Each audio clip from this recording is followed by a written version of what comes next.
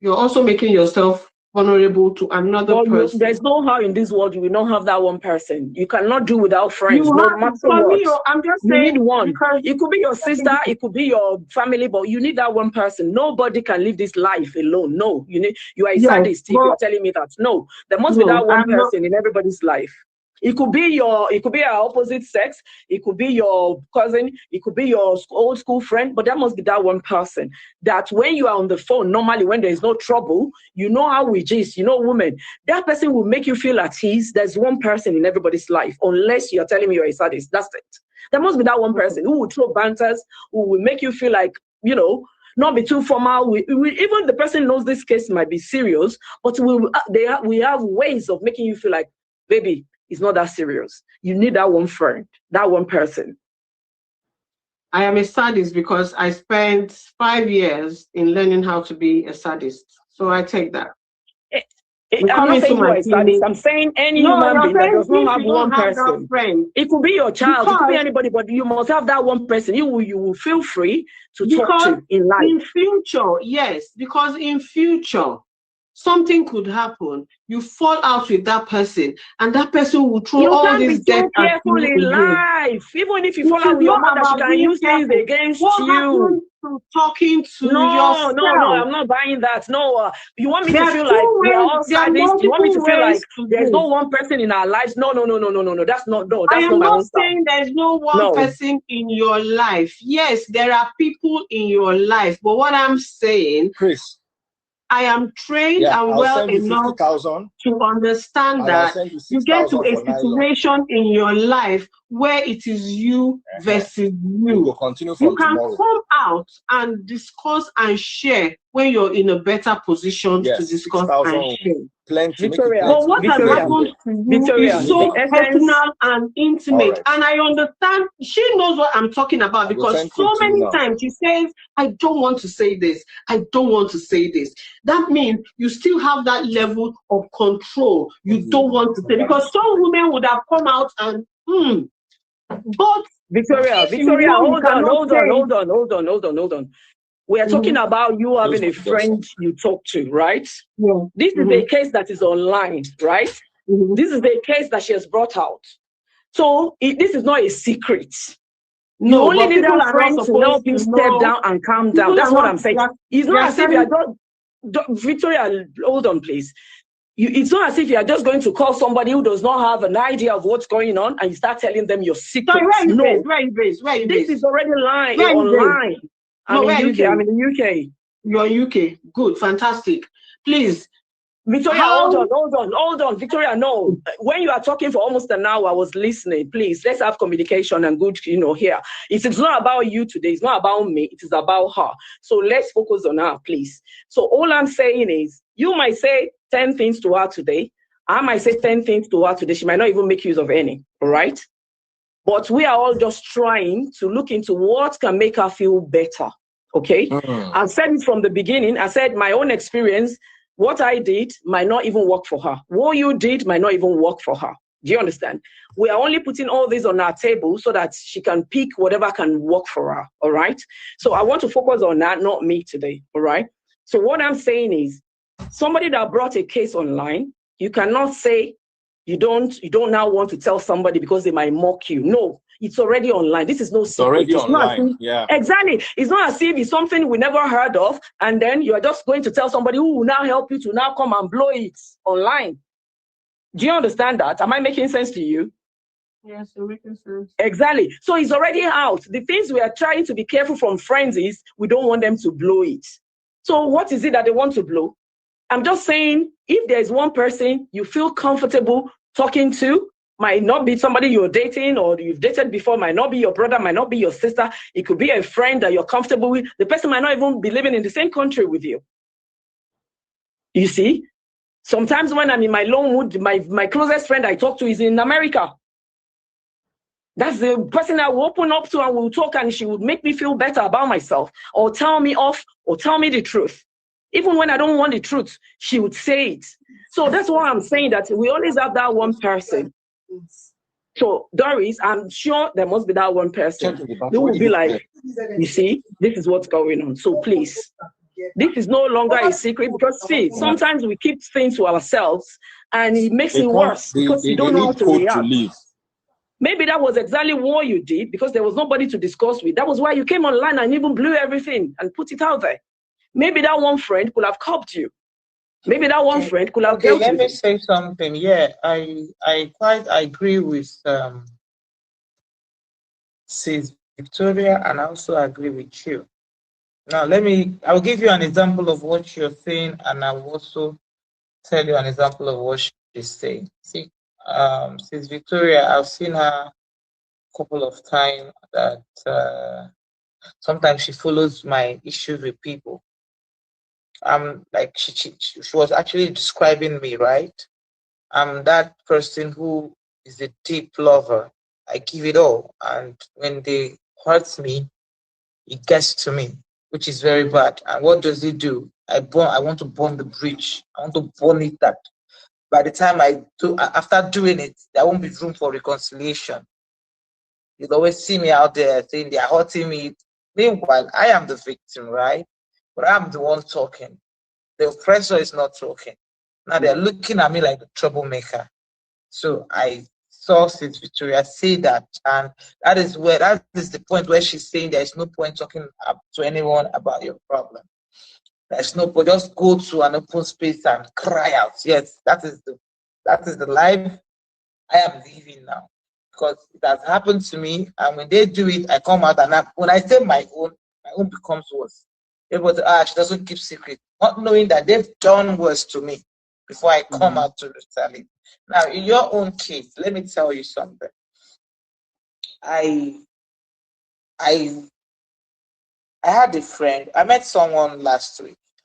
Let me summarize it. When my father died, I haven't celebrated my birthday, right? But I met someone last week. My birthday was 5th December. I met someone last week, and the person really, really cared for me like I've never been cared. I've never really had someone like me selflessly like that. And the person insisted I celebrate my birthday. Now, the person came into my life, I just had that. He acted like my best friend, and I took him like my best friend. Your best friend. Now, when this incident happened, the day I saw Crystal Campus engagement video, the night, my body was vibrating. Something took over me. I was talking to myself. I was talking to God. I said, God, please let Crystal Campus get out of my mind. Let Crystal Campus, you demon that is trying to make me fight, get out. It wasn't stopping. It wasn't stopping. I was just telling God, I don't want to get angry. It wasn't stopping. Then I called the person. Now, I had this person on the phone for more than 3-4 hours. This person really knew something was wrong with me. And I begged this person, I said, please stay with me on the phone.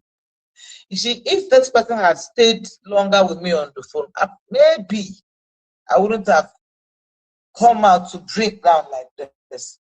But the person didn't. So I understand the part where you say you need someone to talk to.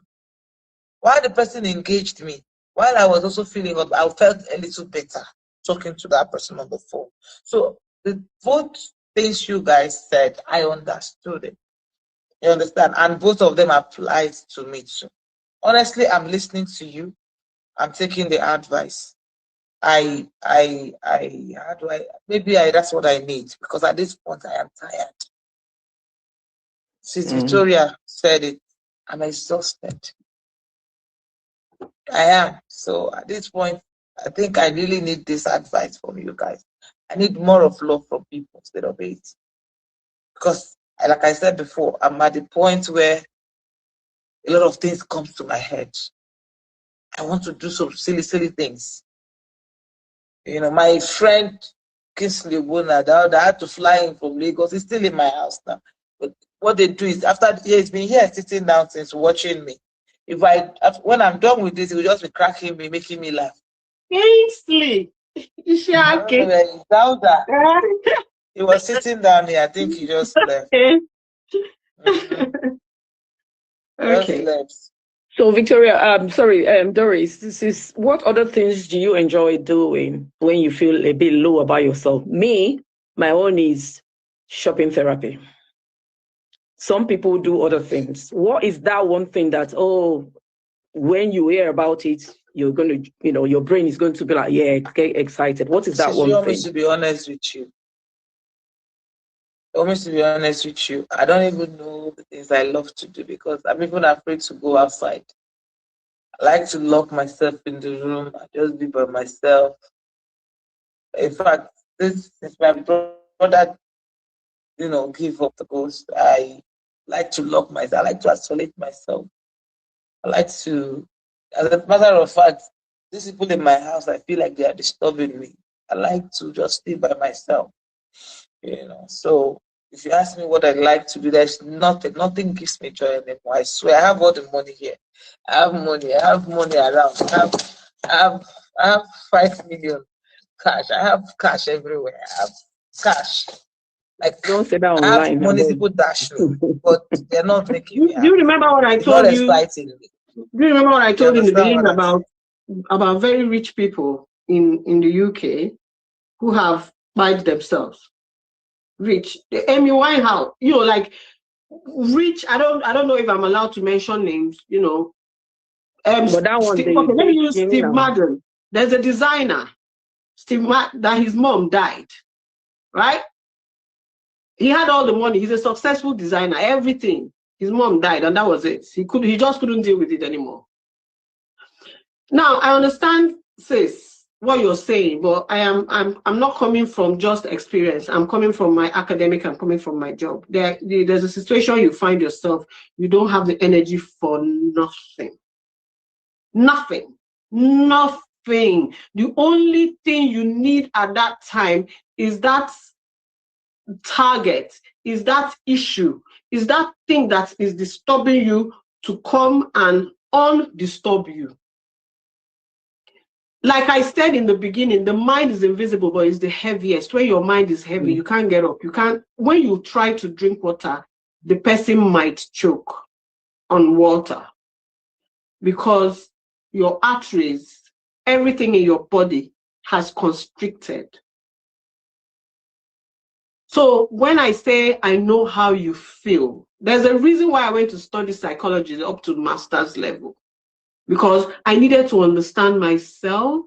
I'm an empath. So when I see you vibrating and wanting, I'm like, somebody should tell this girl that without her, the sun will shine. That's what I tell myself. Yeah. Without me, the sun will. Before, I remember those days when I just came on social media, when people are talking, maybe there is an autistic child, people are abusing or domestic violence.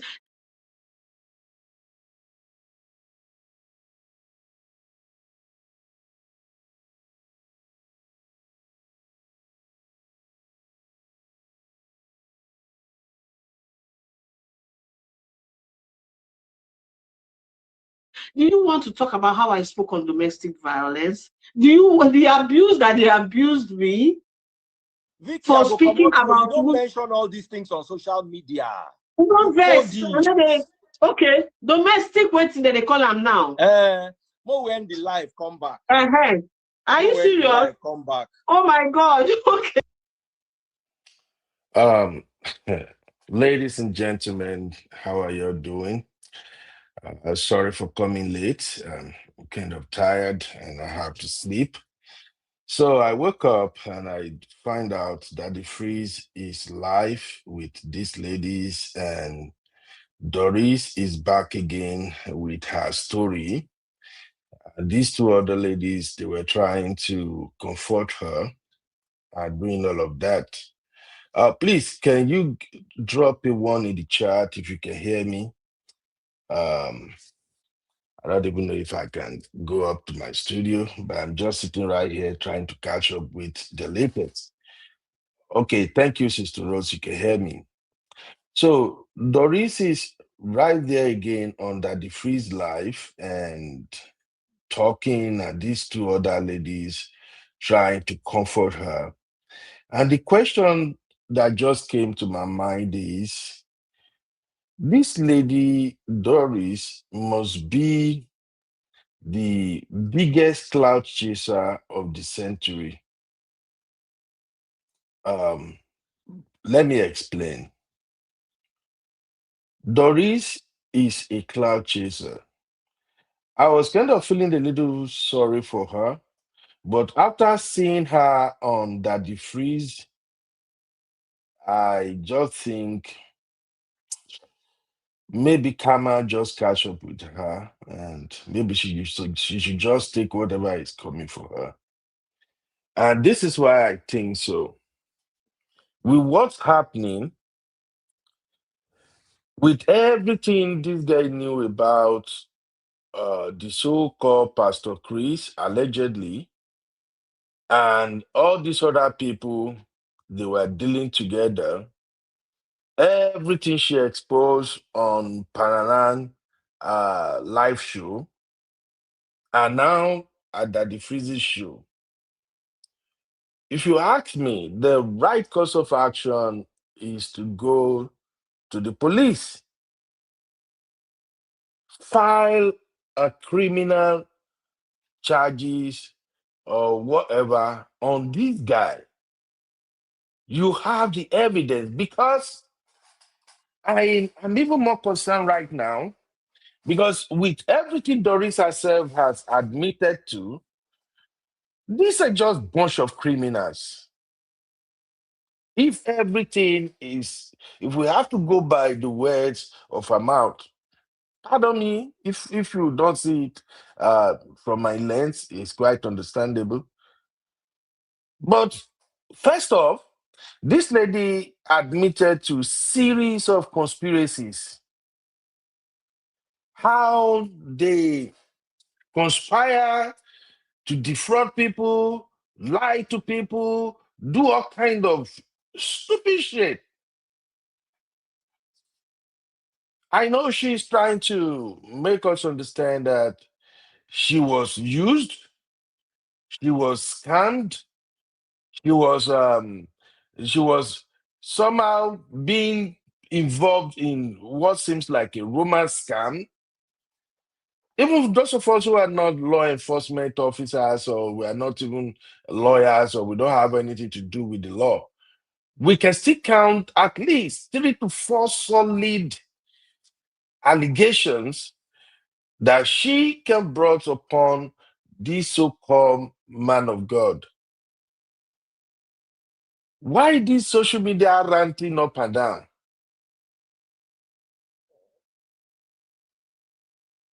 I think she's just looking for pity. What's that thing again they used to say when people who suffer similar fate are looking for people to bond with? I think that's what she's doing.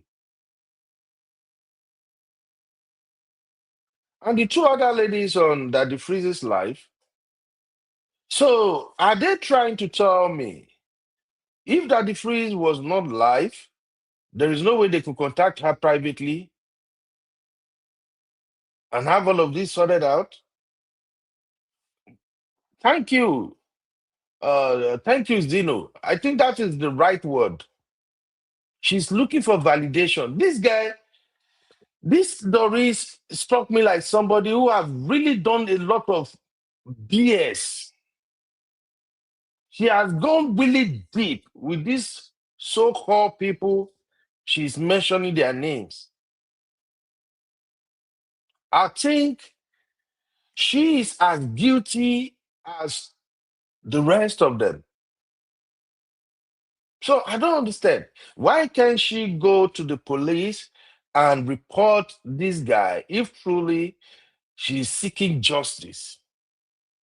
If she get this man locked up, if the police are not on the case, they are not acting, then she can come to social media and say, hey, guys, see what's going on. These men are crooks, they are criminals, they've done this, they've done that, and these are the steps I've taken, and the police is not handling this case. Yeah, Nigerians can get involved. But what is all this crying from one live show to another live show and publicly admitting to criminality? These are the issue we have in Nigeria. That's why we keep saying Nigeria, we don't have laws. And it's going to take forever for us to fix that country. Because I don't even see where the solution will come from now. with everybody running to APC, all crooks, criminals, allegedly. Everybody is running to APC. Who is going to prosecute you? In a sane society, as soon as this lady came out, with all of these allegations, with all of this claim, religious fraud, because even though I'm not a lawyer, I know what she's describing that was going on between her and the Chris and other pastors she mentioned. Those are religious fraud, and religious fraud supposed to be prosecuted in the court of law. So, with all this religious fraud, blackmailing, in case you guys don't remember, I can go back and play some of those videos of Parana, because after the show yesterday, I went back and I listened to everything again. I discovered I actually missed a lot. This girl, she's kind of involved in what seems like a criminal cartel. And she's the pivot. She's the one they were using to use every other to implicate other people, to set them up and all of that. These are evidences. In fact, she's supposed to be primary witness, because in a sane society, the DSS should have picked up all of these people. She mentioned their name already. If they don't want to pick them up due to self-recognition, they can at least invite them over. Because I believe in a sane society, you don't want to have situations like this happening to people in your country. That is why we have law enforcement officers. That's why we have government prosecutors. And the more I just think about Nigeria, the more I get angrier, and I just feel like that country is like on a default autopilot. It's like nobody is in charge. It feels like that country is just free for all. Let anybody do whatever they want to do. This is insane.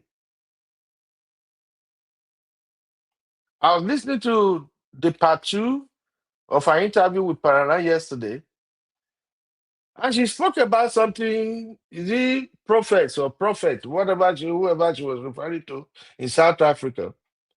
And she spoke about how these so-called pastors put her up to going to infiltrate the prophets in order to set the guy up. And then the guy now and her, they turn around, they started going after other pastors. Like, I just can't with this lady. I'm sorry. I'm sorry. I know how we say, oh, let us have pity on people. Let us be compassionate. But I just can't. Let me just share with you guys again what some of these people under the freezer are saying. I may not stay long on this live. I actually don't plan to go live, but take a listen, guys. But let me ask you a question. Why did you fall so deeply in love with Pastor Chris? Was it his good looks? No. That's there's something that let me answer. You know why he's asking me that? Yeah, let him ask me. Because let her answer. Because it is deep. You know, there are some loves that, okay, you said that, okay, he was generous. You said he no give her money. But I sent you something that is please. That is please hold. Yes. That is please hold. Sent you hey, something. Abby, how you doing, Abby? Okay, I think maybe only one chat. Well, just that one chat. Number 5. Because that man don't sound like he was in love with me. We were deeply in love. If this is his chat, doing? Then he sounds very passionate. Cool, very in love with me. We were deeply in love. That's his number.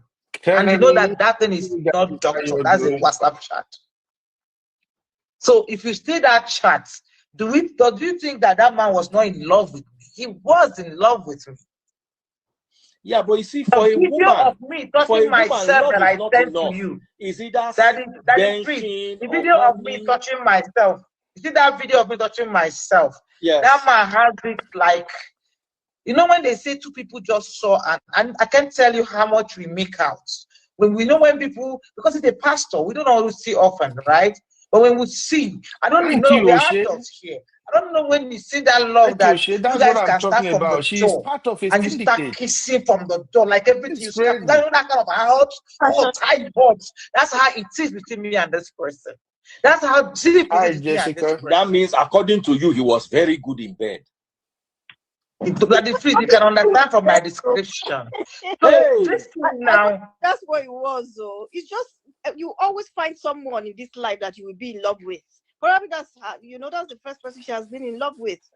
So I get it too. I don't think them falling in love. Nothing wrong. We always have. The more you speak about it, the more you hurt.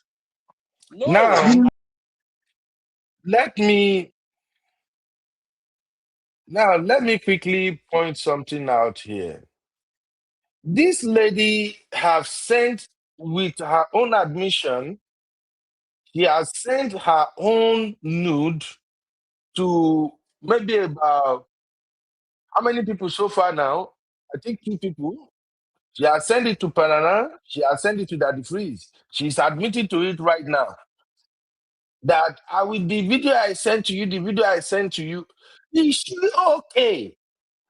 Why would you send video to Daddy Freeze and Panana? And I bet you this guy would have sent this video to as many other people as possible, believing that, oh, this is a proof. I sent him a video. Look at this video. Is this guy okay? Exactly, Abby. That is like 5 people already. And I bet you, before she got to this point, admitting that she sent this video to people on live show, she would have sent this video to more people. What is wrong with her? Hey, my sister OC in the building. I don't get it.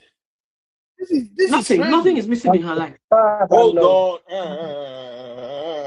I was telling you how we were, but for you, is it the love? Doris, listen to me now. Is it the love? Is it the knocking? Is it the companionship? What is it that you are looking for?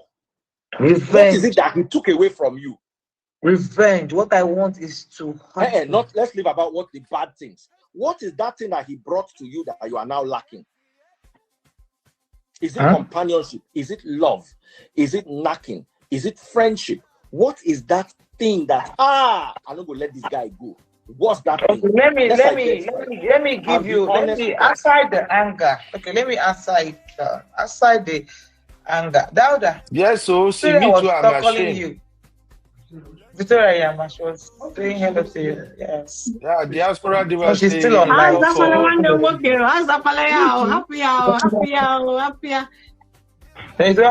Dauda.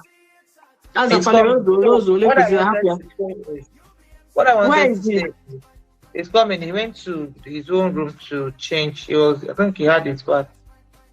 So what I was trying to say is, aside this anger that I feel for Chris, because I feel very angry with him. I am very upset. Not necessarily because he's getting married, but because of the things he put me through. Because he didn't remember. He didn't consider what we shared. He didn't consider. What is that thing you shared? That's the thing you have not addressed. Let me tell you something. If somebody annoyed you so much and broke your heart and went, something inside you be telling you, thank God he has gone. You don't want him to go. There's some level of anger that there's something you are holding on to. And until we understand that thing, we can't move forward. Okay. My thoughts. That is free. Let me be honest with you. When it comes to sex, and I'm sorry, okay, whatever. I don't know how you guys call it. When it comes to knacking, well, if I do this, I'm marketing him more, and he knows he likes it, so I'll market him so that, because I'm not going to get him again. So, but Leave me now. Stop touching me. Don't say that. Don't say that on air. Let me say it. Don't say it. Don't say that on air. You see? No, I don't You see see, that somebody reasonable is finally Are you speaking up. You trying to make now that English got a headache. You see, this I'm a lawyer now, so what do? I'll have to speak English. I'm a lawyer. Okay, so sorry. Okay. What I'm trying to say, I have never seen a stupid like this before just in my begin life. to say he knows how. Yeah, to do that's that. wrong English. That's wrong English. Just to begin to say that's wrong English. What? No, Let me tell you something. My dear brother, I can't bring that down to your my level dear now. brother, hold on. There is something that she is missing. Let her address it, and let us find a way to help her get out of it. There is some, you see, let me tell you, you get who go carry something from you, he go pain you. You get who no go carry something, who no go carry something from you, no go pain you. I don't know how to put it. I can still see that there is a vacuum in her life, and all. Can you hear me? Please, if you can hear me, drop a 1 in the chat. Please. If you can hear me, drop a 1 in the chat, please. All right, thank you. Daddy Freeze is using these people, honestly speaking. And it's easy time people go on Daddy Freeze and they don't know when Daddy Freeze is about to use them. Daddy Freeze is trying to get them to say things that will probably drive people to his platform. And they won't see it.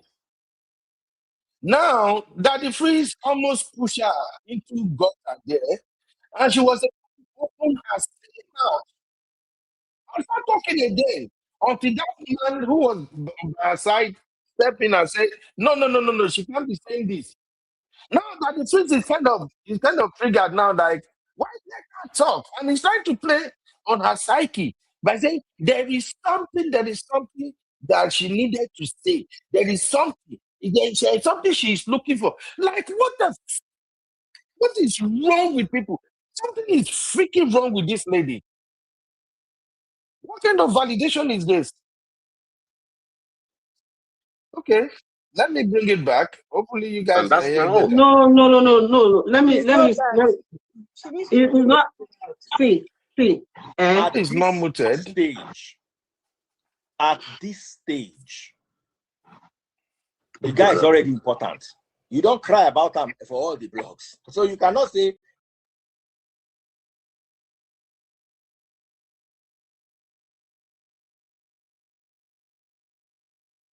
You are not making him feel important.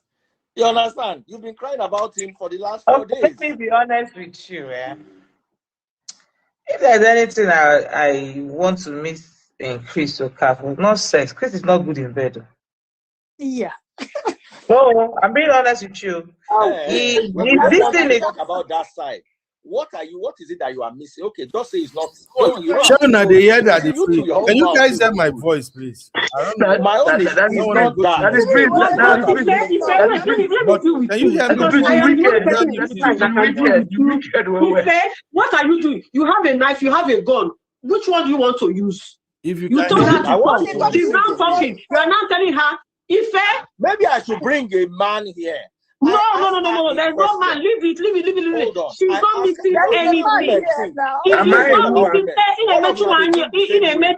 How do you go it now? This guy is supposed to be from my place, and girls from my place. We don't do this. So don't do this. She's not missing anything. She is a wrong being. She's not missing nothing. Yes. That is something. Hold on, I'm coming. Abiola, if you are honest with yourself, there is no way people. Please, can you hear me? Somebody can be dispassionate about something if not for the fact that there's something missing. Hold on 1 second. No, I'm free. Just hold on. I don't understand. Let me hand it over to them. Guys, I need to take a quick call. I'll be back. I don't think there's anything missing. My God, I work it. You're my friend, right? I've known you forever, right? I don't want this thing to go on, right? There is no point. We can have a group call, right? We can chat about this. You're just entertaining the model. That's right. You're just entertaining the model. Talk, do. When the chips are down, people don't kind see you talk or rubbish, talk. How one night tomorrow? I need to go and Google this person. How one night? How kiss you?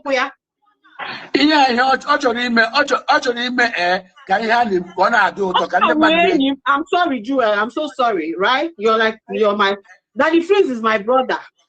One day I can do anything and get away with it with him on this live or anywhere outside. Mana, na chime for nde how do you put in Ibo nde onyonyo ya, right? Or for nde onyonyo ya.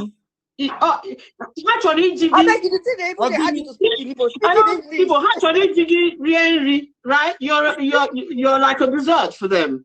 And I don't want that. I don't want it, Ozola. Right? Ozola.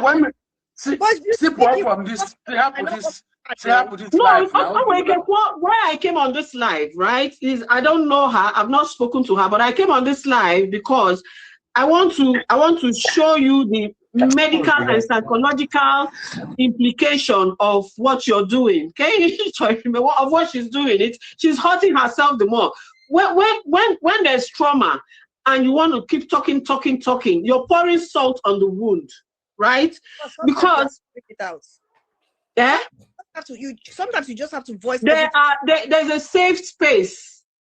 Yeah, there's a safe space where you go and spill it out. You don't live in Nigeria. I can understand that she lives in Nigeria and but here you can't say anything you want to say in a safe space. She could just blot out something which is evidence which this person can also use against her in court. That's the only worry that I have, And then when this person uses this video recording in court against her, where will they be? Oh, so now you people, where will they be? So why I came up here is, everything has happened, and I just feel I need to come and tell her about the medical and psychological implications of what she's doing. She's eating poison, hoping that the other person will die. No, I know exactly what it is now, but she's in pain, so she just needs. So the ladies just realize. Then I've told her, and I will tell her more ways to go and blot it out, spill it out, say it out. She has a friend there, Dauda. I know Dauda very well. We all started the movie industry together, right? And I'm happy when he says he's a lawyer, because the only constant thing in life is improvement.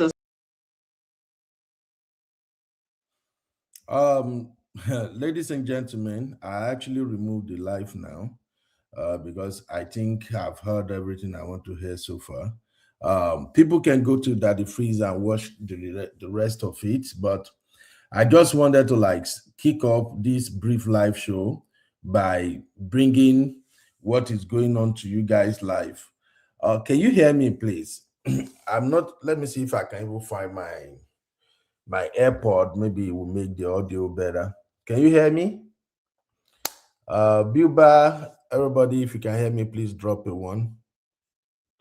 Let me see if I can twist this.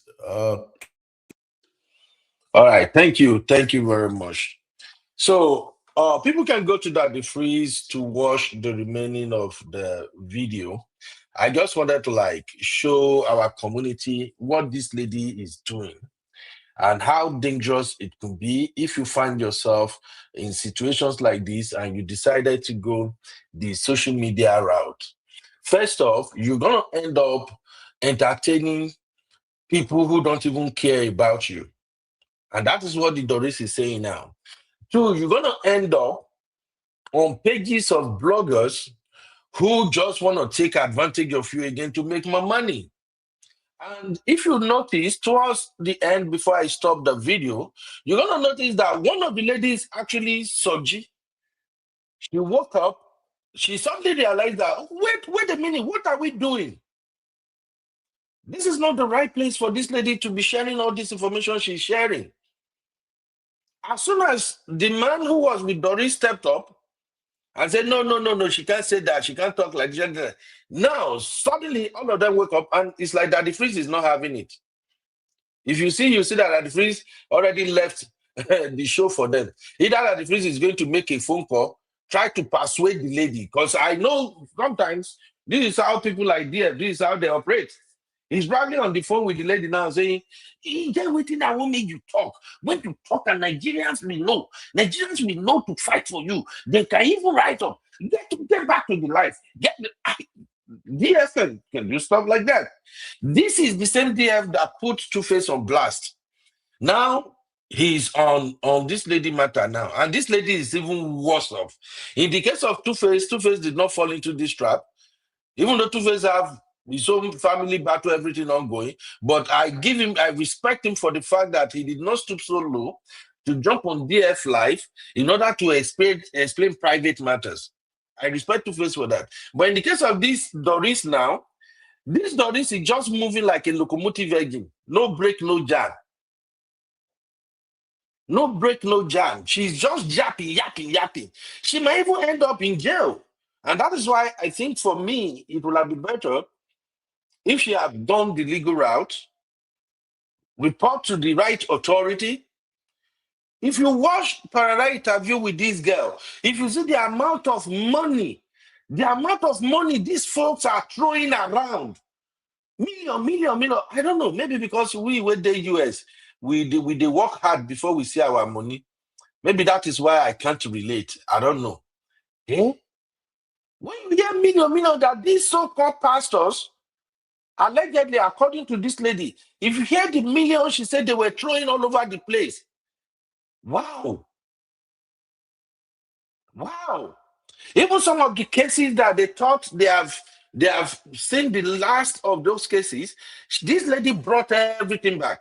If Nigeria is a sane society, our law enforcement should have been all over these folks by now, because this lady is actually presenting receipts and first-hand witness of the various crimes they have committed.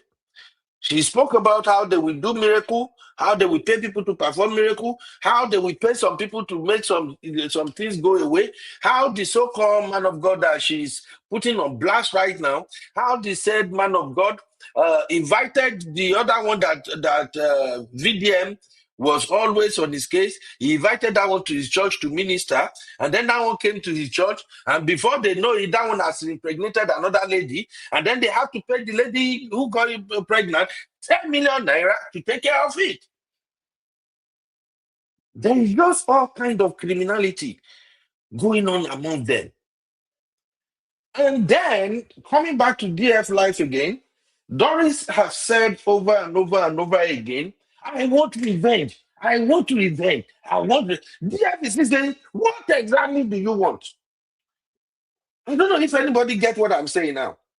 These guys have said over and over, I want revenge. I want them to suffer what they put me through. I want revenge. But at the end, they tell us there is something. This guy drives me crazy, man. Drive me crazy. Let me play the part 2. And if I can make it to the part 3 of my interview with Paranan for you, I know many of you have watched it, but there are several aspects of that interview that I missed yesterday. Maybe because I was playing towards the end of our show and I was not concentrating. But when I woke up earlier this morning, and I just put my AirPod in and I started playing it, I was just wowing all through. I don't know. Eh? Let me take a few comments here before we dive into this one. This is just pure madness. Madness. I be saying not them calling DF out. No, they caught DF on his game. And remember the last time I said that DF is no friend of anybody. The only one person DF is the friend is that guy in London. DF no send anybody, Papa. I have seen this type of people operate before. They will sympathize with you, they will talk smoothly, they will comfort you, doing as if maybe they are there for you. It's a lie, yo. They are there for what they can get, Neo. You got to be able to read people's character. And that's why when I woke up and I saw that this live stream is ongoing, I'm just like, what is this lady doing on DF show again? You've gone to Panama, and the interview she had with Panama is even way better, because all Panama did was to allow her express herself. If you have watched the interview with Panama, you even know that Panama did a better job than what DF is doing right now. DF is bringing more people in to complicate the matter for her, to put more fire. But in the case of Parana allowed her to be in a comfort zone to tell her story.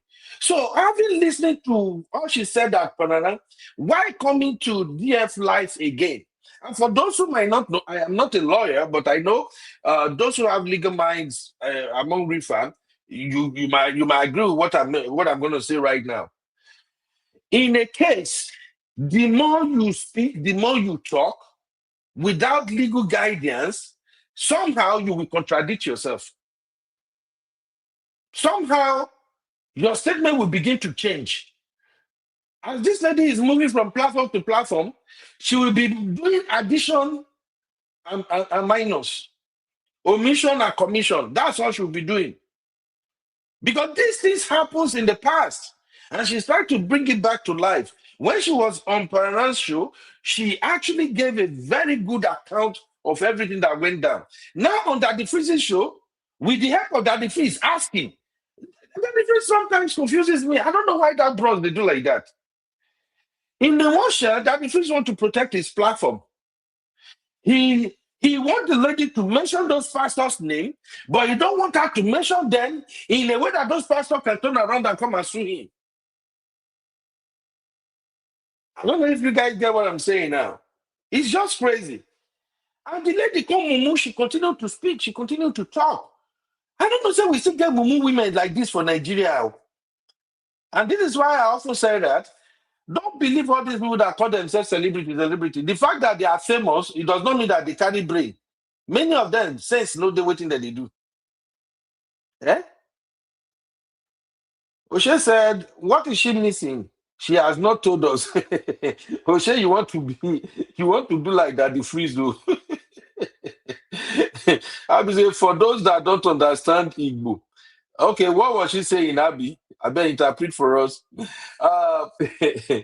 This somebody said, this thing just they pay me because they use this madness, create serious distraction for Nigerians. Nigerians have big whales and sharks to deal with, not this sick distraction.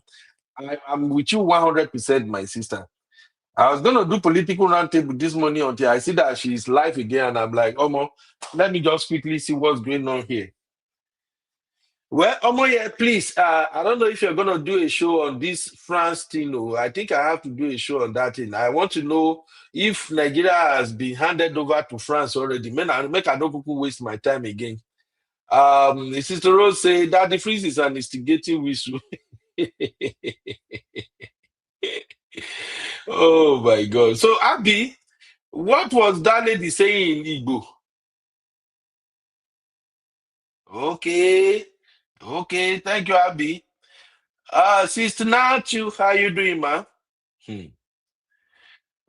Abby, Oguda say, these so-called pastors have the police wrapped around their fingers, allegedly. It still don't matter. It still doesn't matter. This guy is not serious. If this guy is serious, this is the type of case that she will put forward and try to get very dark man involved in it. I think I go disappear. No. If she can get very dark man involved and she go the legal route, it's crazy. It's crazy. Listen to this mess. This is where I was shocked last night when I was listening. Listen to this mess here. Just take a listen. Money. Or he wanted, what is the whole reason of calling Jeremiah out? So I followed I followed. Initially, I told Chris, I won't do it. Me, I don't know your friend, and me, I don't like this thing. He said no. If I love him, I should. I quote him directly. What he used? Said, if you love me, Didi, do it for my friend. He's my brother. Yes. That was when, I now went to Profess. And then they gave me a plan. They say I should seduce Profess. So you seduce him and make him fall in love with me. Yes, okay. I should seduce Profess and make him fall in love with me. I should make him all the promises in this world. So, which was what I did. I engaged Profess. We started talking. While we were talking, I've made him all the promises in this heaven and earth. Profess now fell and now trusted me more.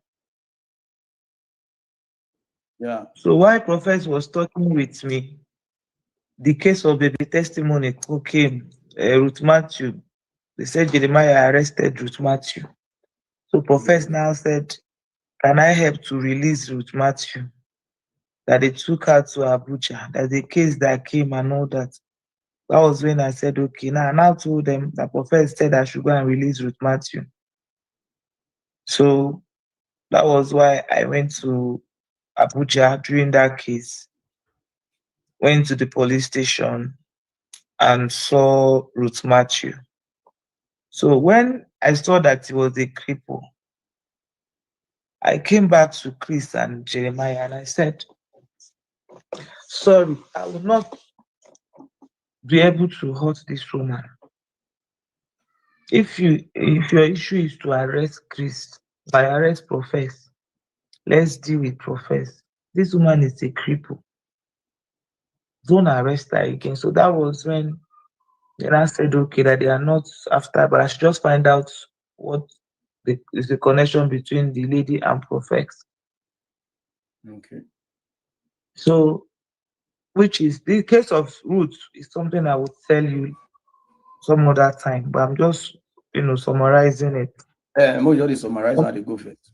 Yeah. So in summary, they used me to set Profess up. First money they sent to Profess was $3,000. They said I should lure him to Nigeria.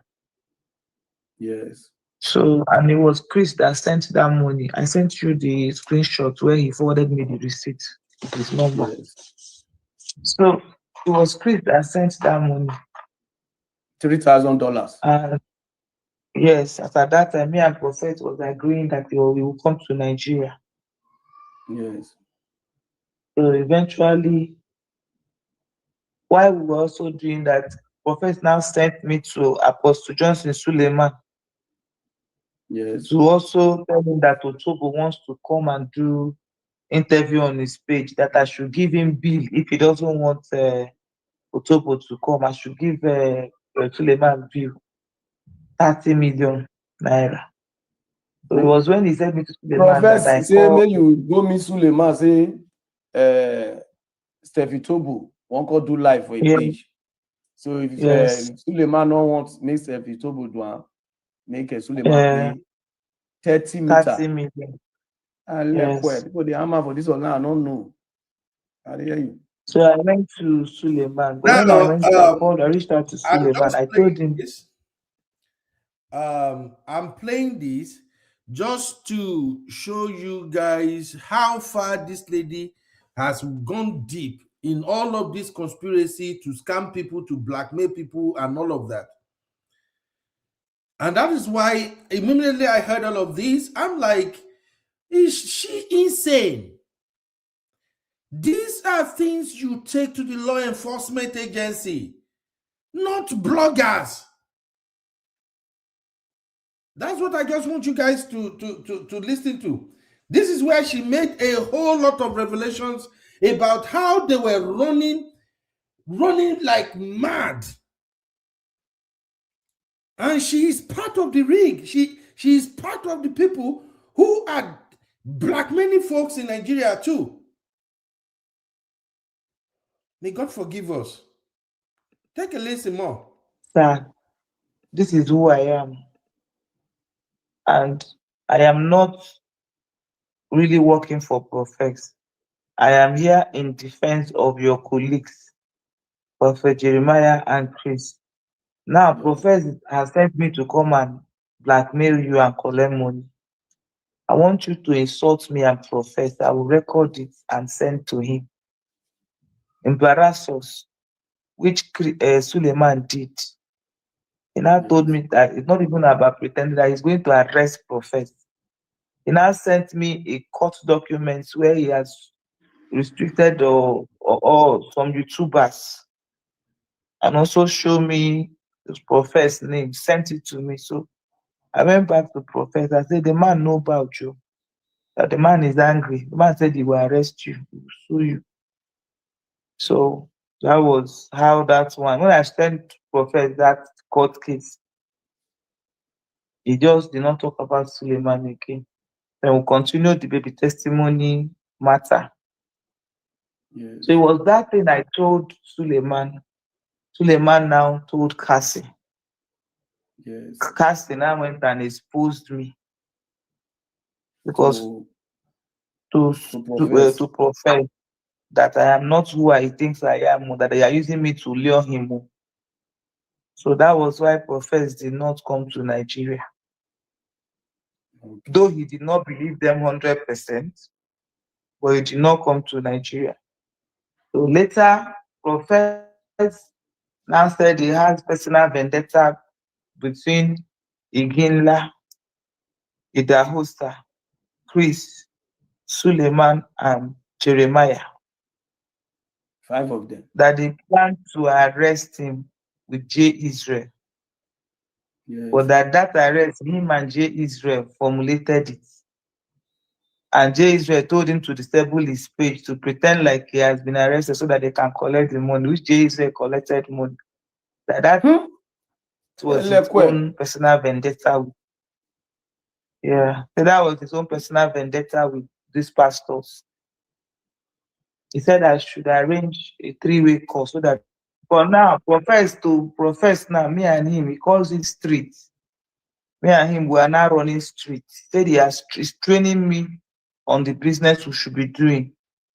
I'll be the one to be going forefront to be collecting money from pastors. That was Prophet. For him now, we are a couple. We're already in love, so he trusts me. So he now said I should arrange it. Oh, for those who really don't understand what this guy is saying, let me break it down. So the 2 pastors, the one she's allegedly in bed with, was trying to help another one who is also fellow pastor scammer. And there is this blogger in South Africa known as Profess, who was going to expose them. So they now use Doris, is coming from her mouth. They now use Doris to get closer to the blogger so that they can lure the blogger to Nigeria. And Doris agreed to be used because, according to her, she lured the blogger to now fall in love with her. So now she was also sleeping with the blogger. That is the part she is removing. So now she's in bed with the blogger. Why is she sleeping with the pastor? What kind of human being is this lady, for crying sake? People in Nigeria, man, these ladies in Nigeria, they are desperado. So now she's in bed with the professor, and because the professor too is equally criminally minded, that one too is now saying, you know what? Pastors are paying. Once you can discover their secret, they will pay you. That's what she's admitting to right now. That she agreed to now work with the professor to start going after pastors. That is just what it is. What kind of human being is this lady, for Christ's sake? That's why I said, after I saw her under the freeze today, I lost any iota of empathy. I don't just give an F about her. These are the kind of lady that would have ruined life of so many people. Shebi now, because they do her back now, I make her the talk. Who know how many men she don't ruin their life? In the first part of this interview, she described how she messed up the life of her ex-husband. She admitted to everything. Now, she admitted to she and Profess blackmailing pastors, because that's just what she's describing. Or maybe Namino they get her well. What she's describing to me looks more like blackmailing. When people say, you know what, let's go after these people. So when they want to drop money, you will be the one to go and get money, and then we move on. I believe you guys are hearing it from her mouth. This lady is a mess. Now you can understand where they are getting money to build us those mansions they are showing to our innocent younger ones on social media. Hey, I'm a content creator, I'm an actor, I'm an actress. There was a time the male actors in Hollywood, they were crying, saying, look, don't believe all these ladies that say they are actor, they are building houses, buying cars. Oh. This money is not coming from acting. Oh. Because at that time, people were looking at the male actors like, what is wrong with you people? Is it not the same job that these ladies are doing, that they are making all of this money? Why are you people not making this money? And then the male actors were like, no, these ladies are doing something else. So now, breeze don't blow now. We don't begin to see foul yash. That is what this girl is describing. I just wanted everybody to hear it again. A meeting between all these pastors so that they could discuss what's into them. If they want him to stop, that they will pay him money. So that I went back to Chris, and Chris made that three-way call. The people in that call was Bishop Idahosa, Chris' friend. Yes. And Chris Okafor with prophets. Prophet now narrated why did they arrest him and all that, you know. So at the end of the day, they now the host now told Prophet, because the host was afraid. He now told Prophet how they planned their arrest, how many of them who put money and all that. They now started pleading with prophets. After that three-way call, they apologized to him, that they left the call. Then prophets now said I should approach them to pay him.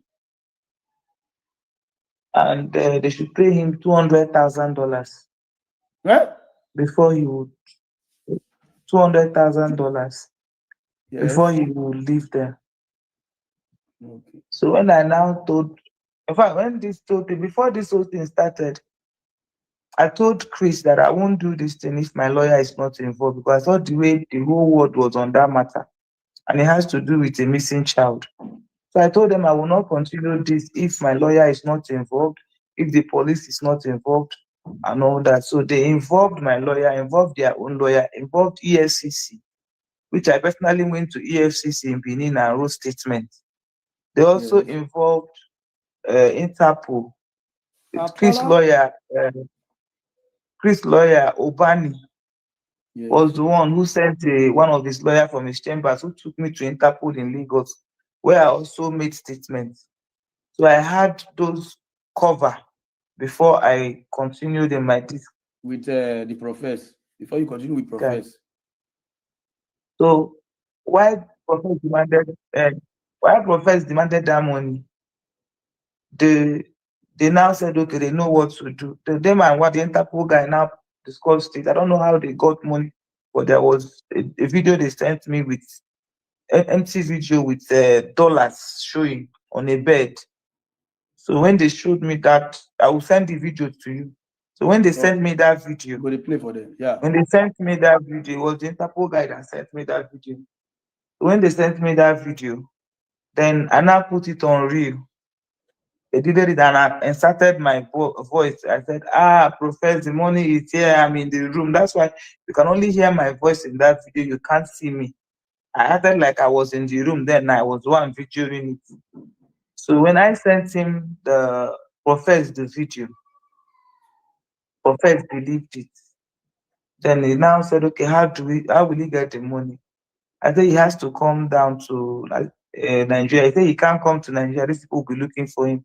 So we agreed that he will come to Ghana. So it was that coming to Ghana that Suleiman now also came and told him. Not Suleiman, actually, I think Cassie. Cassie, yeah. Not Suleiman. But I think Suleiman told Cassie who I was. It was Cassie that I told Prophet that they want to arrest him. They want to set them up, arrest him. So it was like that process that Prophet, because Prophet believed I had that money, that me and Chris want to chop that money. Prophet started calling me and Chris out. Yes. Trying to expose me and Chris, telling Jeremiah that the money did not get to him, that me and Chris held on to that money. So that was why Prophet started calling Choma Johnson out, burying me and Chris' picture. It was because of that money. So why Prophet started calling me, I said, Choma Johnson, is Choma Johnson, Doris, or Ohala? Why he was not trying to do that, me and I came out and now told people that I'm Doris or Ohala. Then I now exposed, before I came out, yes. That was when Prophet Jeremiah now promised me that money, that car, sorry. Because our agreement when I started doing this thing is that I'm not going to show my face. That I was going to only tender the evidence in court and probably come and defend as a witness. That was why I used Choma Johnson. But because Prophet was calling me out, even all of us were panicking. I was so angry. I was like, I don't like this. That was when the man said, don't worry, I will buy you any car of your choice, choose. That was promise to say we'll buy you any car of your choice. Yes. So make us just go out. So it's time for me to come out now and expose Prophets. Because that time the heat was on his church. And it would have taken only me to stop that heat by exposing Prophets. So they wanted me to come out with my face. They even promised to buy me house, not only car. Mm-hmm. They promised to buy me house, yes.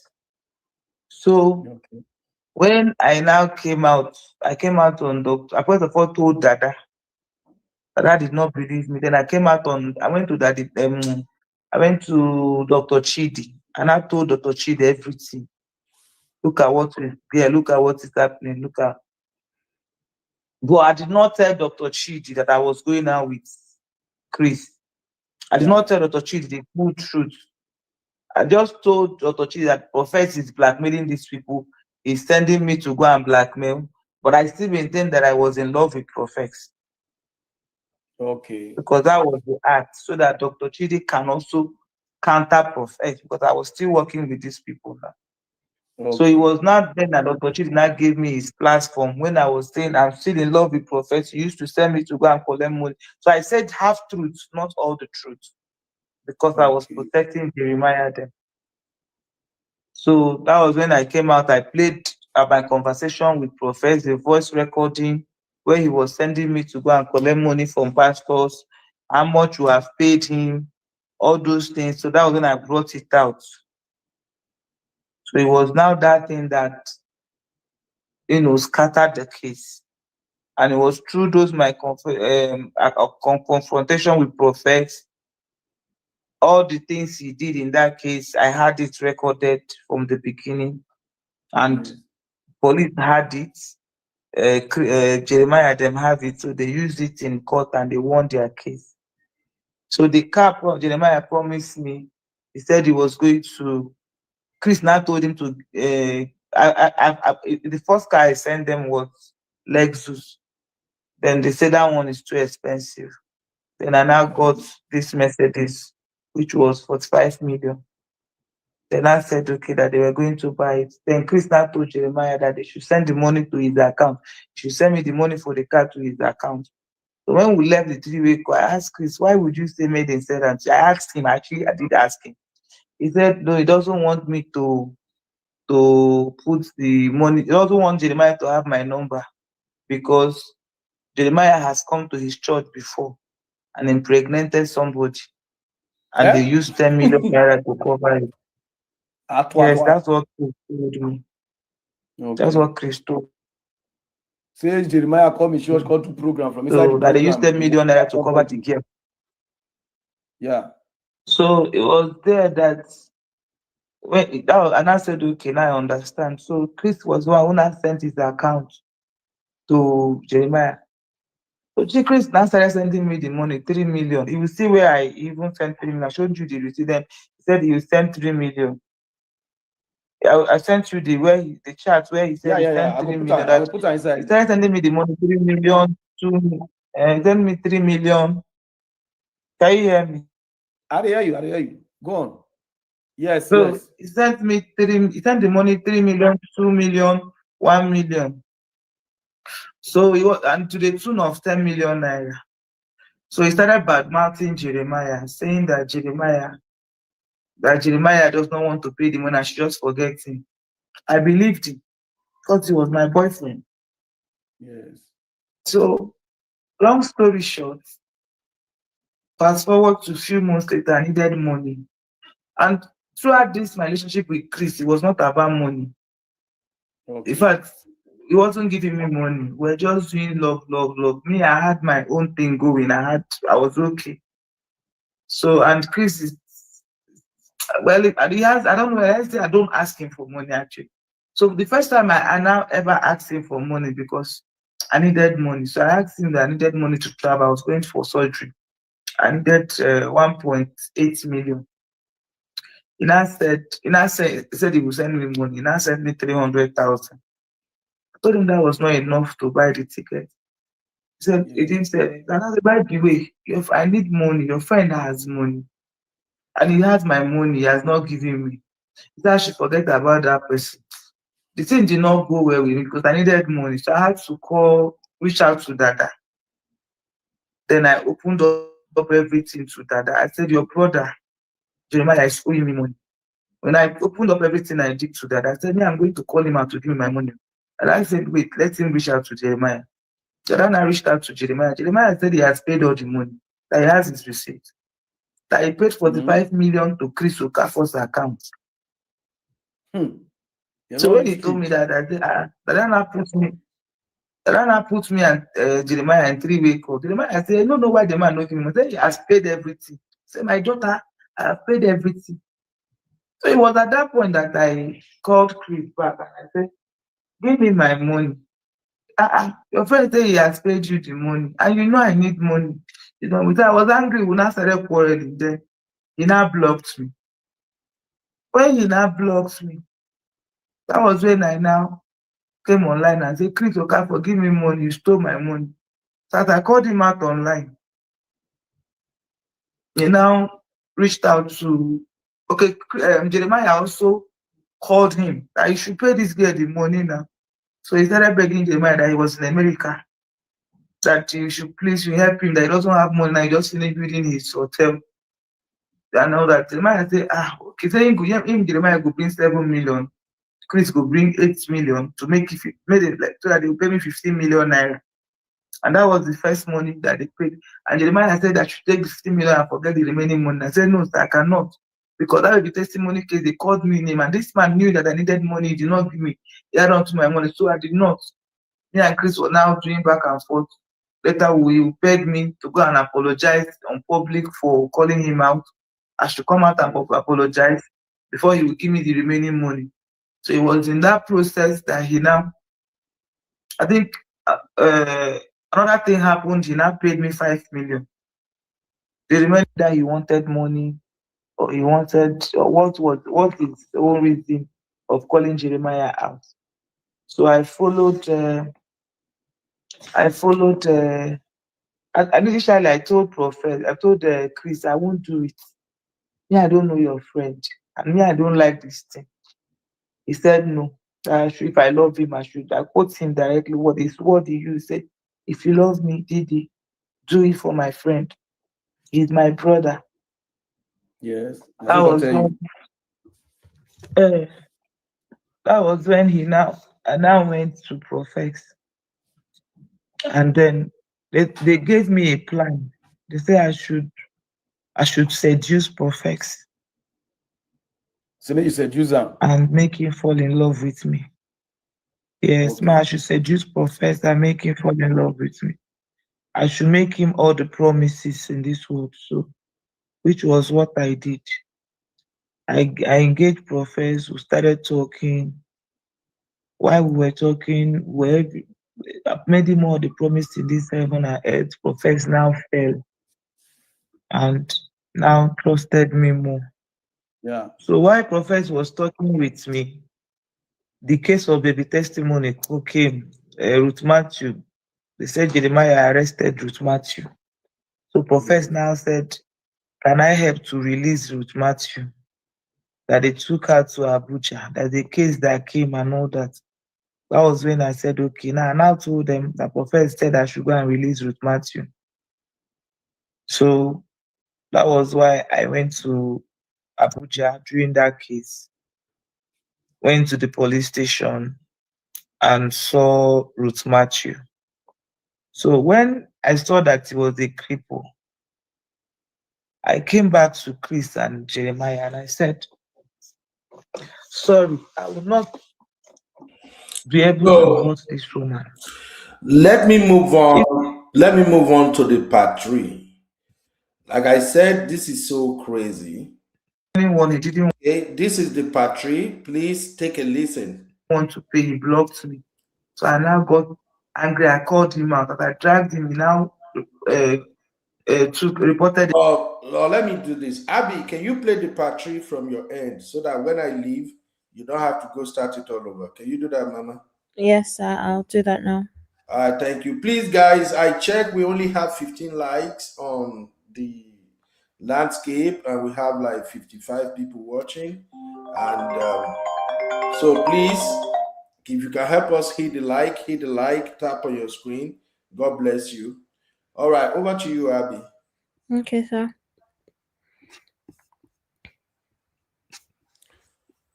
This guy in a drama. May God help us. Oh, my sound is not on. Reported the man. Anyone he didn't want to pay, he blocked me. So I now called him out, but I dragged him. He now reported the matter to police, NCC's National Cyber Crime Center, for defamation and cyber stalking. They came to my house. They came to arrest me. They did not see me. They invited me. I went. They detained me for one night in Abuja. When they detained me, I came back. I was still calling police out to give me my money. Then it was in that process that we're doing that fight. I traveled for Christmas. My brother was there in Haiti when I left Abuja. When I left Lagos in November. When I got to Abuja, from Abuja, I came back for Christmas. My brother called and said his leg was paining him. And I didn't take it serious. I thought it was normal leg pain. So they started carrying, and I told my mechanic to drive him with my car to Abia for Christmas. The mechanic said on their way that my brother was weaving almost every 3 minutes. I said, well, before he got to Abia, his 2 legs were not functioning, couldn't walk. What happened? And it was so quick. Before we know it, the 2 legs now got paralyzed. We're massaging it, called doctors to do this, to do that. Nothing was going on. Before you know it, they did not give us time. Everybody was confused.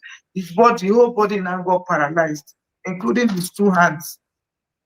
The thing was just coming up like this. My brother's body just paralyzed, could not talk. From the next thing, my brother couldn't even say anything, like they were strangling him. My brother died. Like the whole thing happened mysteriously. He was a strong boy. Nothing was happening to him. And before my brother died, I had a dream. Just that then that's why I am hard on myself, because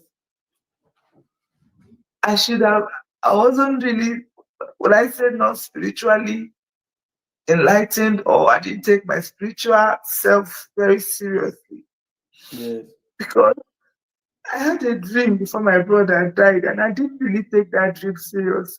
I had a dream where Chris arrested me in that dream. Yes. No, he came with police. Before they arrested me, he came with police or some people. They were shooting guns. So they wanted to shoot one gun at me. My brother now came and gone up pierced at my brother's heart.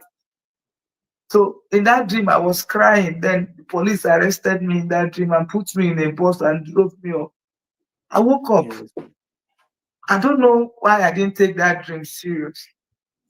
But 2 weeks later, my brother died. That was the beginning of my depression, because everything about me died with it. We're planning my brother's burial. My brother died January, but fixed it on February. 5 days to my brother's burial. Chris said policemen. The moment I posted the poster out on my page, policemen came to the house, in our family house in Umaya, and arrested me. They took me to state CID. Yes. And detained me. I was there for 2 days before I had asthmatic. I had panic attack. Then the DCJ now told them to take me away. They took me to Abuja and served me court paper. My oga is called the CP that I lost my brother. And my brother's burial is in 4 days. I was went in that release. When I got back, my brother was buried. After my brother's burial,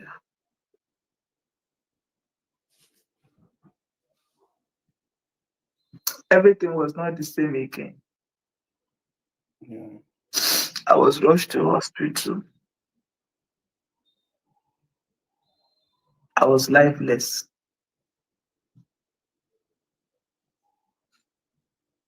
It was the only thing that was left was for the doctor to pronounce me dead. Because the doctor said I was lifeless, I wasn't breathing. So the doctor was going to tell my parents that I was ready, because I don't know what happened. I just collapsed. And I saw things I can't really see them now. And what happened to me when I was lifeless, and what happened. So when I recovered, I was angry. That was when I came out and started calling Crystal taking. At that point, I started now releasing our videos, our chats. Then he now sent his lawyer to go and tell my lawyer that he wants to settle out of court, because they actually took me to court. I'm jumping that part. After my brother's burial, I went to court. So it was after that I painted them. And I said we should settle out of court. Then he now paid me that 15 million. And they came with one agreement that I should not talk about it, I should not press charges, I should not go to court, I should not talk about this. I sent you the agreement that they wrote. Yeah, that's yeah. What pained me in all this? What is paining me in all this? It's not the fact that, it's the fact that I love Chris. We had a relationship. He made me to come out to defend him and his friend, which costed me my career. That baby testimony case gave me a very bad name. It made people curse me. People called me all sorts of names because I got involved in that case. I suffered miscarriage for Chris.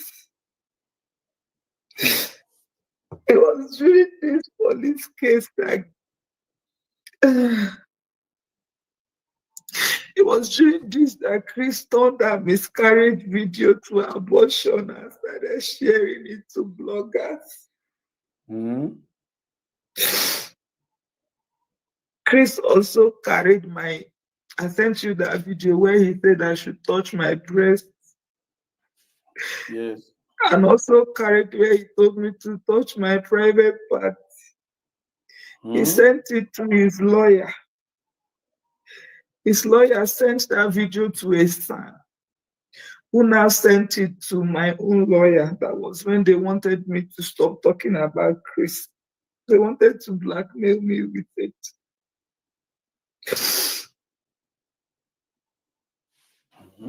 You see? What is paining me in this whole thing is that I lost everything because of Chris. My dignity as a woman, my career. Chris promised he was going to marry me.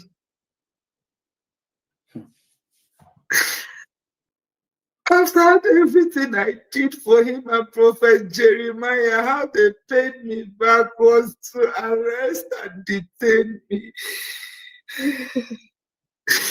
After detaining me, they gave me a very bad reputation.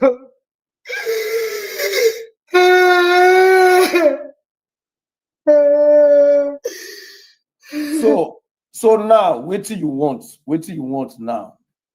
What you want me to do now? Please will not marry you. No. Who is he leaving me for? No. At this point, bro. So now read date where the church people know now where everybody. Everybody know me and Chris now. I sent you the chat now. Everybody know me and Chris. Now he wants to marry. I want to believe that this girl he wants to marry. I'm not too sure, but I need to confirm it.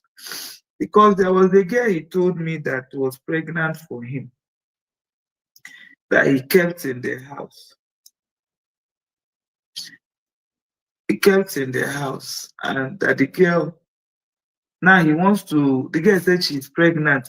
Though he lied to me that one girl is accusing him that he got him pregnant, because he gave her accommodation.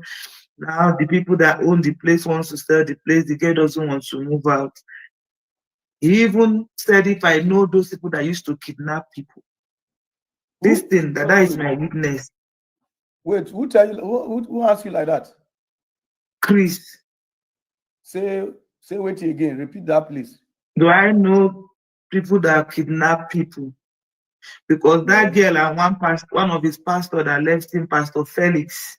Abby, I hope you're paying attention. Yes, was calling him out. I am. So, and he wanted the girl to leave. So I'm trying to find out if that girl is the same girl he's proposing to in a bid to cover the child that the girl gave birth to him, or. And I've called people to confirm if it's the same girl that he got engaged to, so that the scandal will not come out.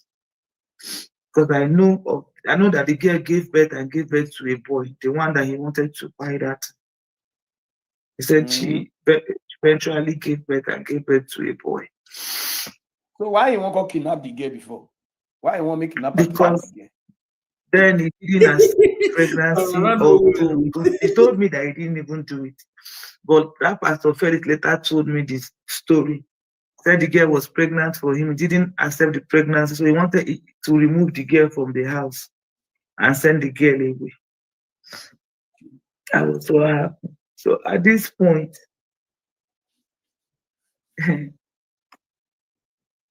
Chris, that marriage, because I don't know who he wants to leave me for. And him, I agreed that we marry. I've lost everything now.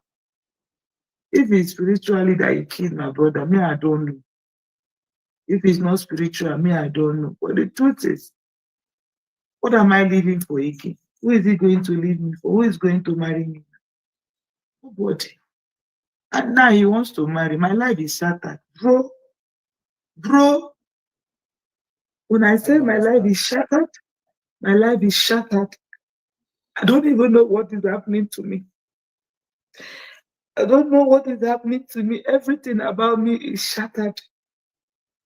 So, at this point, Chris, either me and him we marry or we stay single.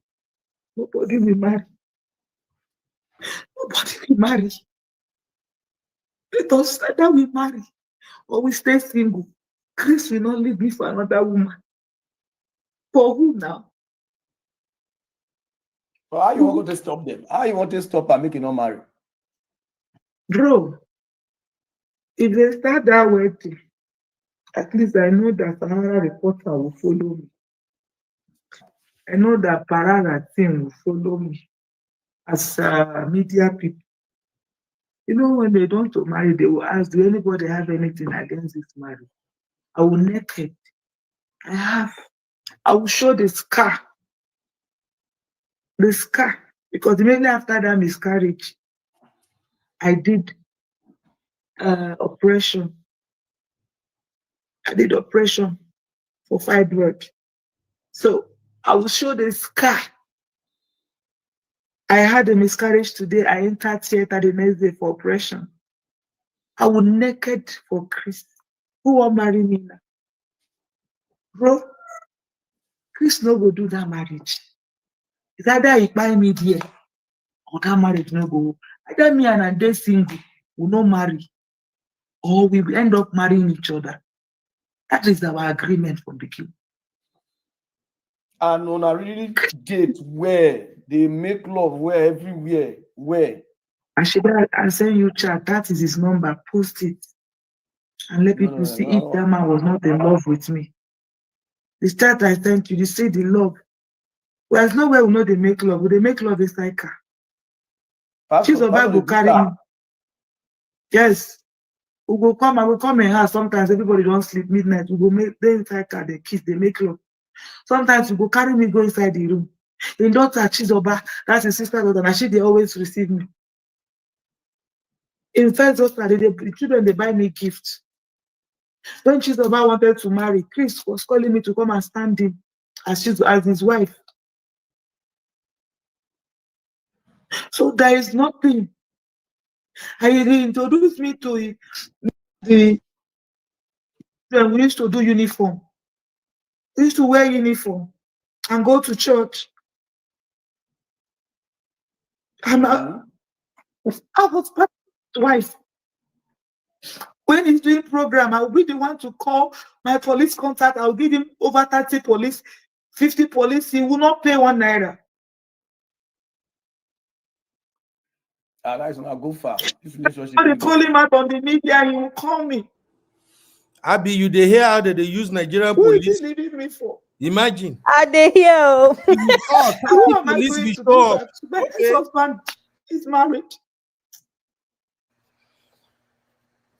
Another one woman is sitting on my ex-husband. Then who am I going to go back to? I don't know what he has done.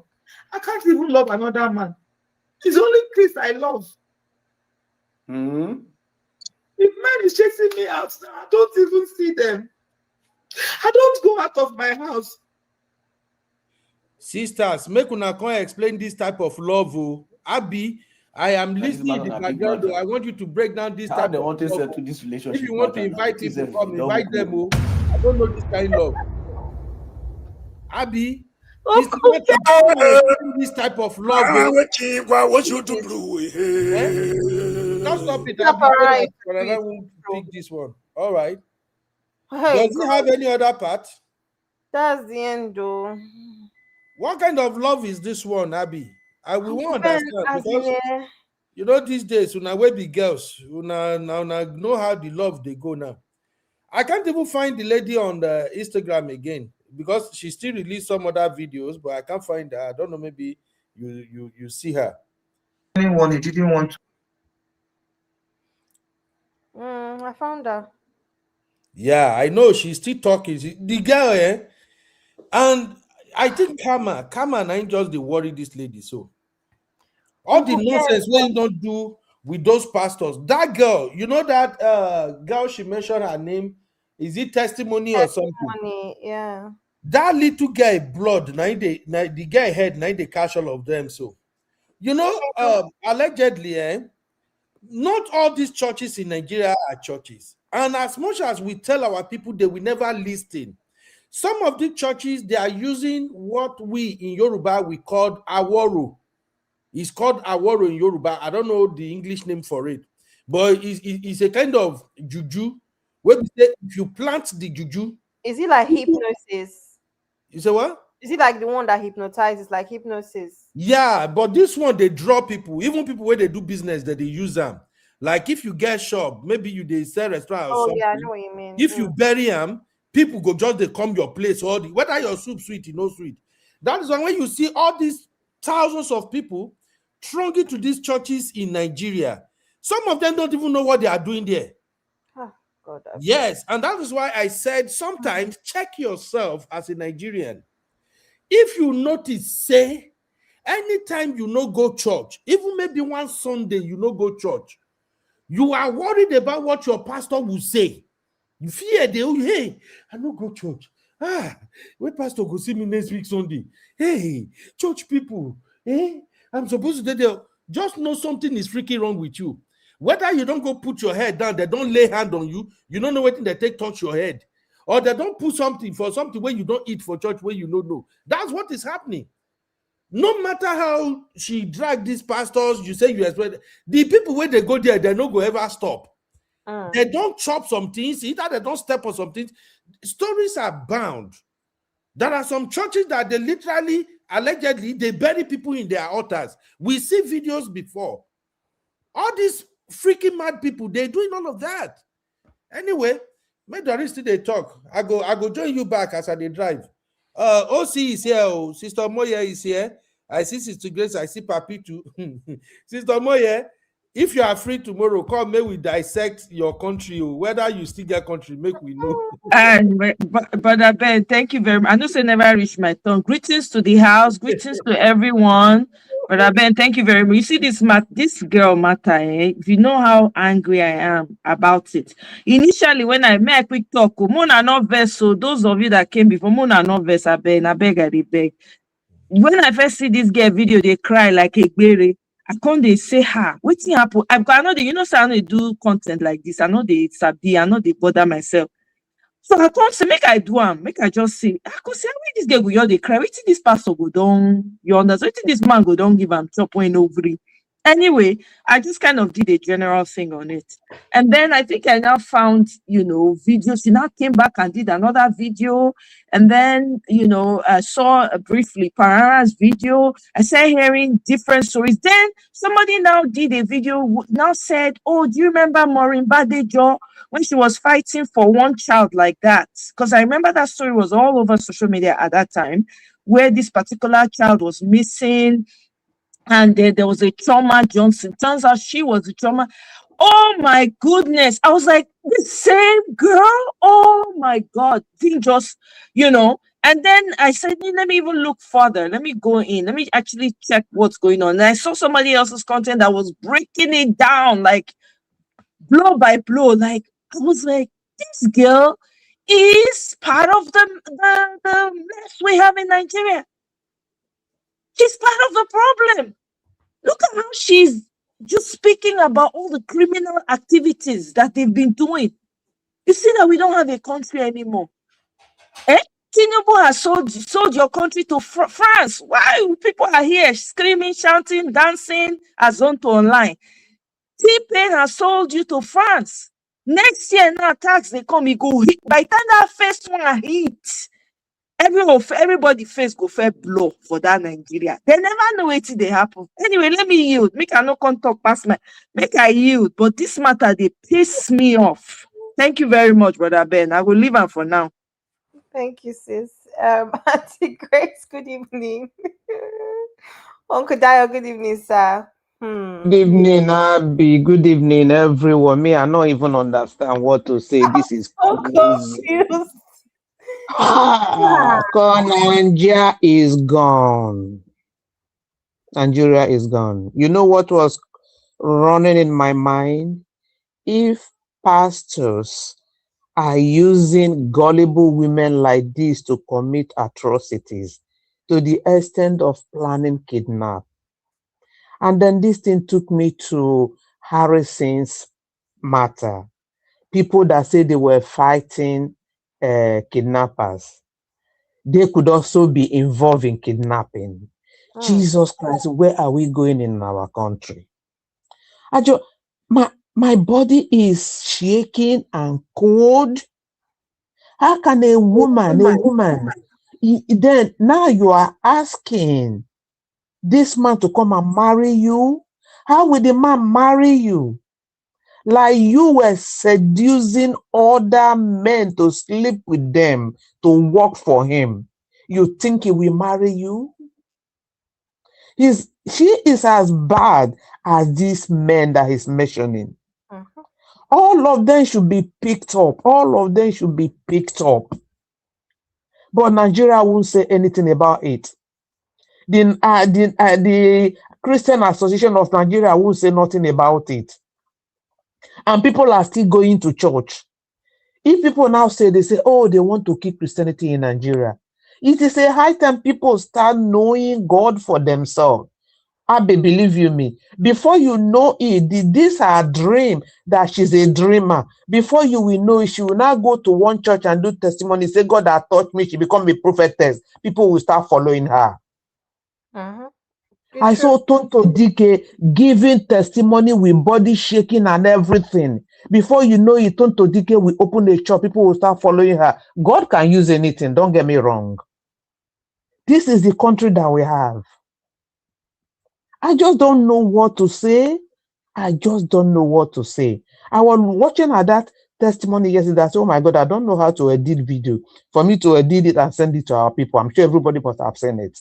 This is it. And this one now is now saying, oh, she dreamt how they fired the brother and all that. And then before you know, you say, Holy Spirit is, and then she will form a church out of atrocity. She become a prophetess and people will start buying down. God has forgiven her. God is a forgiving God. Which country do we have? Jesus Christ. Oh, I don't know what to say. I'll leave you guys for now. Thank you. Thank you, Auntie Grace. Dayo. How are you, Abby? Good evening. Good evening, sir. Yeah, this is very, very pathetic because when Uncle Beno was sharing the video, I was just watching quietly and I was just observing everything that was being said. And I equally realized that most of the time when things like this are happening, there was a post that Uncle Beno posted earlier on asking whether the girl was part of a syndicate. Of course, it's a syndicate. She was part of it, fully part of it, and they know what they were doing. They have their assignments, they know their target, and they have their plannings and their workings.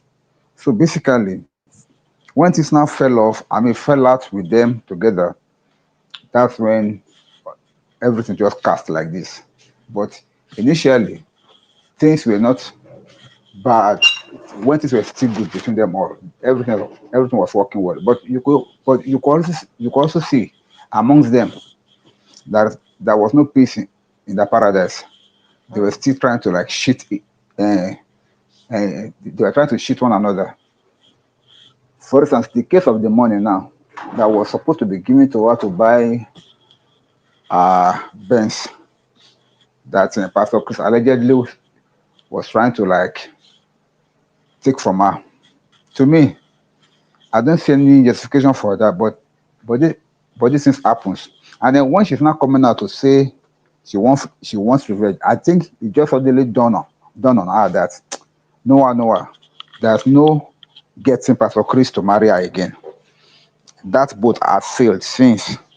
So all what she just wants now is to spoil everything, scatter the syndicates, scatter the scatter whatever is left, and make Pastor Chris to pay dearly for it. So she's just looking for vengeance, as she has rightfully said. But in all of this, what are we to learn? We're supposed to learn one thing, that is, all these people, sometimes, some of these people is what gave Christianity a very, very bad name. We have genuine churches out there. We have genuine Christians out there. We have genuine pastors out there. But this bad element that has infiltrated the camp, they're the one that are the loudest. They're the one that are on the social media. They're the one that the people are listening to mostly because of the clout around them. And I think Sister Grace said something about camp not doing anything about it. First and foremost, you must understand the position of Christian Association of Nigeria. Christian Association of Nigeria is a group of Christians that has come together. It's an association that has come together to like gather the good, the bad, and the ugly together under one umbrella and call them an association. Because CAN embodies anything called church. The Catholics are there, the Anglicans are there, the Baptists are there, the Pentecostals are there, the Celestials are there, all these Aladura churches, they are there, all these Wagaman churches, they are there. Anything that calls themselves church, CAN embodies them. But if you look at those people that are under CAN, their doctrines are different from each other, and Christ is not divided. Christ is not divided, but that's what CAN is all about. And then before CAN can even step into matters like this, CAN is not a kind of a dictionary body for the Christendom. No. They're just an association of Christian churches to represent the interests of the church. When it comes to government pressure, they're just like a pressure group. So it will be difficult for CAN to come out and say, Pastor so, you have been found wanting. You have been found your code of ethics or the way you are behaving is against the Christianity, our Christian conduct. So therefore, we are going to do this and this. It is not within their space. If they are to do that, they will be stepping out of their boundaries. Because number one, they are not financing your church. Number two, they are not. In fact, CAN needs them to be sending money to the association to be able to run it. So they are not going to come out and say, no, Pastor Chris, you are doing wrong. What I've done is right, or what I've done is wrong. No, CAN will not do that. So people should not look up to CAN for that kind of a power. So they should rather, yes. I'm married something. I can't use this person.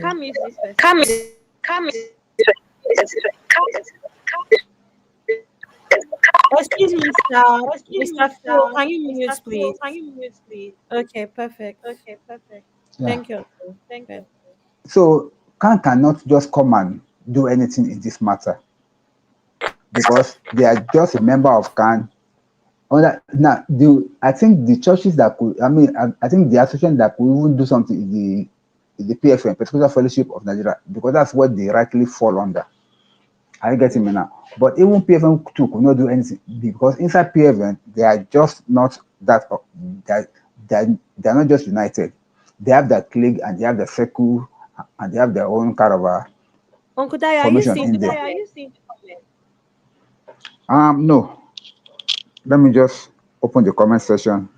Okay, so the comments are saying that Mama 5 said, I don't think CAN regulates Pentecostal churches. No, CAN does not regulate Pentecostal churches. And that is what I'm saying. PFN, okay. PFN is an offshoot of CAN. PFN is Pentecostal Fellowship of Nigeria. They are only the body for the Pentecostal churches, but the general umbrella for all of them is CAN. Okay? So it's not as if they are a separate entity from CAN. They are still under Christian Association of Nigeria, but they are just the Pentecostal Fellowship of Nigeria. Fair So, enough. Okay. but anything that has to do with the Pentecostal movement, all these speaking in tongue churches, they fall under PFN. They register under PFN because they because what really instigated that was that they believe that they cannot be associating with an Aladura church or with Celestial church because their doctrines are not the same. But they are all Christians, so all of us are still under camp. So that's how the thing works. So back to the issue now. The only body that can discipline them, if at all, that should be disciplined, is the law in the country. It's the law. It's the law. Because if somebody said during that we were watching that video, somebody talked about how going to the police, going to go and make a report and make a formal something and try to get justice. Well, if you can go that route, but that's going to be a long thing because these people have the police allegedly wrap around their fingers, and we know the way the Nigerian police work. To start with, they will ask you, what does he do to you? He promised you marriage and he failed you. They'll tell you it's a civil matter. Promise and fail. And then if it's in a country that there is a system that works, it's enough to get justice because it's a breach of contract. But in a country like Nigeria, and you are bringing such an allegation against a man of God, a popular man of God, so to say, you will not go far with that. The case will not even see the light of the day. So these are the issues. She herself knows that her only option is to go this rogue way that she has done, coming to social media and scattering everything. That's why she's not even holding back anything. She knew that it's like she has lost her self-worth. She has lost her self-value. She's like, the worst has happened. What else is there again? He that is down needs to fear no fall. So that's why she was just freely talking, freely saying things like that. That even people are like trying to caution her. No, you don't have to say it. But she doesn't care. It's a pity. But to sum it all up, the lady needs to be taken care of. I beg. She's not really normal. She's sick. They have to take care of her. She has to take care of herself. She needs some medical attention. Because all these things is not really easy. Can I say something? Thank you very much. Yeah. Can you hear me? Yes, sis, I can hear you. Okay. I can hear. Okay, there's no echo anymore. So, how do we? My question to the last speaker. Greetings to you, by the way. Uncle Dayo. Uncle Dayo. Okay, greetings to you, Uncle Dayo. I guess it's not a question. Sorry, it's just give me 2 seconds. Mr. Phil Obi, it's saying that your devices are not connected, so you have to come back. Go ahead, sis. Sorry. Yeah. If he needs to come in, he needs to make sure he leaves his camera and audio on to come in. If he doesn't leave it on, he won't be able to. So just let him know that. Yeah. So I get it's a general thing, not directed to him. So Uncle Dai is not directed at you in any way, but we cannot absolve the body of the church. I'm sorry, we can't. When you see that your pastors are going rogue, because who is looking bad? With everything that's happening, who is looking bad? It's Christianity as a whole. You think that this stink that is happening, this major mess, this crap is not affecting everybody, every Christian? It is. It is. It's like what, the Muslims will say, oh, those terrorists they don't worship like us, they don't believe like us, or no, they don't serve, they don't do it the way you're supposed to. For whose religion is it? So it's the same thing with Christianity. You cannot absolve yourself. You cannot rely. What legal system? Do we have a legal system in Nigeria? As a body, so did they just create the PFN and the CAN just to be a social gathering of people? It doesn't make any sense. Every profession has a professional ethics group that disciplines its profession.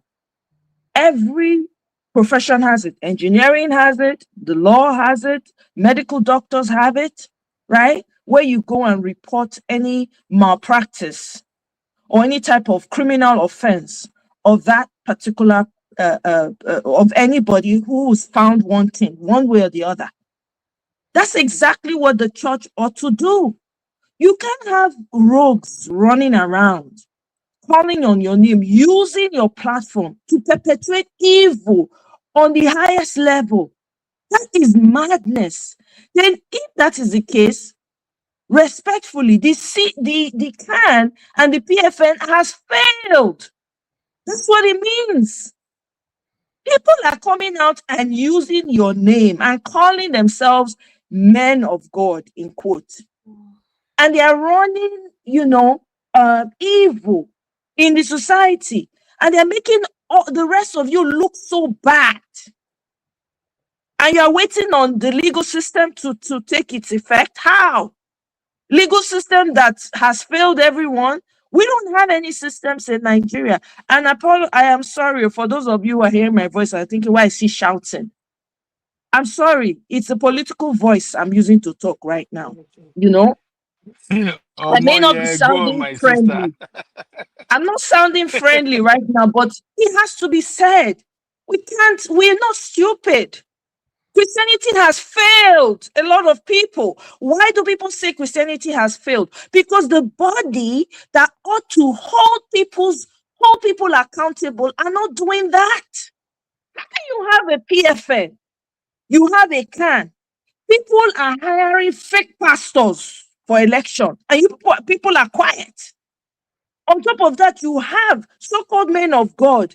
Look at this pastor, for instance, now, this Pastor Chris. Imagine the stories that have come out. The man has been sleeping, and so she's not even the first person. This man is just busy sleeping around with, messing himself up and being entangled in this type of evil. Do you know it's the society that suffers, people who don't have a voice, that suffers as a result of this evil that these people are perpetuating is a regular person. Come to find out, this girl had something to do with the child that got missing the last time. And it was all a church thing. I think Christians are not mad enough. Because if you guys are, guess what? You will be protesting every goddamn service. You'll be like, no. Because we're the ones looking like crazy people right now. How can we have a church? How can you call a body of Christ and nobody is speaking? The only person I see where they've done protests real life is Sarah Mako's church. Sarah Mako had people come up with different plaques to protest some of the things that are happening. It just feels like Christians are just sitting and like lame ducks. Meanwhile, these people are wrecking your image, making you people look like you don't know what you are doing. People are not even proud to associate with the word Christianity anymore. Doesn't that bother you? You understand? Let's say it as it is. This is too much. Aside from the fact that we have enough going on in Nigeria, we don't even know if we have a country anymore. We don't know if your ancestral homes are going to be there anymore. You don't know the extent of how rotten the system is. The church has been complacent. The church that ought to be the comfort for people has been complacent. Look at how many stories we've heard of pastors having all kinds of things with their members, even with minors. Do you know how many? There's no time for righteousness talk. It's time for hard talk, hard truth. Anybody who wants to be offended needs to be offended right now. It's appalling. To exonerate the CAN and the PFN is totally criminal. They are complacent. You cannot have a body. You cannot hold your pastors accountable. Sorry, go ahead. Sister Moye. Sister Moye. Hello, can you hear me? I can hear, right? I think we just waited for it to give you the floor. Okay. Now, I just quickly want to say something. Everything you are saying is absolutely correct. But you will know this is not the first time that something like this will happen. I can give you instances of similar incidents that have occurred in the past. There was a time that this prophet Iginla was trending over the issue of him and his wife. There was time that it was Apostle Suleiman over one step, one day they call Steph Otobu. Many has can't done anything about it, has PFN done anything about it. They could not. It's not because they cannot do something, but it is because of the rottenness in the system itself. So this one also, without holding brief for them, without holding brief for PFN or CAN, they will not do anything because they will stand on the instances that men of God are always being attacked and they want to defend their own. They will say everything that this lady is saying cannot be confirmed or cannot be verified. And even though they can be verified, they will never do anything like our judgment action on it. But I quite agree with you that it's about time that people begin to hold their pastors accountable. But I said this yesterday, these so-called pastors, they are not pastors. They just infiltrate the church and perpetrating their evil. We know them. People like you and I, we know them. By their fruit, we know them. But what can we do? It's either you avoid them completely, don't associate with them, go your own way, and when they're doing whatever they are doing, if you can voice it out, you voice it out. If you cannot voice it out, you walk past. However, these people, the way they move, they're very, very dangerous. Anybody that want to cross their path, they can unalive that person. So even now, yesterday, I don't know, maybe it was Abby that even said it, that Auntie Adoni was when she was talking about one of the pastor, that somebody came on her life and they threatened her. They're like that. They can go to any length. When you come for them, they will come for you. They're not Christians, but they're just masquerading under the banner of Christian, and they're the one that is spoiling Christianity. The same thing that's happening in the so-called in the Muslim world, where we have some jihadists coming under this Islamic something to be doing evil, and we are seeing all the Muslims to be a terrorist. No, this is the Christian version of it. Christians, we have people that are so-called pastors and prophets that are not they don't even know the first name of Christ. Talk of even knowing who Christ is, and their followers. They are there on social media. They are there all over the place. They have churches. They have mega churches, multi-millionaires, some of them, and yet they don't know Christ, and they're perpetrating this so-called evil on social media and all over the place. Everything you said is correct. We have cases like that. Also, of so many so-called pastors doing all this evil that even ordinary sinners cannot even do. But what has happened to them? Nothing. Why is PFN silent? I'm not a member of PFN. I don't know. Why is CAN silent? I'm not a member of CAN. I don't know. But one thing that I do know as Nigerian is that because of the antecedents, they've not done anything from the beginning, and they're not going to do anything now. That's why I say they will not do anything about this. Thank you. Thank you, Uncle Dayo. I want to say even the Christian Association, if they don't do anything, you are saying that they say no evidence. With everything that this woman has narrated is enough for the government to weigh in. Especially this time that we're talking about killing, kidnapping, genocide. In this case now, it's not only the Fulani that are kidnapping, that are killing. If pastors are involved, I'm saying including this woman, they should be picked up and used as an example to sanitize our system. They talked about EFCC, they talk about the police. So if they are involved in these cases, this is my question, where are we going?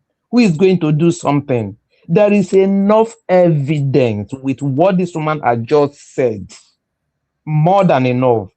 She herself is not innocent. You are saying, oh, the woman need help. She does not need help because she was doing it.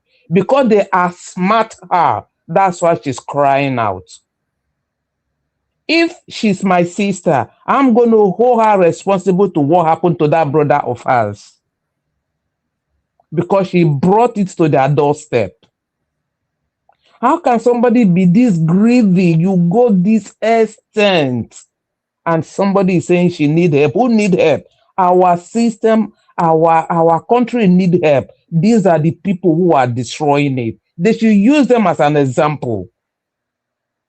The law enforcement agency needs to come in and do something. Forget about whether if it's a pastor, pick them. If it's an imam, pick them. Whoever it is, these ones are not pastors. They are not men of God. What evidence do they need? Okay, thank you, Auntie Grace. Honey Baby's here. Good evening, sis. You're tired, Abby. Hey. I'm just recovering from the flu and I'm listening to Sister Oma, yeah, she knows me. She always speaks with passion and it just resonated with me. So I'm just doing and then listening to Sister Grace. I think for me, obviously I've not heard everything, but I've heard the gist is we need to acknowledge there's a problem in Nigeria, a big, big, big problem. And I think the issue is that you can talk about this all day long, talk, but no one wants to actually take action. As in from the ground up, whether it's the youth, whether it's, all of us coming together, people on ground. Obviously, I'm not based in Nigeria, and saying that we have had enough. That's when there's going to be change. I no longer go to Nigerian churches. I went to 2 prominent churches in the UK, Victory, if anyone knows about it, and I can't remember the other one. It's gone from my head, which is crazy. I remember it. And as I think I mentioned it before, where it got to a stage where there was alleged SA, and he went to jail. He went to the Old Bailey. Abby, you know where that is? And he was convicted. He was convicted. Now, you know Victory, right? And yeah, so he was convicted. I worked in the bookshop day in, day out. I saw some things. I spoke up. And then next thing you know, we were all, kind of like, I don't know, blacklisted, whatever. But I supported, I gave evidence to the police, blah, blah, blah. And he was convicted. There's some things that you need to have integrity. And I feel the problem that we have as people, I'm sorry, we don't have integrity. We don't stand up for things. As much as I say this every day, there's a real problem in the Christian world. There's a real problem where for some reason, Nigerians seem to believe that they actually invented Christianity. We did not. It was given to us by the colonizers, and we seem to believe that we know God more than the so-called people that gave it to us.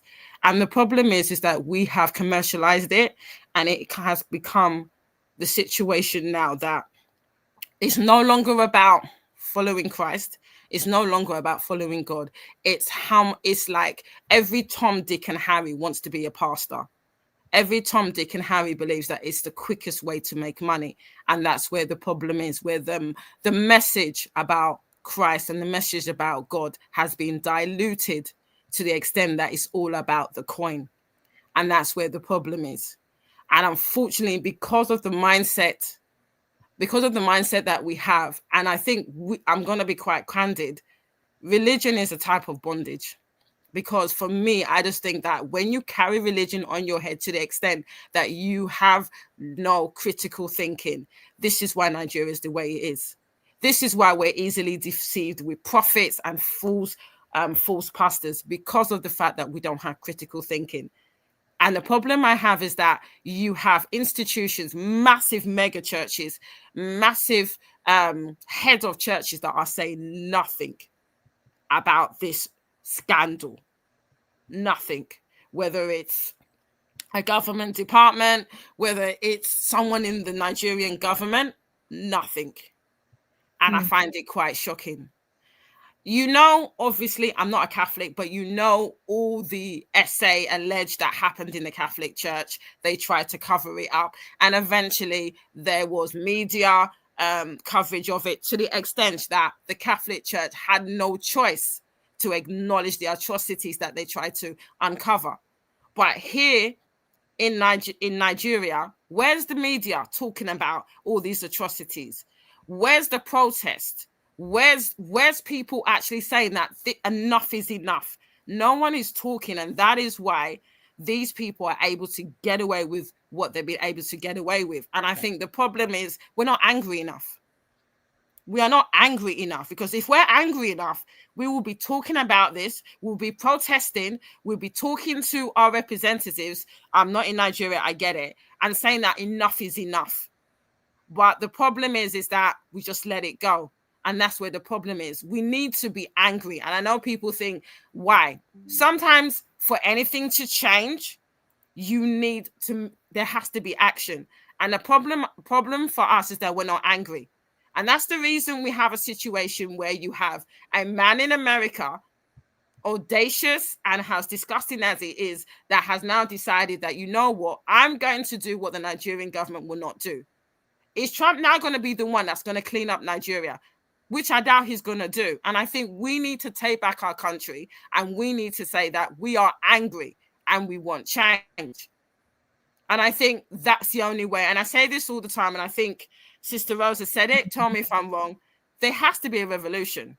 There has to be action, because nothing is changing in Nigeria. And I think the problem I have is that we are all complicit, every single one of us, where we don't talk about this. And I'm not trying to target anybody, but I'm talking about us as a community, us as all Nigerians. We are all complicit in this, where we don't talk. We don't have outrage. We don't call out the BS. We just, touch not my anointed. And you know what the joke is? Sister Grace, do you know that Pastor Goodman deleted 3 weeks ago? So karma is a bitch. Pastor who? Pastor Goodman is deleted. My cousin told me 2 weeks ago. Wow. Oh my God. Yes, I'm telling you this. Yes. There's karma for everybody. Karma Definitely. for everybody. Yes. He was only maybe in his mid-60s. All the atrocities he did, and I'm not trying to be God, but he deleted. We don't know the reason why. They're keeping it very, very secret. But he deleted 3 weeks ago. So what I'm trying to say is that when these pastors do these things, there is a God out there. There is a God out there.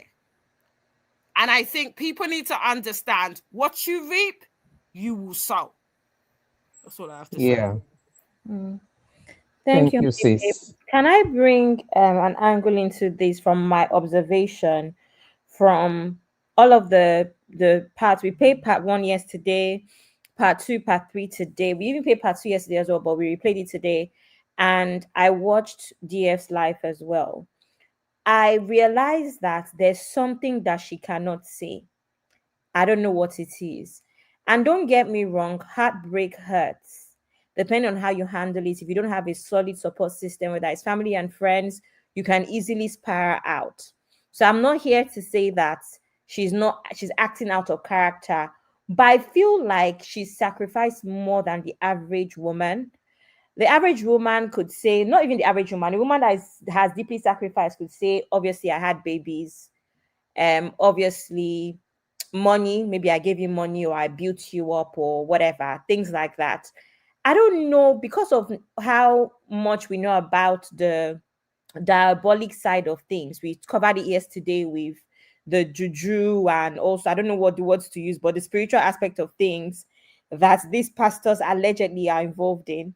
I wonder if she sacrificed something, because there's a couple of things that her brother's story doesn't land well for me. The story is, my brother had this thing with his legs, and then he came to the east, and then all of a sudden both legs stopped working. What has that got to do with the pastor directly? are you alleging that the pastor did something spiritually? Because the pastor did not see the brother, the pastor was not there with the brother. So basically, she's alleging. Abby. Sorry, 1 second, Uncle Dio. Let me just make sure. This is actually all directed towards you. So is she alleging that the pastor did something spiritually, hence her brother passing? One. Secondly, that whole miscarriage thing doesn't add up because she goes, I had a miscarriage, and the next day I went into surgery for fibroid. Is it the man's fault that you have fibroid? Like, what's that got to do with pregnancy? I know, obviously, I know what fibroid is, I know what pregnancy is, but what was that got to do with anything? You had fibroid, right? Pregnancy happened. If you decided to have a procedure right after, that's up to you. You could have had it way before, way after. What's that got to do with the man? So I feel like there's something. Is she alleging that the man has done something spiritually? Mind you, the only reason why I'm saying this is because of our experience or the story we know about Halima Abubakar.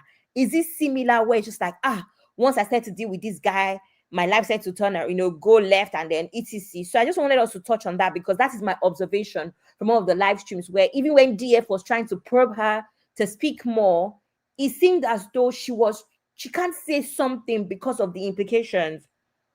I don't know. Uncle Dio, please go ahead. Now, the thing is that she did allege yesterday, even in her statement, you will hear her saying she cannot prove something that is spiritual. There was something spiritual that went down, which she knew.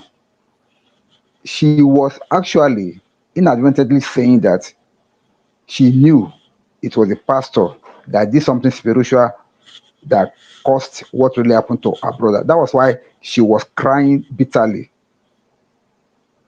accusing the pastor that he had a hand in what happened to his brother. While she was crying, she was saying that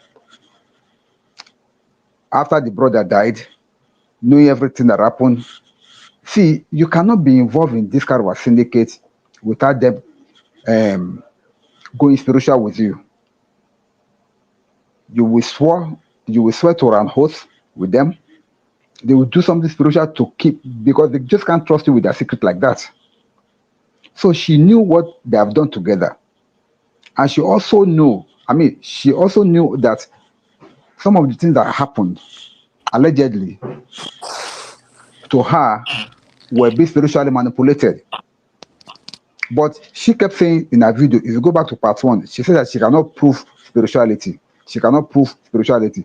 Uncle But Dio, she knew. the same thing. Me, I'm saying that she knows she did a sacrifice. I'm not talking about the same. I'm saying that she did something with her open eye because of the love. The same way Ivy D's wife was doing something for him. That was in the open. You were correct. She did something, but she could not come out to say it. Yes. That was why she was feeling so pained. Are you getting me? She did, of course, that's what I said earlier on, that there was something between them. She did something like a sacrifice, something that cost her so much. Are you getting me? But she could not come out to say it. And then saying that she has ruined her life. So what did she give that has ruined her life? Her womb? Well, her brain? Your guess is as good as mine. No, your guess is as good as mine. Allegedly. Your guess is as good as mine. Abby, coming to this your direction, right? Yes, ma'am. I did say that. Abby, can you hear me? I can, Uncle Ben. Yes, sir. Uncle Dio, maybe you have to go out and come back again. Your phone is bringing a lot of echo again. That's what I wanted to say. Thank you. Okay, sir. Okay, thank you. I did say that if I was her sister, I will hold her responsible for the death of the brother. Did you not hear when I said that? Yes. Because from everything that she has said, she knew what they were doing. Because they have outsmart her, that is why it is now paining her to her blood, to her bone. She was involved.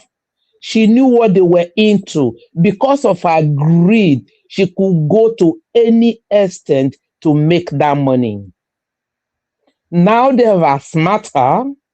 That is why it is so painful to her. She knew what she was into. She knew what they were doing. They could do anything. They could buy people. They could do anything to get what they want. She was innate. Oh, wow. She knew. But she can't open her mouth She to knew. speak. So are you saying, Going through the corners. sorry, Sister Grace, so you say that, it's me, honey babe, sorry, just a question. So you're saying that she was complicit in this, is that what you're saying? No, she knew what was happening. She was involved. That's why I said complicit. I mean, as in complicit, yeah. No, she's not complicit, honey babe. What I'm saying is that whenever she talks, I know you haven't followed the whole thing. I was on DF's life as well. There's something that is heavy for her to say. And then she keeps saying, you've ruined my life, you've ruined my life. And then she keeps saying, like, the way she's going about, that's what I'm saying. The average woman will say, I gave you 4 kids, I gave you money. You know, they passed that one now. But it's doing as if she gave sacrifice. And I'm liking it to Halima Abubakar that dealt with one of the pastors that she dealt with too.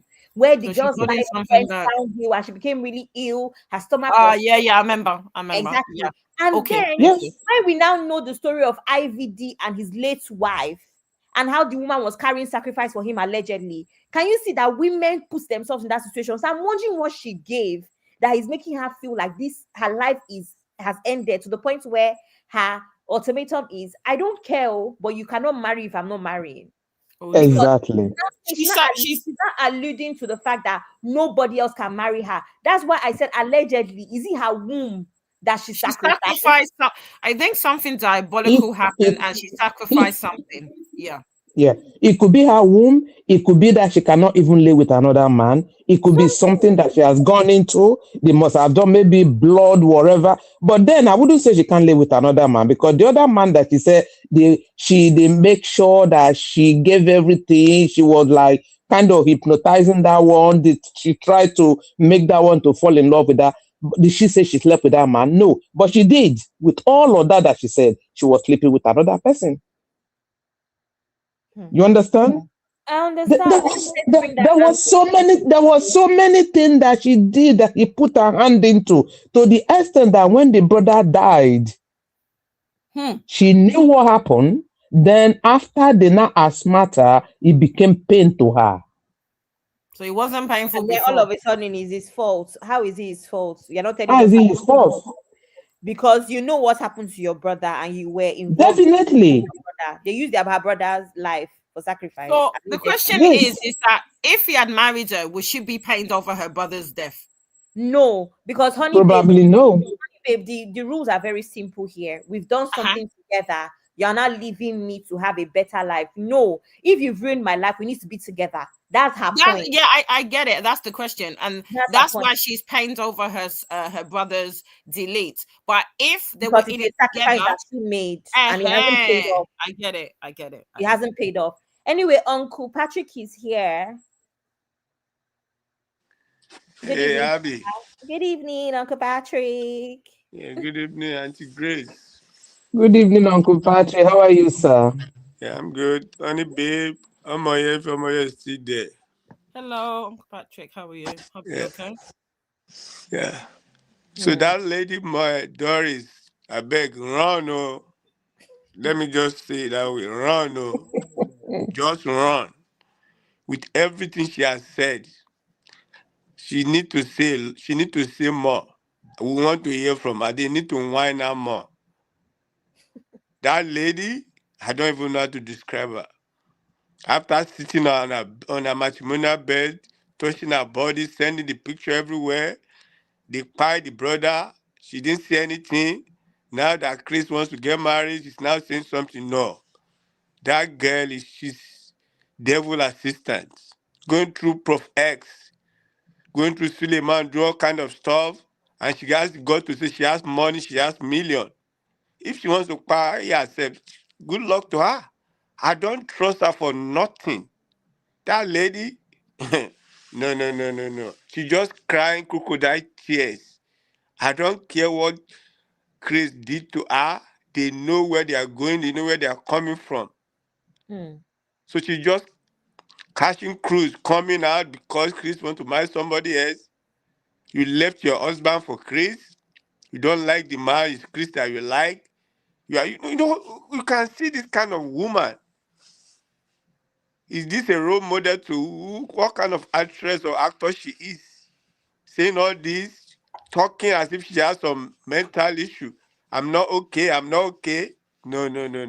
I'm just watching her. I said, this person, does she even know what she's saying? She need to confess a lot, especially concerning her brother. If they buy your brother, your mom, your dad died or whatever, and you are still there with the guy, or what you are concerned that he didn't marry you, you can go to social media and be crying after your brother has been fired. She doesn't even have conscience with all the shady deeds you guys did, line upon line, making millions. I beg, let her go and sit down. I don't even want to hear a word. I just look at her and say, what is this one talking like a baby? So you want to marry the person that even allegedly, if you guys spy, that means you knew. You had a reason. You did it with something. You couldn't even finish it. Say your brother. Tell us what happened. Tell us.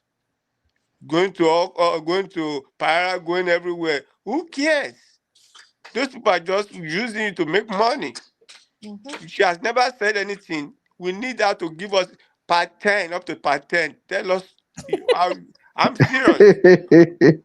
Because blood has been spilled. She needs to be arrested with Chris. She needs to go down with Chris. That's what I'm going to say. Exactly. That's what I said. Everyone, go down with all Chris. of them are accountable. They all need to go down. What kind of nonsense are you spilling? Your brother, and you have the gut to begin to cry about speed milk. Who cares? Who cares? I beg. Let them arrest. Do we even have government that will arrest? Do we have police that will arrest them? We are just playing here. We are just giving our own opinion. We go to Chris church now. You see people with food there. They'll be doing crossover, doing Christmas, this thing, traveling with escorts. People there. So what are we talking about? You guys are just playing. But this lady is the one I don't even care about Chris. This lady is an irresponsible. You need to go down with Chris. Start getting married. You lost your baby. You did this. You did abortion. Who are you telling that? Who are you telling that? Are we kids? Are we kids? You have money. You have millions. You want to buy yourself. Go ahead. Nigeria break because who are you? We don't even need you. Thank you, everybody. I'm just angry with that. Thank you, Uncle Patrick. This, just said. Everybody is angry. Everybody is angry. It's tiring. Just said sorry, but this Chris is not even attractive. Very ugly guy with his anya, 430. I be at what they call it, anya 230. But can I say something, right? Regardless of the fact that she was involved, yeah, you need to. I'm of the opinion, yeah, that even if she was responsible for whatever, and as angry as we are, it's good that she spoke out. Look at the documentary that's happening with P. Diddy. Everyone is talking about that piece of shit. You understand? And it's because even if you're complicit, whether you're the juror, whatever, you need to call people out. So regardless of the fact that she is just as bad as him and should go down, it's good that she's speaking out. Because if she didn't speak out, how would we know? So I'm of the opinion about naming and shaming. So I think it's good she continues to talk and we need to hear what she has to say.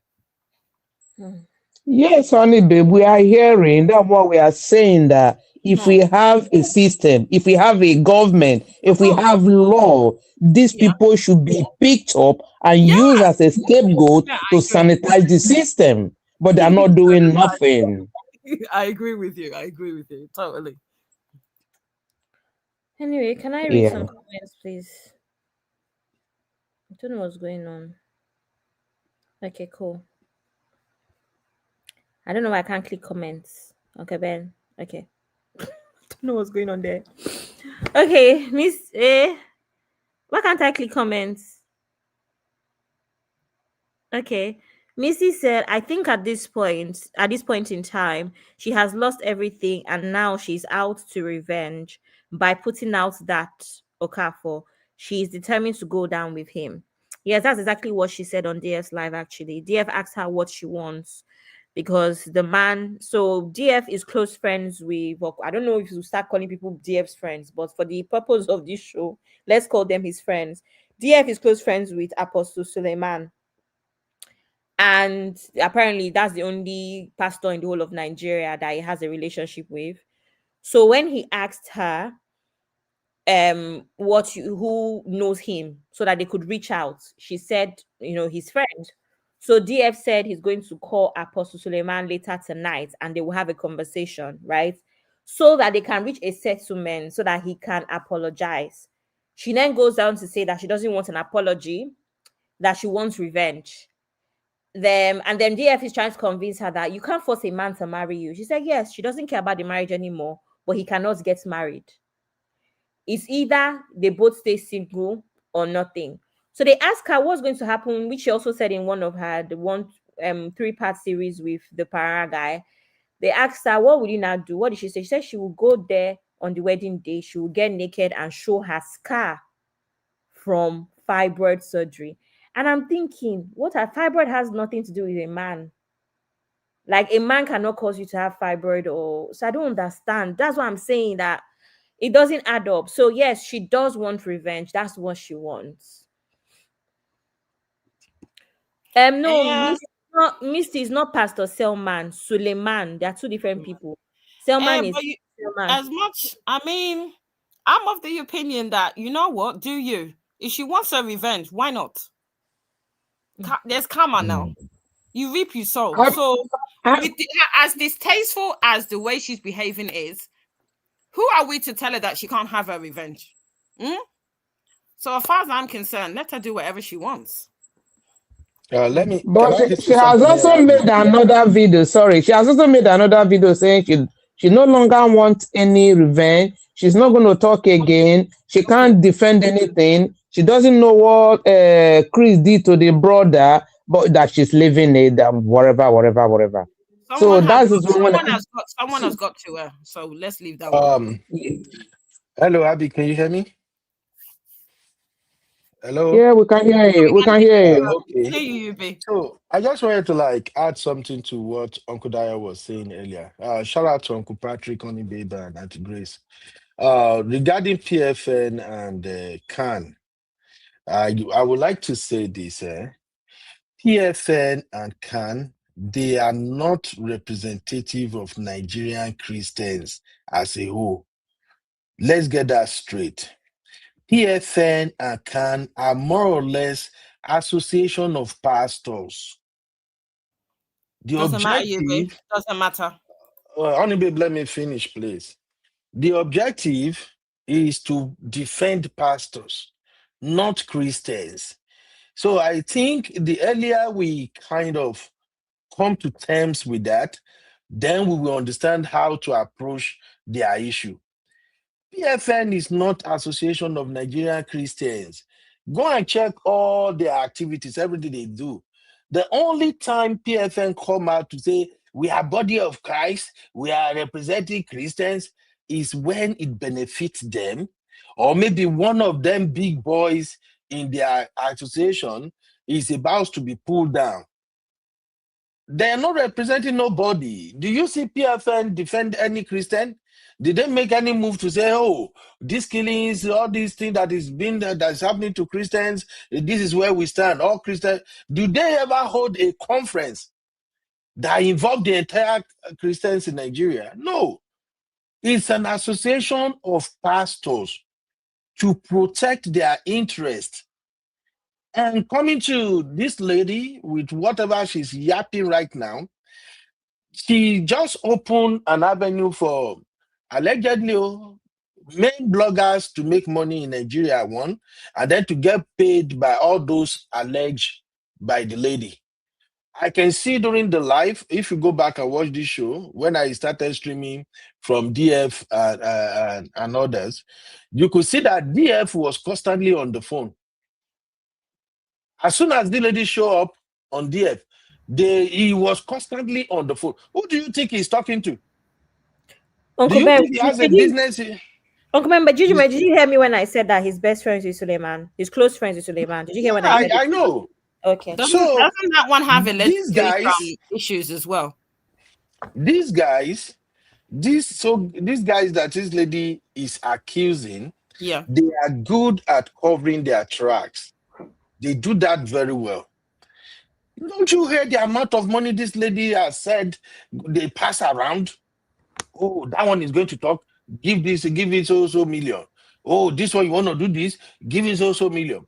The other guy in South Africa, Professor, whatever was his name, that guy saw them for who they are. He actually opened an office on their head, and they are paying him anyhow. In fact, even the so-called lady herself, she cannot deny that she was not making money from that professor too. She too, she's a businesswoman. They know all the nonsense things that were going on in those churches with their so-called pastors. And just like other shady businessmen will do, once they feel like they're about to be found out, they will find a solution to their problem. So that's what I think is going on. Thank you. Can I push back on that, please? Because you have certain associations, whether it's ACCA, which is, you know what that is, accountancy thing. I know it's completely different sector, but just bear with me when I get to the point.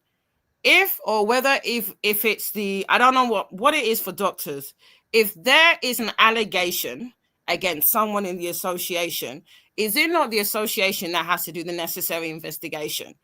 So I hear what you're saying, UB, from the point of view that, it's an association for pastors. But if there's an allegation about any pastor that is in that association, isn't it up to them, even if they're going to now just lie about it, to have some type of statement to say, we're investigating it, we've heard about the concerns or something?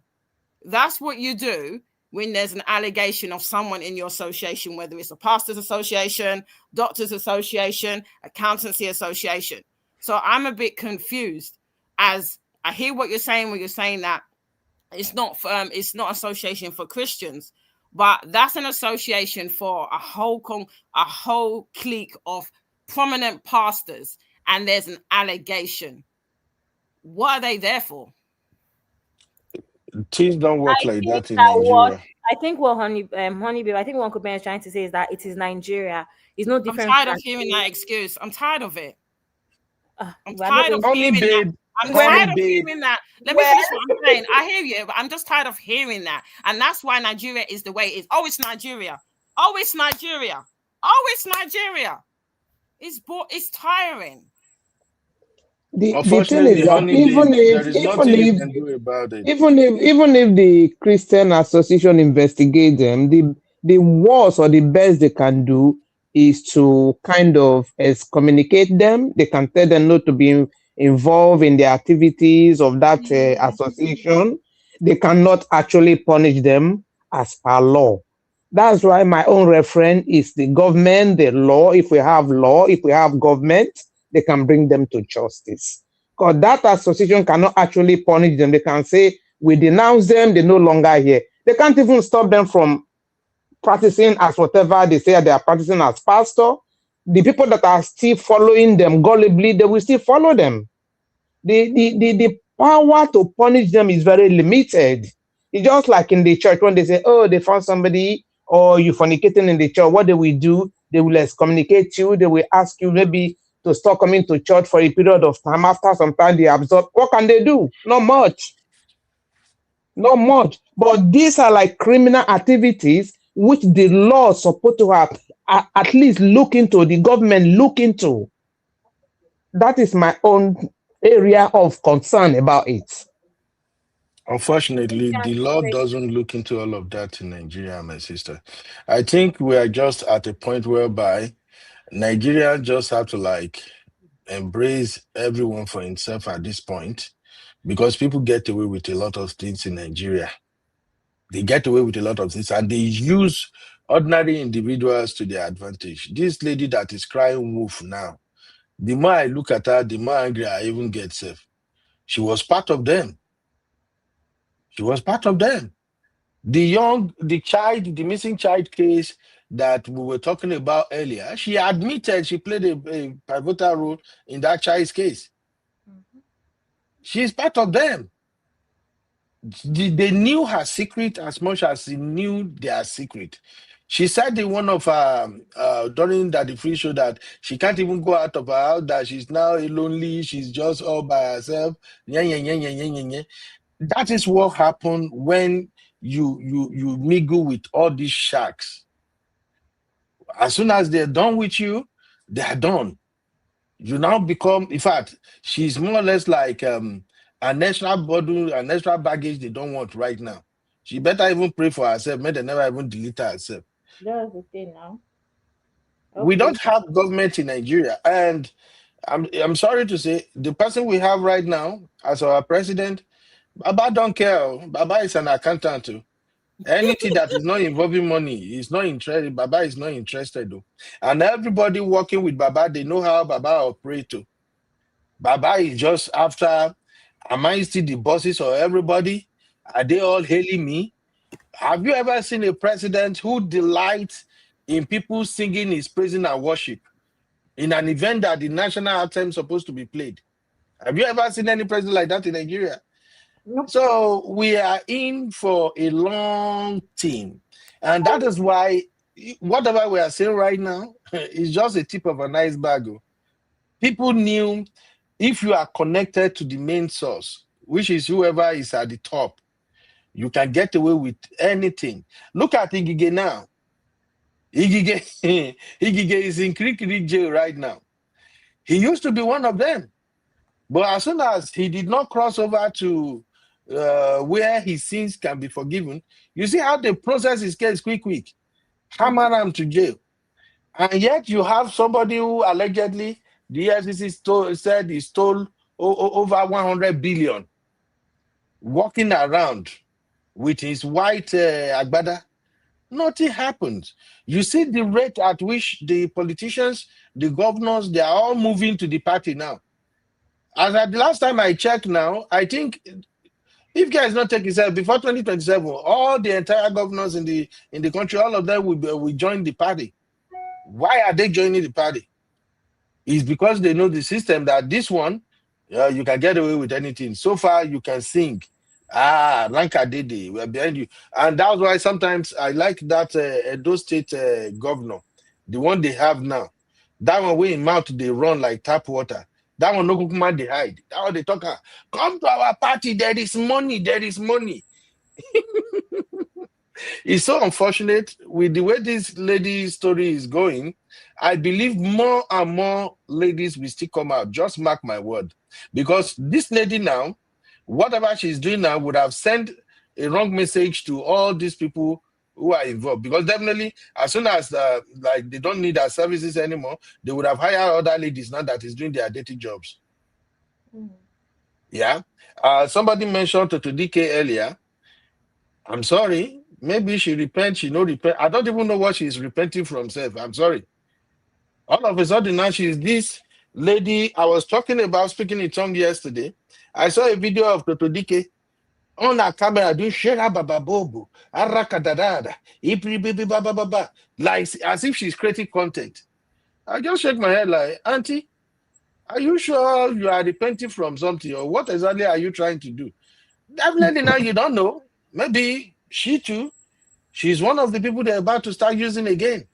There are still many ladies like this. Did you see her testimony yesterday from? Did you see her testimony yesterday from Pastor Jerry's church? That's what I was saying. What did she say? Sorry? Oh my goodness! I'm like, come on, let me laugh. I want to laugh. Come on. I'm like, I don't know how to screenshot this thing. I would have sent it to my people. I can't send the whole church thing from one service to the fourth service for them to see how God saved her. She talked about all the kind of things that she has done. Now she's a clean person. She's this one. Abby, if you see it, please screenshot it or how you do it and let our people listen to it.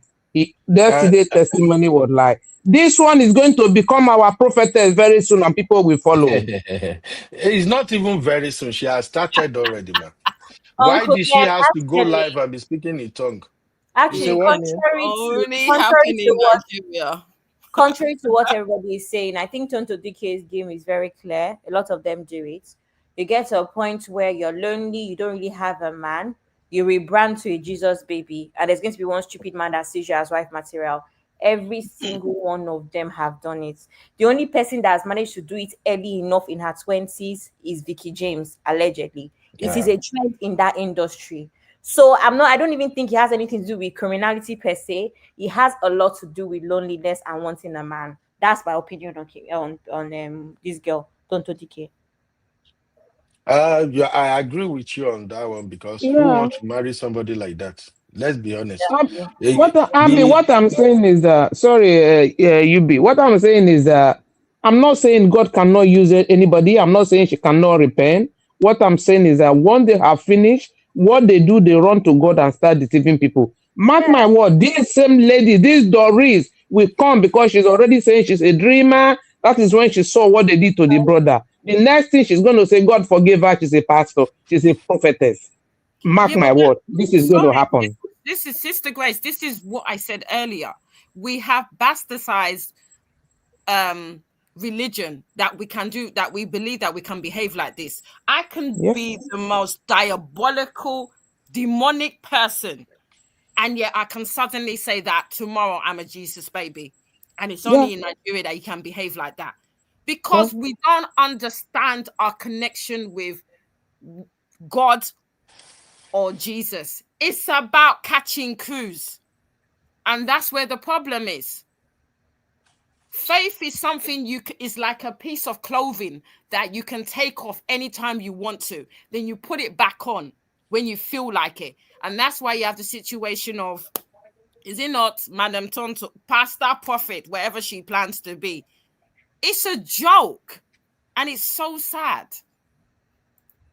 Well, unfortunately, Christianity is a different ball game in Nigeria. Christianity is more like a plaything now. I'm so sorry. There are original Christians in Nigeria. Many, in fact, vast majority of those who practice Christianity in Nigeria, they are truly serving God with all their heart.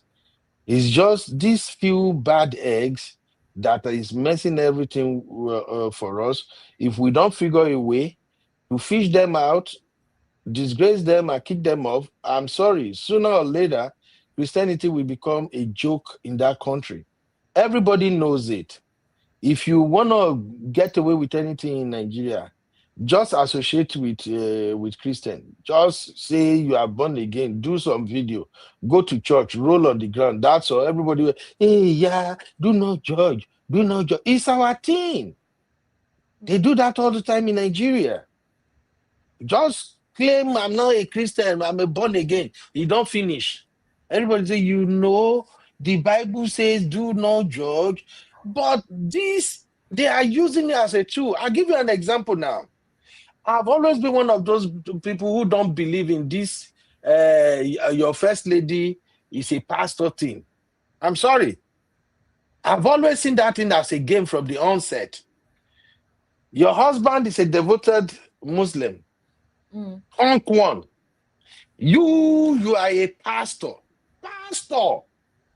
I'm sorry, Uncle Patrick and others. So that title has been bastardized in Nigeria. A pastor. The same pastor that they now crown. Do you know the title they just gave her now?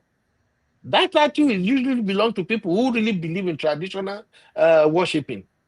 In case you don't know. Yeah, or something. And make it make sense. I beg, make una just make it make sense. And If pastor, Uncle we're Patrick is supposed here to now, tell.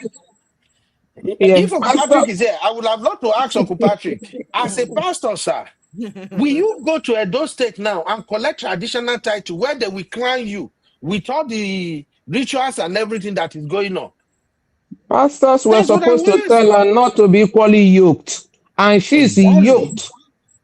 She's Exactly. yoked. Can I, Okay, what's mister. Yes, you want sir. to speak? Go ahead, honey babe. I was gonna say, yeah, I have a friend of mine. I knew her from primary school. Oh my gosh.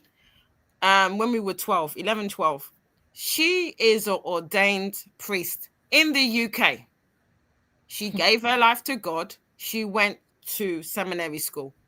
When you say priest, you mean in like Orthodox church? No. A normal, white church where she has the collar.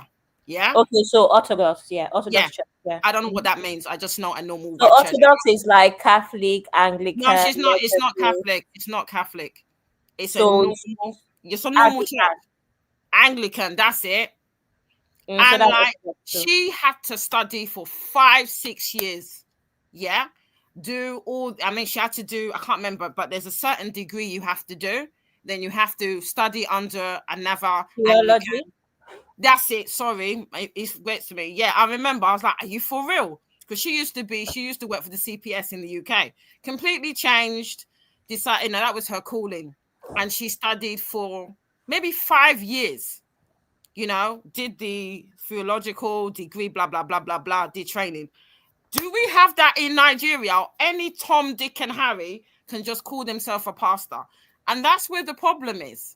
As much as there's issues in religion everywhere, as far as I'm concerned, including the UK, you cannot call yourself a priest or anything, especially in the Anglican church, without doing the work, whether it's the degree. But it just seems to me that anybody can call them. I can call myself a prophet from today, and no one will question me. And I just find that a problem where there's no police, there's no kind of like entry level or certification you have to do before you can say that you're a pastor. And I think that's where the problem is.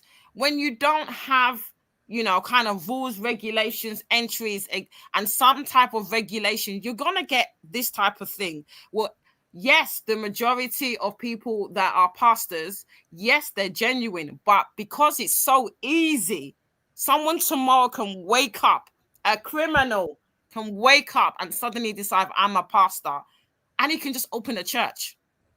And there is no type of regulation or anything. And that's where the problem is. The government, I don't understand why they're allowing people to become pastors and not regulating this stuff to make sure that you have a calling, you're doing the necessary work. Because if you have to study for 5 years to be a priest or a pastor, I doubt if a lot of people will bother because it's a lot of work. But I think because there's such an easy entry point to become a pastor, that's where the problem is. And when I mean a pastor, I'm not saying the ones that go to Bible school. I mean the ones that are just calling themselves a pastor. Because I know that there's some of them that, I mean, even like I said, in the UK, I don't think in the Anglican religion we call priests pastors. It's just a case of you are a priest, you've done the work.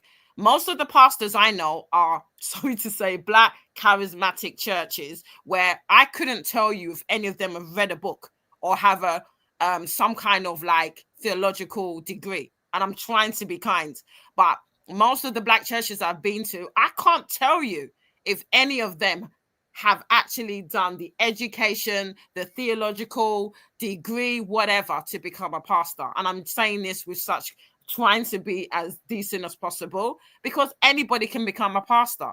And that's where the problem is for me. Okay, so they say they are called. They are called. It has to be more than that. It has to be more than that.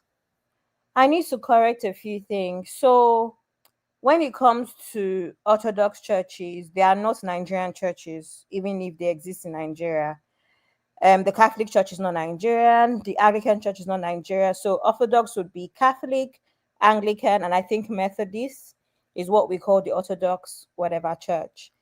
And they are not, is that me? Okay, no. They are not normal Nigerian standard. So everything comes from wherever it is originated from. Obviously, we know Catholic is Rome, etc. So every priest, even in Nigeria, would have done a degree in theology and everything anyway. Now, when it comes to the Pentecostal churches as well, we are aware of a couple pastors, popular pastors in Nigeria that also went to theology school. I'm Baptist, thank you, Uncle Dio. I'm Baptist as well. They've also gone to theology school. So I don't think that is simultaneous to the whole nonsense that they do. A lot of pastors, even people that are even Sunday school teachers, they've actually gone to School of Theology. The difference though here is that there's no regulation. But I'm Anglican. I was born Anglican. I still go to Anglican church. Everything that we do, if I go to church in Lagos today, the same thing that is happening in Lagos today is happening in London today. The same thing that is happening in London is happening in Rome, is happening in China, in all Anglican churches. We have the same calendar, we have the same routine, everything. In fact, in many cases, for instance, my church is Lagos West, right? It is the same sermon topic. Is now a matter of the pastor or the priest, rather, we don't call them pastors in my church, the priest putting his own twists on it because that is a personal thing. But down to that, we have a calendar and it is a worldwide calendar. So, honey babe, I get your point, but me, I know for a fact that 8 out of 10 Nigerian pastors went to School of Theology. Uncle Daya can confirm. Thank you. I appreciate that. I appreciate that. It's not a matter of if they now end up being corrupt. It's the same thing as our politicians. We have politicians that have started out right, but ended up moving left. We have them now. A lot of them, we love them when they start. And then later, like, waiting with this. I think the problem is regulation. Like in the UK, you have the Charities Commission, and the pastor that I mentioned that deleted 3 weeks ago, when he was convicted for SA, they closed down the church. My mum was still going to that church. I left because I knew what's up. They chained the doors. They literally had police outside, and my mum had to go back home. They struck it off. You know the problem with Christianity. I don't even think it's a Nigerian issue. Problem with Christianity is that even in that church, there's going to still be people that will be holding cell meetings in their living rooms. That's the problem with Christianity. After all, Toby, I wanted to explain what happened. Toby is still in business for a reason, because when it comes to things of Christianity, it is not that easy to regulate because you're dealing with people's emotions. Yeah, but what I was going to say is that they struck him off from the Charities Commission. He now set it up, and Sister Grace, Auntie Grace can correct me if I'm wrong. He set it up as a business. He set it up as a business after he came out. He set it up as a business, and people were still going. So I agree with what you're saying, Abby. But what I'm saying to say to him, he could no longer claim the charitable status that he could because they struck him off. So what I'm saying is that there has to be regulation. I don't know if there is. Educate me if there isn't. Educate me if there is. But I think the problem is there has to be a list of churches, and there needs to be regulation. Where's the money going to? Where are your tithes going to? And you have a special organization should be doing the accounts, and making sure that money is not going to places where it shouldn't, and every coin is accounted for. That's what I mean. Well, thank you, everybody. Thank you, honey babe. If we have to be talking about these churches, we won't even leave here. As far as Nigeria is involved in the conversation, the way we do our own Christianity in Nigeria is freaking different. To me, I'm so sorry to everybody who are members of Pentecostal churches. I attend Pentecostal church too. But the way it's run in Nigeria, Pentecostal churches are just private business entity. It's just, I said it before, even when I told my own brother who is a pastor, I say, bro, so I think the reason we have all this massive explosion in Pentecostal churches is as a result of unemployment. Everybody have seen it that, hey, if you start a church, as long as people believe in you, they follow you, money don't come with that too. The millions that this lady Doris have mentioned that pastors are passing around to kill stories, is that not even scary? Would you ever believe $200,000? Imagine they are dropping $200,000, $50,000 like Gary, like play. Come on, it's a business entity. But anyway, I just wanted us to listen to DK briefly before we bring this show to an end. Because I honestly, Sister Grace, I saw the video, I no agree worship. Because I just feel like, what kind of so this first time you'll be watching it? But this is the first time you'll be watching it. This is the first time we'll be even hearing it. I saw it, I didn't watch it because the first off, the reason I don't watch it is because I like Pastor Jerry Eze. I used to like him a lot for praying, not for anything, I just like him, the way he prayed, ginger everybody, that made me fall in love with him. But then, when he started celebrating his birthday, and some people are celebrating their birthday, and he started showing up. By my own personal principle, as of no, this has nothing to do with anybody. My own thing is, if you are a Christian, an ordained man of God, that you have followers, you already know what the Bible says about associating with certain set of people. When we find you in the midst of people who don't believe in what you preach, and you are whining and dining with them, it calls for questioning. But because I like him, you know me, I always admit my own. When I like somebody, I usually have biases towards them. Because I like him, I just feel like, you know what? I'm not going to even watch anything that is going on with him or anything so that I won't have to talk about him. Let me just give him that grace. Because, yes, he's one of the fastest growing pastors. In fact, he's richer than many Nigerian pastors right now. You just have to go and watch Pastor Jerry is the live stream, and you will know what I'm talking about. Money, and the level is operating right now as a pastor. As soon as you started expanding and more people are coming towards you, evil people will also come. Temptation will come, and you can't handle everything all by yourself. The same grace and honor I give to people like Baba Adeboye and maybe Oyedepo is the same thing I'm giving to Pastor Jerry too. Because Baba Adeboye, we all know how the level of humility that Baba carries. But as soon as the church spread all over the world, then you have all these fake people who disguise as pastors doing all kinds of shenanigans in the ministry. And to be honest, Baba cannot be everywhere. And when you have all these people working under you who are professors, doctors with pen and paper, wow. So that's why I give him grace. And for Pastor Jerry, I just say, you know what? Let me give him grace too. Then when I saw Toto Dike, all of a sudden, you call yourself king, you now show up all of a sudden. You have repented from your sin. You are now moving towards starting your own ministry. This is a lady that claimed to be king. She's one of the set of people that started saying king this. And I'm like, when did women begin to assign the title of king to themselves? Even my baby girl, Simbi, if you go to Simbi's page, you will see, I think King Simbi or something. That's what you use. I was throwing shade at her one time, like, Simbi, what makes you choose king?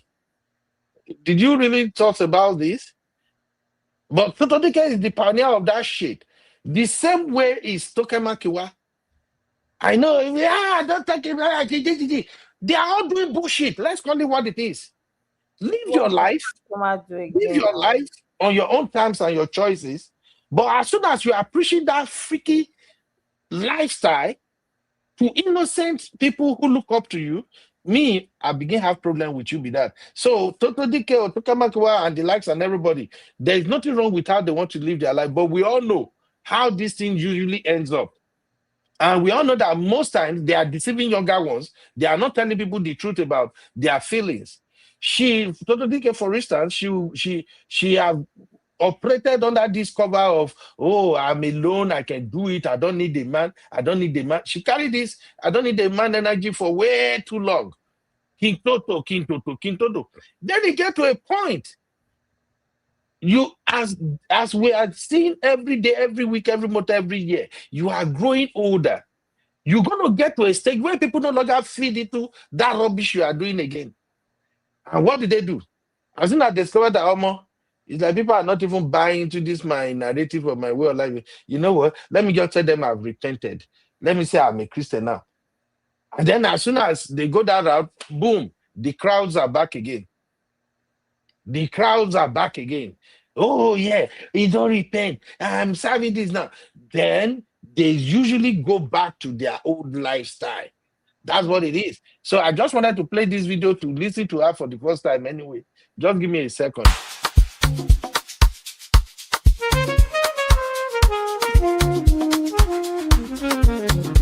That woman. Yeah.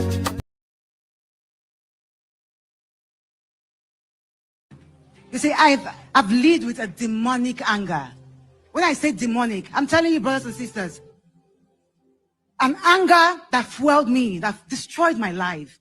An anger that I will be on the bridge. You said, don't burn that bridge, Abi. There's a saying that, don't burn the bridge. I will be on that bridge. I will burn that bridge. And the car coming with water to save that bridge, I will burn it. That's how demonic it was. I will burn everything. Everybody had to feel it.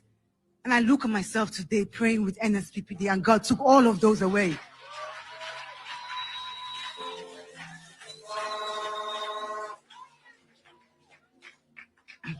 My testimony is a lot, so please just bear with me. I do not want to miss out anything, so I put points down. From the anger, I got a lot of peace. There's peace surrounding me everywhere I go, everything, in everything. I've never known peace. I'm 40 years old, and I can tell you I do not know what peace is. I've never felt it. I'm just feeling it. I'm just knowing it. I'm just living in it. And I know it's permanent, because I know the covenant I have made with my God. I know the covenant that God has made with me, and I know that it's permanent. So I got peace from the altar, from this altar. God has restored things for me, restoration.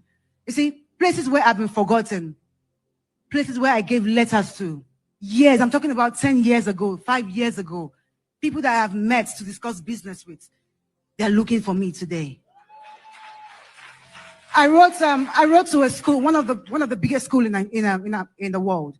I wrote to that school almost 7 years ago. And a few weeks ago, I got a reply. And guess what? I was no longer interested, because God has called me for something higher. But I say this to say that. It's just like, that inanimate object where people say, oh, it has come to my house. You see, my restoration was a proof that God is hearing me, that God is seeing me, that God wants to walk with me, that I am not alone, and I will never be alone, because he has called Nursing me. job. That was what I got from this altar. If it's become too hot, I quit. In all of this unmerited favor, there's so many people that just come and bless me simply because I'm on the altar, just simply because I'm an NSP, simply because I believe in God. So many things have turned around. Yeah. Now let me get into the serious stuff, the big stuff, the stuff that God brought me out from, the stuff that God rescued my life from. You see, this year during the Ghana Prayers Conference, I was heartbroken. And I knew that there was something, there's a pattern that the devil has with me, or used to have with me when I come to Christ. I'll run to God, and he hits me with something bad, something rotten, some pain that I can't handle. And I begin to shake, and I begin to curse God, and I begin to run away, and I begin to seek help elsewhere. But this time around, I faced the biggest pain of my life, I would say. But instead of me to run away, God told me, go towards me. Make this different. And I told God, I said, I want this salvation to be different. And God said, run towards me. Don't run away from me. There is no life after me. There is no life without me. Come to me. And it was a struggle. And I went. But I went. It was a struggle within myself to go for that prayer conference, because I was broken. And I just wanted to just cry and cry. But God told me to go. And I went. And if you saw me in the prayer conference, you would think that I was praying for my last day on earth, but I wasn't. Yes, I was, because I was fighting for my life. I was praying. I knelt down. I rolled on the ground. I just wanted God to take away the pain in my heart. And I was there. God kept speaking to me. God kept comforting me. But I did not understand what God was doing. I didn't understand that while I was praying for just a small broken heart, God was preparing. God was taking care of things that I didn't even ask him to do. God was, oh my God. Oh my God. Oh my God. Look, standing before you here is a girl who is a chimney. You know what a chimney is? Constant smoke. It just they do poof, poof, poof, poof, poof. That's what the devil did to me. I smoked since I was 13. I'll tell you this, parents. If you're a smoker or if you do something as a parent that is not right, keep it away from your children. Do not take it near your children, because the devil, as something as little as that habit that you do, the devil can use it to inhabit the lives of your children. I started smoking because my dad was a smoker. At 13, it was nothing in my house. It's still nothing in my house, you know. And I've been smoking since I was 13, and now it's 27 years. Yeah, it's 27 years since I've been smoking. And I came to God. I told God, I said, God, if you want me to walk this walk with you, this is something I cannot do alone. I cannot do on my own. And I've heard a brother say this testimony before. He said that he asked God that I can't do this on my own. I want you to come. And I told God, I said, look, I've never prayed for this, you know, but I want you to do this for me. I want to preach your word. I can't preach your word and come back and still have this in my hands. I don't want to be that person anymore. I don't want to. And he said the first thing the Holy Spirit did for me was shame. Something I never was ashamed of. I started becoming so ashamed of it. I became ashamed of the smell. I became ashamed of how we looked. I became ashamed of me holding it. I was like, who? No. When I look at myself, I'm like, you are above this. God, take this away. I was so ashamed of it. And from the shame came the revival. I'm not talking about, make I they try, make I no smoke. I'm telling you about urges broken. I'm telling you about every yoke broken. I'm not saying I want to try. I'm not saying I'm struggling with my spirit to try. My body does not need it. My body does not ask for it. My body is repelling it. You're also looking at an alcoholic. I would drink and I would pass out. I didn't care who was looking. In fact, it made me, I never went out. I hated going out because of these habits. I didn't want people to see it. I didn't want people to know it. I would drink at home and I would pass out. I would be drunk. I'm not saying few cups of alcohol. I'm telling you 2 bottles of alcohol a day. And I'm not saying little bottles. I'm telling you about big vodka bottles. Ladies and gentlemen, today, you are about to be scammed. Hey, I'm sorry. But today, okay, here we go. It is broken. Broken. God, restore the Lord. Look, my testimony is a lot. I will still go back to the studio and I'll record this so that nothing and nobody will tell me it's time up. Yes. Because God's word and what God has done cannot be hidden and should not be hidden. Seriously. Should not. You see, God healed me from masturbation too. Now, why only you get it? Yes. Yes. Like I said, I'm 40 years old. And ever since I knew myself, I have had a chronic backache. It's so terrible. The backache was so terrible. In fact, almost all the spas in Abuja know me for that girl that has that back problem. And if you massage her, if you massage her, it's just 10 minutes, you give her relief. We all know her. 20 years. I'm talking about 20 years. If you had seen me, I would do like that, like I had a snake in my body. I would always twist and turn my head just to have some relief. Brothers and sisters, while I was on the ground for Ghana prayer conference, praying for a broken heart, hallelujah, praying for a broken heart, God was restoring things. God was restoring things that was lost. He was repairing my life.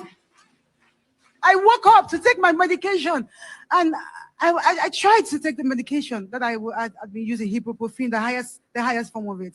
I tried to take it for the pain, and I realized that there was no pain anymore. I realized there was no pain anymore. I tried to do like that because this is how I do. Anytime the pain comes, I would do like that. I just like you had a snake in your body. That's how I would creep. I tried to do that. There was no pain. And I'm standing here with you, speaking to you today. I am pain-free. And we are talking about 20 good years. We are talking about an affliction the devil gave to me half my age. Half my age. Half my age. Wow. I'm not done. I'm not done. I'm not done. I'm not done. In 40 years of my life, trying to survive this wicked world, trying to navigate this world on my own, I had soiled my hands. I had put my hands on altars. I had worshipped altars.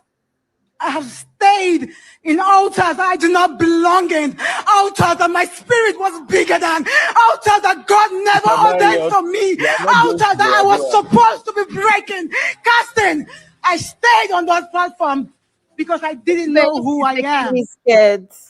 Today, I don't just know who I am, but I know whose I am.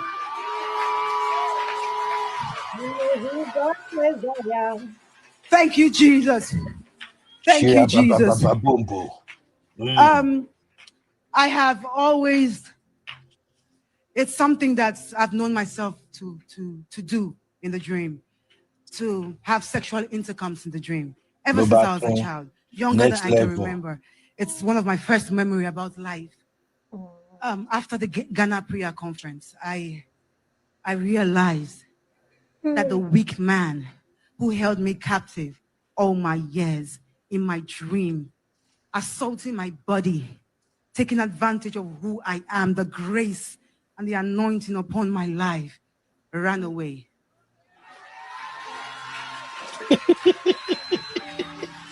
Church, I know that you must have heard a couple of times if you like, people saying I am that girl or I am that man, that's the prodigal child that has come back to God. I know you have heard it, but look at me.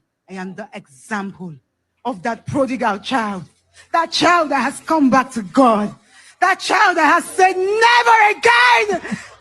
That child that has said, I will serve my God. And it does not matter who is looking. It doesn't matter who is not looking. I will serve and I will follow my God. I made a covenant with God. I told God, you see this one? You see this salvation? It is me and you.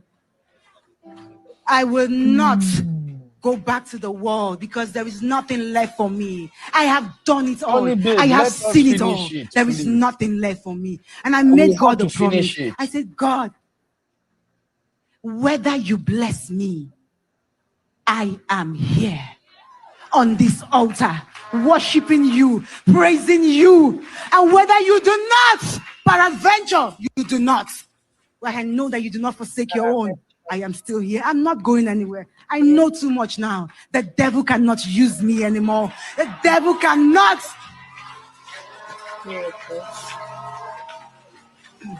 I have not only come to church to be born again, but I've come to serve God in all of his glory. I have started my disciple classes. Glory be to God. Yes. And I just want to say, Papa, thank you. Oh, where are we headed? Where are we headed? I have not said anything, and you know it. Papa, thank you. Thank you for what you have done in my life. Papa, everybody has seen it. I'm not hiding it. I don't, even if I try to, I'm too small for what the glory of God is doing.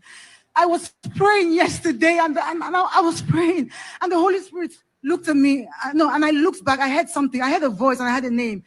I heard Esther. I'm like, there's no Esther here. I kept praying. And the Holy Spirit said again, Esther.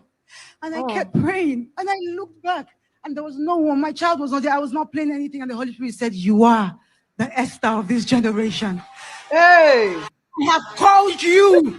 I have called you to be an influence for kings, men, and women. And that's what I'm doing. I'm that woman. You see, I've lived with a demonic anger.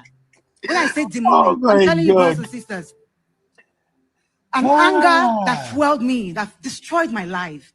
An anger that I... Oh, blood of Zachariah. Are you done?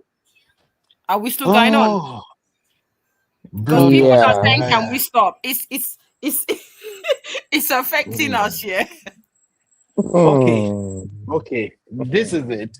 I have to play it fully because we have to cut it and reshare. Sure, sure.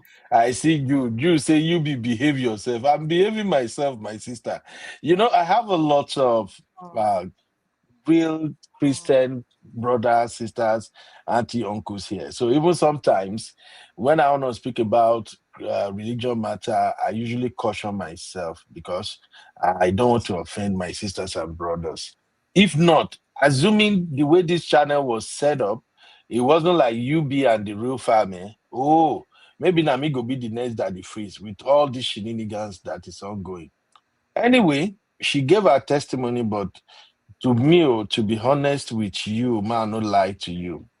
The only testimony worthy in everything she said is the spiritual husband aspect of it.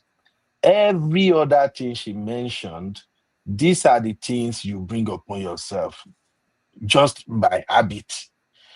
I'm masturbating. You don't start you start masturbating small till it gets out of her that you can't get out of it. Oh, I'm smoking. You usually start with one cigarette. And then it became 2, then 3. Then you graduate to smoking maybe 1 pack a day. Oh, I'm doing drugs. You started. Maybe you start using it as painkiller, and then you started increasing your dosage, the frequency, and before you know it, you begin to depend on it. I'm drinking alcohol. Bro, you started somewhere. Now I get it. Sometimes habit is so difficult to leave. You actually need God's intervention at times to get away from all of this. But my question is always is this. There are a lot of people who are doing everything to DK is doing right now that she's confessing to. And when they stop, they don't make it a show. There are thousands of churches in Nigeria, hundreds of thousands of churches in Nigeria. Totodike choose international platform, the one that people watch the most, to go and say, I have a testimony. Remember, she's an actor. I'm sorry to say, I'm not trying to undermine her testimony, but everything seems scripted and kind of over bloated. In everything she said, when people said, I carry pains in my heart, I carry pains in my heart, and the pain is kind of becoming a trauma. It has to do with what you yourself did to some people. In everything Totodike have said so far, has she ever admitted to doing one thing or the other to anybody? I did not see it in any blog. Did she even said, now that I'm born again, I like to seek forgiveness. This person wronged me, and I did this, I did that as a result of the pain the person caused me. For me, that is how I know people do repent. All these, I've heard all these, I smoke, I drink, I dance in the club, tire. I've heard people get, hey, I did threesome, I didn't.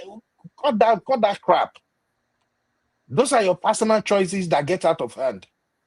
Yes, God delivers you, keep that down. But with what she's saying right now, this is a woman who is on a trajectory of starting her own church. She is a king. He's still in her. You can see she even chose her own name. The Holy Spirit told me, Esther. So now I am Esther. I'm so sorry. I don't want to offend our Christian brothers and sisters. This is just my own opinion. This is all a charade. Yes, she may get to a point in her life where she feel like, I don't think this life that I'm living is worth it. This life is not worth emulating. God, I need your help. I need your help to stop all of this. I want to turn a new leaf. Help me. That's okay. We all do that. There is no way you can claim to be born again or you now say, hey, I've given my life to our Lord Jesus Christ without giving up some of the nonsensical things you used to do. But with what she's doing right now, I swear, in my own opinion, my personal opinion, this guy is orchestrating a big production. Wait until she has her own church. And trust me, a lot of girls will flood that church with many men too. And that's why she chose Pastor Jenny as a church to do all these testimonies so that the whole searchlight will be on her, and then people will be, hey, yeah, she's new. Then the next thing now, she will start her own ministry, her own prayer. They do it all the time. They plenty. There was a time this WhatsApp prayer group was running, and my madam, she cooked my light prayer. Every time they don't do prayer, oh Lord, oh Lord. At a point, I have to, madam, I beg, this prayer, I don't want to be having this prayer when it's time for me to sleep. Oh, I beg, Biko, is it that you doing prayer? I'll go sleep for couch. I was just like, the devil is usually you. We are going to couch. I said, babe, forget all of these things. This prayer is becoming too much. One prayer line in the morning, another one in the afternoon, another one. Waiting happen now. Don't get problem. It's all this. Before you know it now, she will start her own ministry. She goes, not be so Pastor Jerry start. All she will do now, she don't start already. She don't, they on her camera. They do, before you know, she will say, okay, Queen Esther, morning devotion. Before I know, it go blow big and all of that. That's all I want to say. Over to you, moderator, I beg. Make no verse. The thing is just irritating to me. Uncle Ben, just so you know, Toke Makinwa has started a brunch. Is it breakfast or brunch? Christian prayer warrior thing, Abby. Something. I don't know, worship. Yeah, breakfast worship, something like that. And the thing Abby, when are you going to start your own? I can't start. I'm interested the way you will start your own so that I can be the treasurer. I can never. Because my thing is that the thing about people like Toke Makio and these people is that they have an aesthetics that some people are interested in. So now imagine brunch being like this whole amazing thing that girls go for, and you're now calling your stuff brunch worship. It sounds cute. Oh my god, oh my god. And then the first one that she did, she was wearing this very cute kaftan and all of that. Like someone like me that is a fashion girl, that's what I was looking at. I was looking at everybody's nice kaftan, no makeup or very little makeup, but that's what they're going to do. Start doing aesthetically pleasing events for the people that are into that sort of lifestyle. Exactly what Toby is doing. That whole aesthetics of fast cars, designer clothes and shoes, it attracts a certain audience. That's what these people are going to start doing. Anyway, it is well. Sister Chinye, Uncle Dayo, and Auntie Grace, all of them are still here with Tony Baby. Yes, thank you, UB. Thank you, UB, for playing that. I watched it and I said, oh, people are victim to this again. Is where he that has an ear, let him hear what the Spirit says to the churches. Let them keep follow, God will deliver them. Before you know it, the Doris is going to come out again and say, God has forgiven me, and begin to do Sharabaka Simburianka. And there she too will open her own. God will help us. Good night, everyone. Good night. Auntie Grace. Good night, Auntie Grace. Thank you, man. Uncle Ben, can I ask you a question? Uncle Ben, where is our Christmas card? Have you made Christmas card for Real Fam? We are working on it. Let other people speak real quick, I beg. Sister Chinye, where have you been? Oh my God. Not everybody is taking flights to Bora Bora. I'm going to take boats. Because where have you been, sis? By the way, I beg, Abby, remove Sister Mario from Bora Bora list too. Uncle Sister Ben, Mario is not going. Tell Uncle Ben, Bora Bora trip is not your trip, so you can't be giving instructions about it, sir. Respectfully. Abby, I can't believe you said now boats are gonna take reach. Because where have you been? Girl, life has been lifing, but it's all good. I need to do a lot of catch up with some of you guys. Sometimes I'll sneak in the back and catch a little bit live, but there's a lot of catch up I need to do. But anyway, well, like I was saying in the comment section, time will tell. Just it's been a lot of funny things that's been happening in the Christian world. So I completely understand, people feeling a certain type of way about her testimony, especially I remember when she was saying that she was in therapy, and when she was going off on her ex, the one that she had her son for. And the anger was just, we can all see that she has a lot of issue when it comes to anger. But at the same time, it would be sad if she's actually genuine about it, and we, and people feel a certain type of way. But at the same time, I don't blame folks for feeling a certain type of way, because we've known Tonto to have these kind of characteristics for a very long time. But time will tell, whether if she has something cooking or not. I won't be shocked or surprised if she does have something cooking.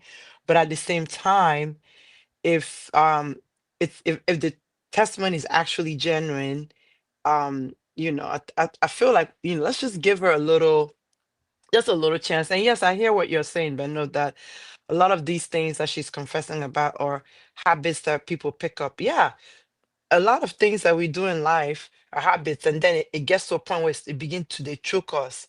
Because at the end of the day, when you pick up on a habit, then when it's time for you to leave that habit, it becomes really difficult. It gets to a point whereby, like if say like a lot of people are like really, both men or women, a lot of people are really dealing with masturbation. Like when they started it at first, it was like joke, like play, or like with pornography, and it becomes a problem. And at that time, yes, you when you start doing something, you use your two hands to open the door for the enemy, and it comes in, and then it takes over. And even some people, when in their marriage, they're struggling with masturbation, hiding and doing it, feeling so shameful afterwards.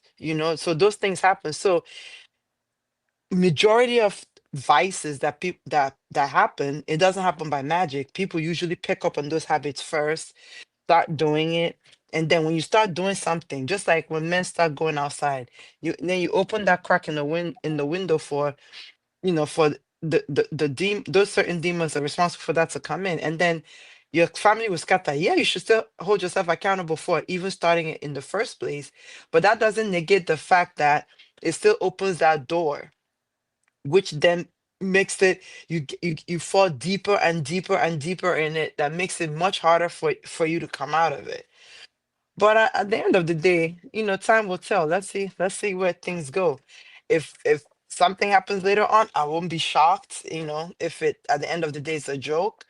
But at the same time, if it's not a joke, I hope, I wish her the best. That's all I've got to say. Thank you, Sister Chinye. No problem. Abby, you need to take that thing you said back, or you need to take it back. Sister Chinye, we know I'm You need joking. to It's, you need it's to Uncle take Ben it that will back. enter Keno. Uncle Ben will enter Keno to come to Barbara. It's actually a first class flight for you, of course. Yes, ma'am. Hey, you guys are doing paddy with Clock Bora it. Bora. Okay. Okay. Bye. Good night, sis. Uncle Dayo and Noni Baby is still here. Dupsy is in the building also. Uncle Dayo and Noni Baby, let's just allow Dupsy so that you guys will be the one to round up for us. Sister Dupsy, what's up, mommy? How you doing? You are muted. Dupsy's thoughts. You are muted. I muted. Oh, let me mute myself. Dupsy's thoughts. You are muted. Hello, Ah, can you hear me? the way my voice sounds for your Yes, TV, we God of can. Zachariah, my voice is Yes, I can hear terrible. myself. Hello. Yeah, Sis, we we can can hear hear you. Go ahead. Oh, okay, I can hear me now. I can hear you. Hi, everybody. So, I'm just joining in. So I've missed a whole lot. So, but one thing that caught my attention was just the what I call it, dickness, to DK stuff. And I just wanted to reiterate that this thing that Tonto is doing is nothing new. Nollywood actresses have always done it. Like, I think. Oh my God, sis, we've lost you again. Oh, maybe she's receiving a call or Of something. course. That is usually phone call. Yeah, she'll be back. It's a phone call. Hello, can you hear me? Yes, we can hear you now. Now, wow. Okay. So I was saying that this pipeline is so familiar. Like Liz Benson did it at some point in time, and I think she tried to come back into Nollywood, and I don't know what happened. Then Eukarya Anobi did it too. And then even Patience, Madam Patience too also did it. So it's very common for Nollywood or even celebrities. And I like the point that Abby made about Toke. I think Sharon Oja too is on that cake too. Yep. It's a very common pipeline because I think a deeper issue in my own perspective is when, and this might sound not so good, and it might also not sound so good for my gender. We start off being, nice babes and all that stuff. And I always notice that when we start getting older, we now start doing this spiritual track, especially celebrities tend to do that. And I think sometimes they do it to clean their image. Another person that did this is KDK, Chidima KDK. Tito has done that same pipeline. So it's not new. This whole thing is nothing new. It's just a different way to change image. It's a different way to also make money. So that's what I wanted to say. It's nothing new. Thank you, Sis Dupsy. Yeah. Absolutely. Another one is make money, and the second aspect is when they start looking for husband. Yes, I don't want to say that, Abby. Because I don't want to shoot my gender too much. Yes. When they're looking for husband. Why did you say see how that? you people are doing fashion? You see how you people are playing politics now. You don't want to bring your gender out. No, we will never, not our agenda. Uncle Ben, I'm rebranding in January. This is rebrand. That husband. I told you, start your ministry. The husband will come by fire by force. Tonto is looking for certain kind of men, and those men will not come for her, knowing what they know about her. But with this new, I'm a new being. I am now Mother Esther, and I'm here for the ministry. You will see good men will come now. Tonto is a very beautiful woman, honestly speaking. She takes good care of herself.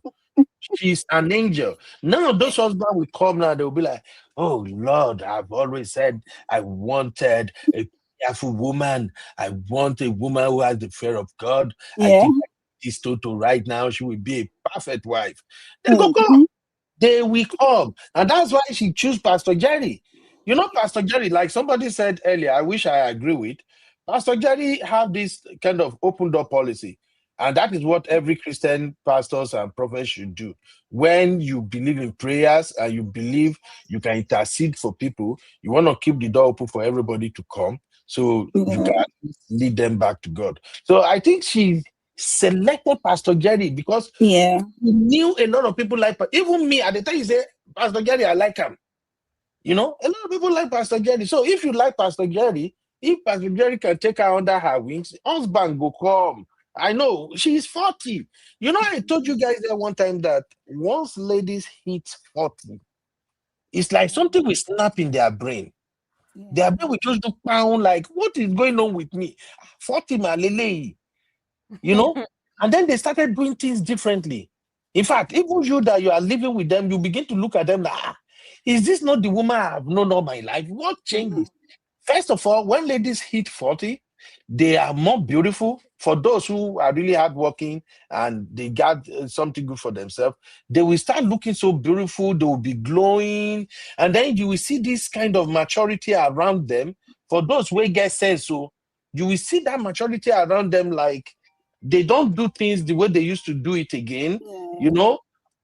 That is what is happening to her now. Some people hit 40 and then what they will receive will be midlife crisis. I don't think this is midlife crisis. This is midlife deliverance for her. I want you guys to hear this video real quick before we go to Uncle Dayo and Honey Babe. This is a lady crying because she discovered she hit 40 and there's nothing to show for it. Listen. Succeeded at any. I remember when I had that kind of awakening. I'm Just 40. watch. Not where I wanted to be. I haven't succeeded at any. I remember when I had that kind of awakening. I'm not in my 40s. I am a little bit over my mid 30s, but I had that realization and that awakening, I'd say closer to my late 20s, early 30s. You wake up out the matrix, and I call this a spiritual awakening because like you wake up one day and you're like, what am I doing?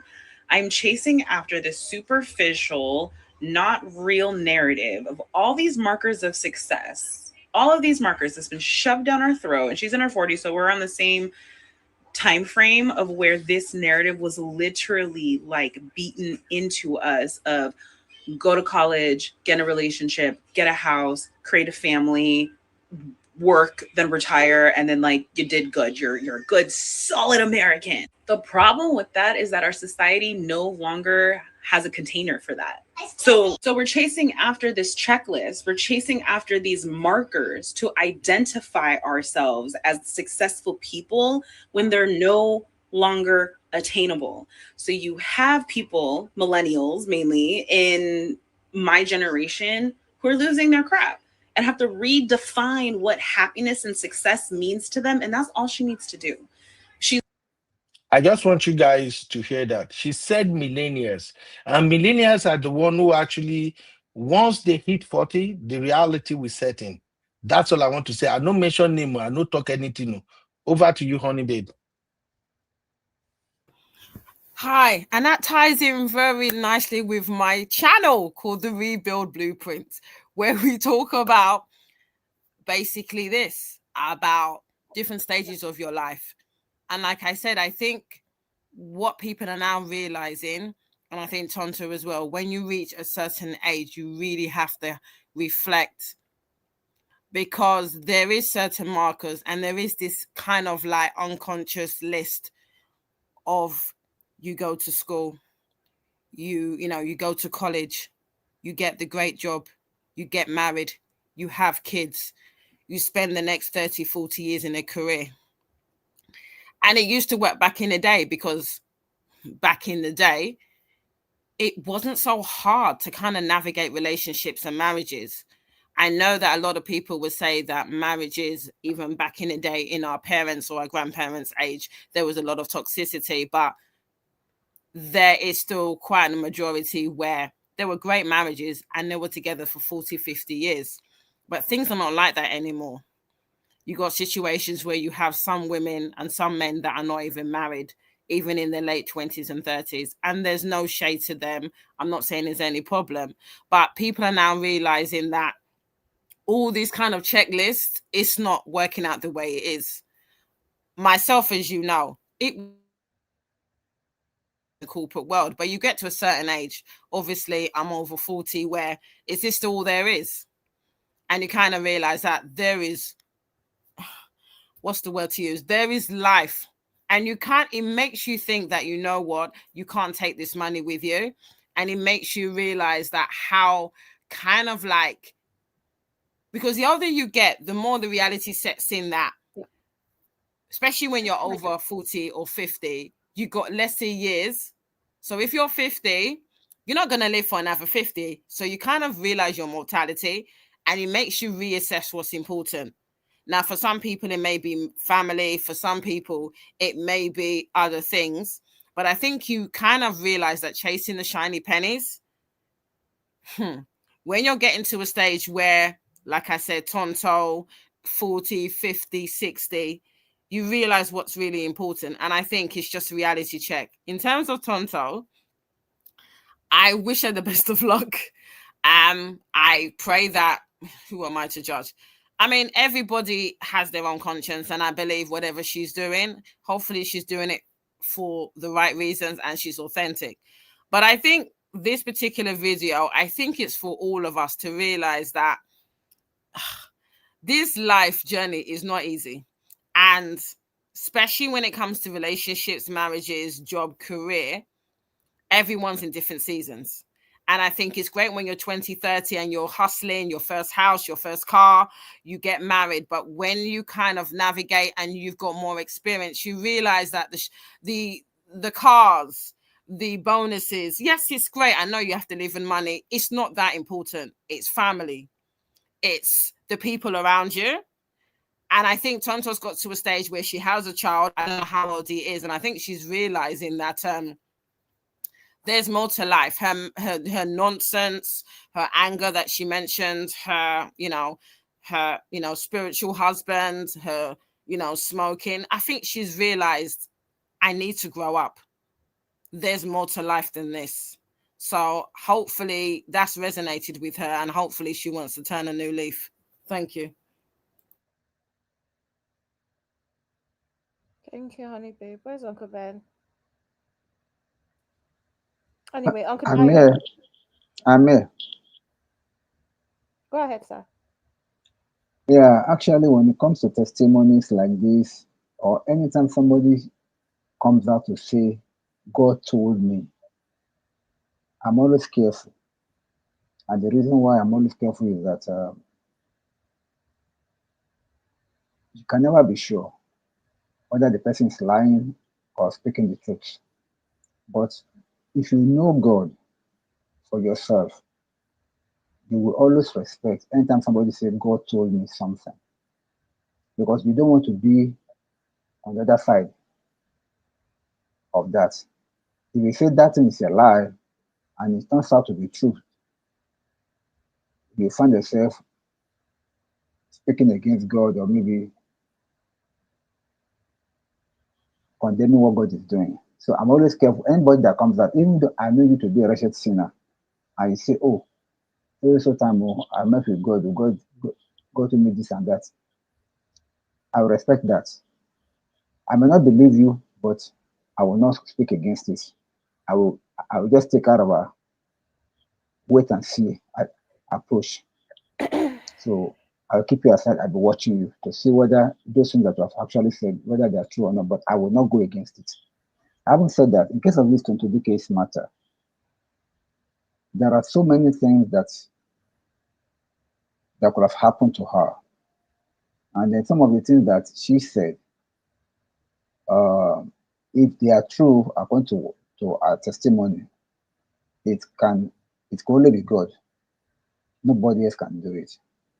If indeed the urge for smoking and drinking is gone, no personal effort can do that. It can only be God. If indeed the urge for masturbation is God, it's gone from our life completely, then it's only God that can do it for us. So I want to be careful to wait and see. Having said that, when it comes to calling, she claimed that God called her. God calls people for different reasons. God might have called her for a purpose. God called people. God called people for some different assignments here and there. Whatever purpose God has called her for, we are yet to see. So we shall know as it unfolds. So I would just want us to take a kind of a laid-back approach to this. Let us wait and see. If it's a move of God, it will surely blossom. But if it's not, it will be exposed, and the folly will be exposed completely. Now, going forward, when it comes to reality about women and their call for ministry, I don't want to be controversial. At the same time, I don't want to be like a pessimist. I will only say I take caution to that. I take caution to that because any woman, particularly if you are married and you are claiming the call of God upon your life, if God actually calls you, God will have told your wife, told your husband about it. God is not an author of confusion. If God wants to use your wife, you as the husband, God will have revealed it to you. Say, my son, I want to use your wife, my daughter, even before she herself decides to come and tell you. God will have told you. Then by the time she comes to tell you, see, this is what she's hearing from God, you just be like confirmation. So because if it is God, God will never bypass you as the husband to go and speak to your wife and say, okay, well, I'm calling you to the ministry. It does not happen like that. It's not happen like that. I haven't said that for the case of this, our conversation this night, Tonto DK, I wish her the best of luck. And I pray that whatever purpose God is calling her for, she materialize and she shall succeed in it in Jesus' name.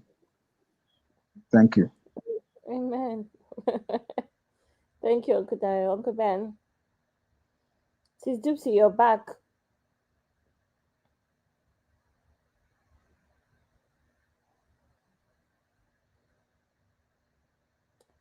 Gypsy Thoughts. Are you here? Hello. So Sis. no, I'm okay. I think I said what I wanted to say. I just stayed on the backstage. Okay, all right, sis. So No worries.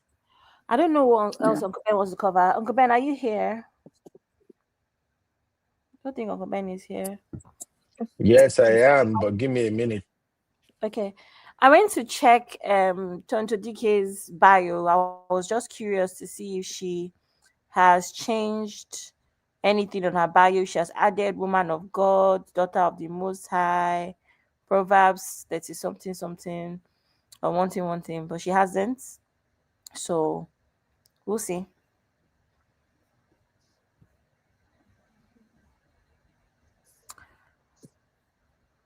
Should we go back to the original topic? What was the original topic? Original topic is Doris Ogala. So we should end. I mean, what time is it? 10 p.m. 11 p.m. in Yeah, Niger. it's It's 10. coming to an end. Yeah. But I don't know if there's anything else Uncle Ben wants to add. So let's give it a second. In the meantime, In summary. what did We're you doing a say? summary. Are we doing a summary? Summary. Summary of what? Doris. No, you said that we should go back to the original topic. So we're just going to do summary and then leave. That's what I'm asking. Yeah, I don't know what else Uncle Ben wants to talk about. So I'm going to I wait. don't know what While maybe we wants to wait, say. I think we said it all. while we wait, what's this? Video has no sound. Okay, whatever.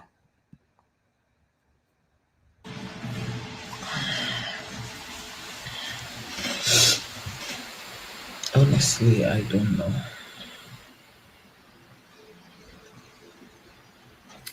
I don't know what's happening to me.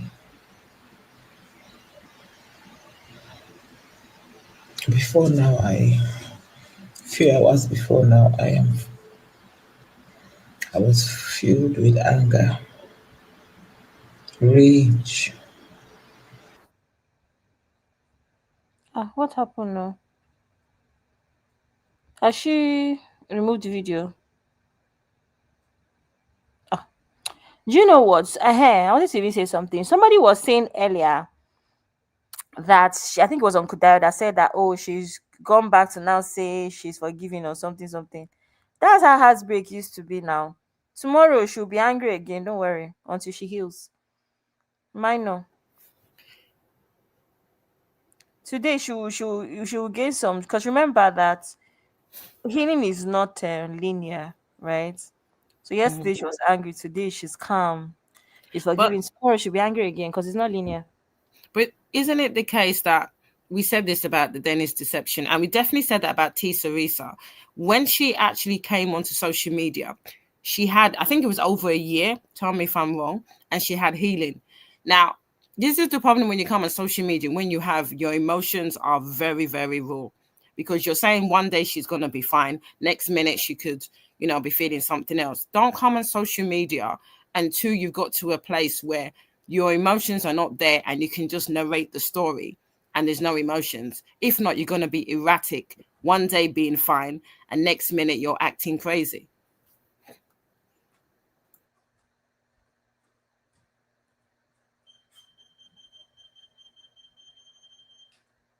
Sorry, honey, babe. I am so hot.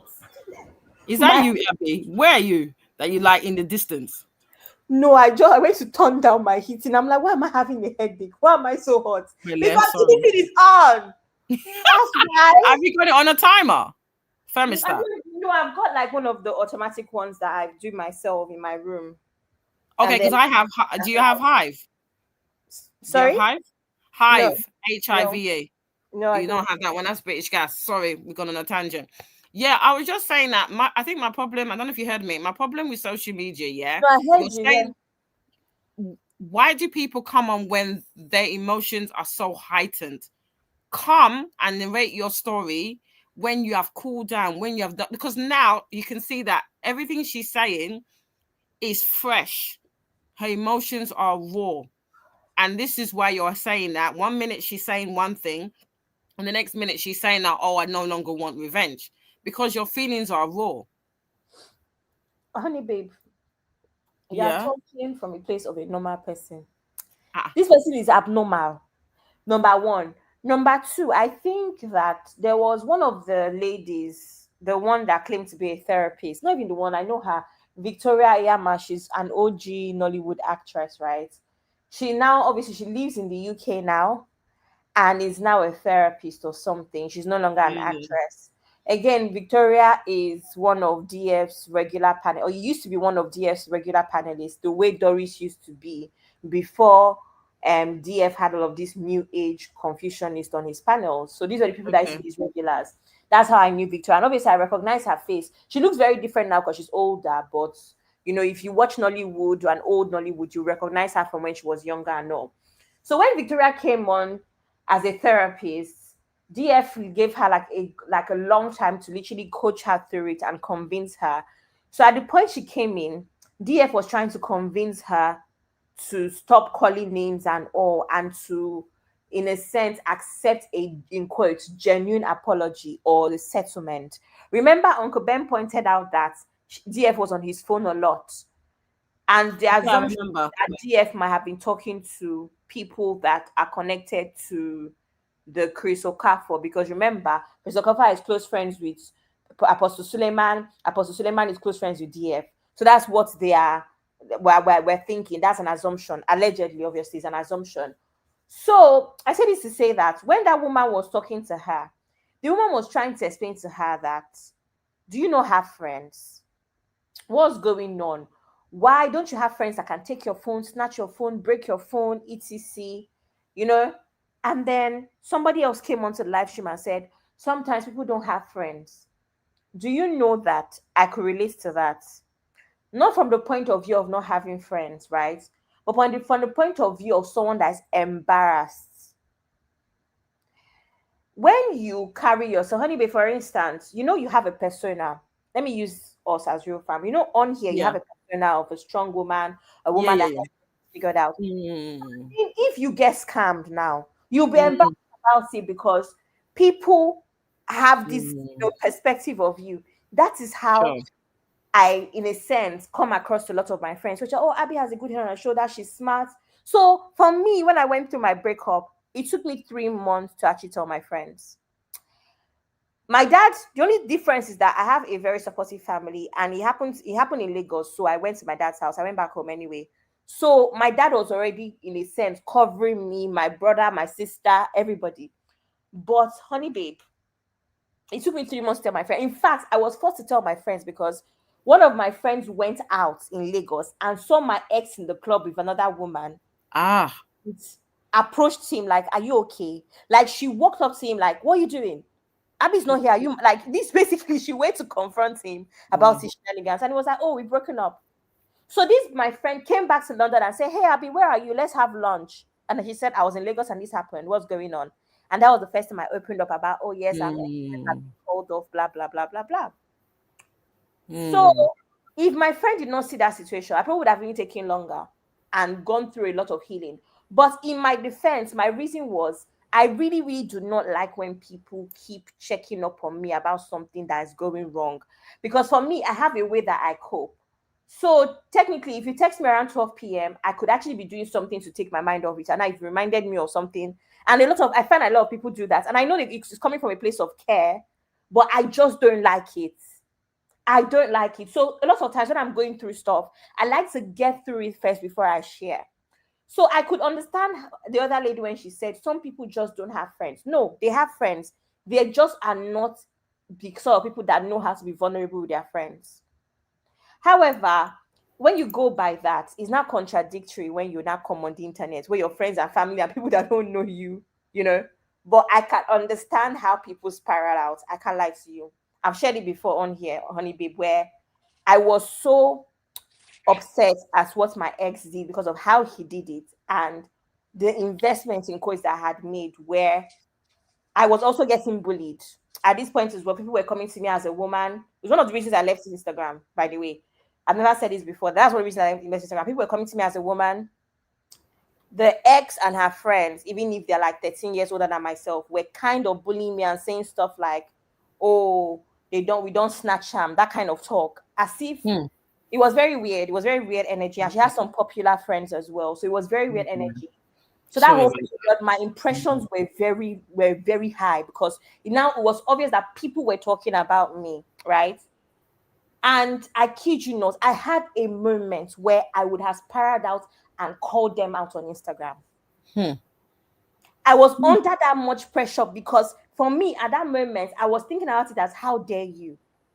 This is what has happened. This is what has happened. This is what has happened. And you that should hide your face in shame, especially you that is much older than I am, and I respected you because you presented yourself to me as a big sister, and now you're marrying my ex, because I knew the woman, right? Or I know the woman. I could have spiraled out, and you have the audacity to be talking about me, and you guys are posting things on your stories, and then people are directing it to me. Do you understand what I'm trying to say? Yeah, I get you. If I got messages, I got nothing less than 150 messages, most of them anonymous. People that I've never spoken to before were like, hey, Abby, oh, you're a nice looking girl. You just seem really nice. I'm so sorry. Keep your heads up. I'm like, since when do people start coming to my DMs to tell me keep my heads up? Wow. Do you know what I mean? Yeah, So I get what you mean. If I was not in my dad's house, if at that time there was a period where my dad was even forcing me to sleep in his room, that's how serious it was. Like, that's how broken I was. If I was not in that situation where, honey babe, I left my job. I did not work for 6 months. People don't understand what a certain level of betrayal. I woke up in the morning and saw my ex getting married to somebody else on Instagram. People don't understand what that level of betrayal can do to people. And if you don't have the right people around you, in my own case, my dad and I have not lived in the same country for years. It was just a coincidence that I happened to be in Lagos, and he could cover me in that way. He fully came back to, I've said this before, my father came back to London and stayed with me another 6 weeks. Again, if I did not have that, do you not think that I would have forgotten at that moment because of all of the bullying? And in a sense, I felt like this is false narrative. Don't make it seem like he broke up with me. No, this is the ring. I'm still wearing the ring. These are the message. I almost felt like I wanted to defend myself.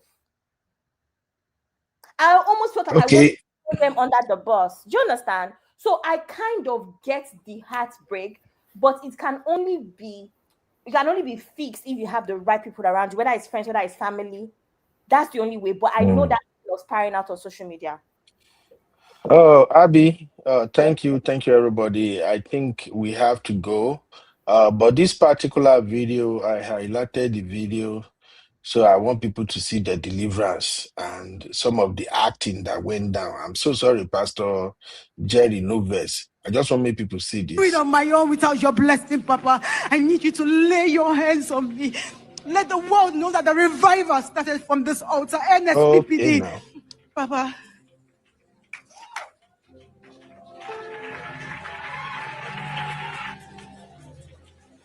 There we go. Church, can we stretch forth our hands? This is a little unusual, but stretch forth your hands to our sister Tonto Dike. Stretch forth your. Now, let me quickly chip in something here. Why did you think Pastor Jerry said this is a little unusual? I don't know if anybody pick up on that. Yeah, I know Kudayo is still here. Do you know why he said this is a little unusual? Because he has not experienced it before. I don't think Pastor Jerry will want to embarrass her. So I think he just was trying to say, this one, I've not experienced it before. I think that's what he was trying to say. Exactly. See, that's why I say you are very, very smart. Uncle Dayo, can you hear me, sir? I don't know if Uncle Dayo is still here, but I can see I'm very much here, sir. I can hear you loud and clear. Uncle Dayo, please, as somebody who is a religious man himself, do you kind of understand why Pastor Jerry is saying this is unusual before he went ahead with this deliverance or whatever? Yes, I do. Tell us. The reason why he said it is unusual is that it's like that laying on of hand. It's like ordaining her, okay? And you don't call for such without informing the pastor ahead. It's too sudden. Okudayo, you will live long for us. Don't worry, sir. You don't need to even go further. But I see you notice what I observe too. Because I know what may come be like this Okube, they behave like Babalawo. What Toto DK did, I've seen people do this many times. That's why me and some people they get problem, and I can't stand people like this. There are some people who are born users, naturally born users and manipulators. They will come to you like they are armless. They need you, either they want to use your platform or they need you to help them do something. And you will look at what they needed from you and feel like, well, this is nothing. Let me just do it. Before you know it, it will start escalating. Before you know it, they will put you in a corner that you can't, anything you do, you will be judged. So you just have to play along. Even when you are doing what they want you to do, you will be boiling deep down inside. But if you react, people are watching. The whole thing will turn around and people will blame you for it. That is what users do. And users are usually manipulators. This deliverance and everything you see going on right here, everything in me tells me Pastor Jerry Eze did not have this on his agenda for what they want to do that very day. He is only aware that, oh, Toto Dike, she heard my message. I think it resonated. She repented. She wants to share her testimony. And as usual, as every pastor would do, say, oh, come on, let her share her testimony. Maybe it will bring some people back to Christ. Now she started drama. I told you from the moment she opens her mouth, for me, I'm sorry. God, I beg, forgive me. It's just how I feel. From the moment she opens her mouth, I just felt like this is manipulation. Big time. There is no testimony here. These are regular testimony. All she could have just done is, oh, I just want to testify to the healing of the Almighty God. That I was dealing with this, I'm dealing with this, and God stepped in, God healed me. Praise the Lord, everybody. Case closed. As soon as she's demonstrating, she's acting, she's dropping it. I did a series here one time. I don't know if people watched that. When I said, be careful of people who use manipulation through storytelling. That's why for me, sometimes my heart be like stone. You have to work harder before you can get me convinced about something. If I notice, the moment you want to tell me something and you start telling story, oh, you already alert me with that. Say, okay, Ben, watch out. What's coming? Unless that your story is pure and neat, then I don't have issue. As soon as she started telling that story, I just knew this is manipulation through storytelling. Everything she says she's doing, we have thousands and thousands of girls in Nigeria that are doing it right now. It's nothing new. These are personal challenges that every Christian dealt with. Even as we are speaking right now, there are still some of us that have some things we are dealing with that has become an habit, and we are begging God that, Lord, please help me out with this. But the moment she started talking and the way she's going, she just needed somebody to be a point of reference to say in the future, oh, people saw it when I was anointed. Pastor Jerry Eze anointed me. You all saw it. This is all. I just want you guys to notice that. So now she put Pastor Jerry Eze in a very tight corner. And I love Pastor Jerry for having that courage to say, this is unusual. The man don't want to say much. But this is a setup for him himself. You see somebody who came to show full display, her acting career on full display. This is crazy. Where can I watch the rest? And she would have chosen not to say these things, but because she said them. People of God, I want you to just speak the words of God over her life. Papa,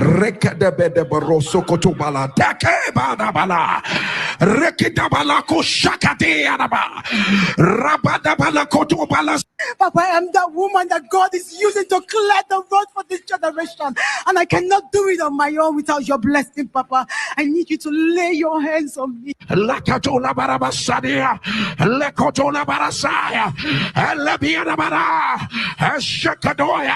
The body of sin is broken. And I decree you are a voice in your generation. You are a voice for the kingdom. You are a voice for the kingdom. You will grow in wisdom. You will grow in knowledge.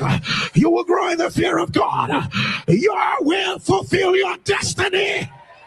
You will fulfill your destiny. Let the power of the Holy Ghost energize your body right now. Manifest the fullness of God. Manifest the glory of God. Manifest the fire of God. Akendabia, Ishakatobalaya, Rakatobadeada, Rakatabalababa, Ashakadoyada, Lekutosibadaya, Lakatola Barabasadia, Lekotola Barasaya, Elebianabara, Ashakadoya. This time there will be no going back.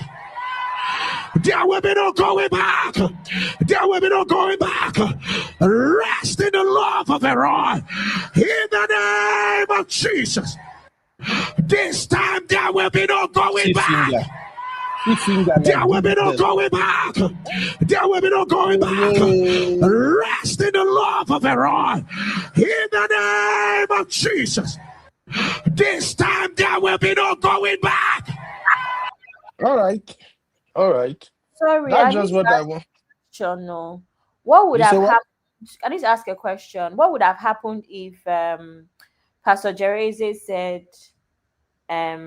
not yet or rejected her offer? Because I'm just trying to even think about things from the point of view of just, should I say, his reputation? Because you're a man of God. Shouldn't things feel right or not? He can't say no. Why not?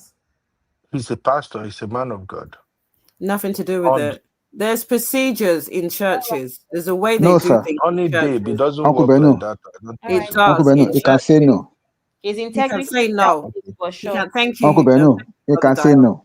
He can say Let no. me explain why. Let me explain why. But I also equally understand why he cannot say no at that point in time. But if he wants to say no, he can say no. The reason being that even the Bible says that don't lay hands suddenly upon any man. Apostle Paul was telling his son Timothy, see, don't lay hands upon any man suddenly. God himself forbid pastor just laying hands upon people like that. You must be led by the Spirit of God before you can lay hands. All this one that you are seeing people just laying hands anyhow, it is not. See, if Apostle Paul can instruct his son and say, don't lay hand upon any man, don't suddenly lay hand upon any man, there is a reason behind it. It's because he knows laying on of hands transfers something. If you are filled with the Holy Ghost, it will transfer the same virtue upon that person. If you are filled with the devil's spirit, it will transfer the same virtue upon that person. I've seen a church whereby a fornicator was the lead singer in that church. I bet you many members of that church, the spirit of fornication came upon them. See, this thing is spiritual. I'm telling you, Uncle Ben. This is spiritual. The gift in you, when you begin to operate it, it will rub off on people around you. That's why if you have a fornicator as a pastor, watch the congregation. Many of the members will be fornicating. That spirit will just fall upon them. That's why, like this church that we're talking about now, if you happen to know members of that church, find out what is happening there. It is where you'll be seeing church members sleeping with themselves. Fornication will just be rampant because the pastor of that church is a fornicator. So it is not something. That's why he has a right to say no, but he chose to say. He chose to say yes and did it because maybe he wanted to avoid anything like embarrassment for her, or maybe because he felt that, well, just let me do it and let it go. But if he had said no, as Abby said, people will have been, why? Then he has every right to say that we should do it properly. He will have just say, no, I'm not going to do it now. We will do it properly. Simple as ABC. Maybe they now dedicate a service, or maybe they now do it in the office, or maybe this is a setup. Uncle Beno, you are just too smart for your own self. This is a setup. She wanted that. She wanted that platform. She wanted it, and she got it. No, honestly, also, you are too smart for your own self. with the information that we have, with no disrespect, right? Maybe I've joined NSPPD maybe twice or 3 times since it started. With the information that we have about even his wife not putting certain information out there and people stumbling upon it, church members stumbling upon it, we've had political ambition and all of that stuff. I'm not going to lie. Would you think that a Jerry Eze is going to turn down a Toton DK? If she was a poor member of the congregation, maybe he would have said no. This is always what happens with most of the churches when celebrities go to the church. Look at how well Pastor Bolaji started, allegedly. Look at what he's doing now. His whole church has turned to a celebrity church. And that's why that's what I'm saying about reputation. At what point do people actually see things for what they are? And that's why at the end of the day, one of the first churches like Redeem and Winners and them lots, I still have some respect for those churches based off of the way they actually treat celebrities. They don't make their whole church where Daddy Adeboye will be preaching and they'll be putting camera on Banky W or putting camera on or who's a celebrity on Toto. Do you know what I mean?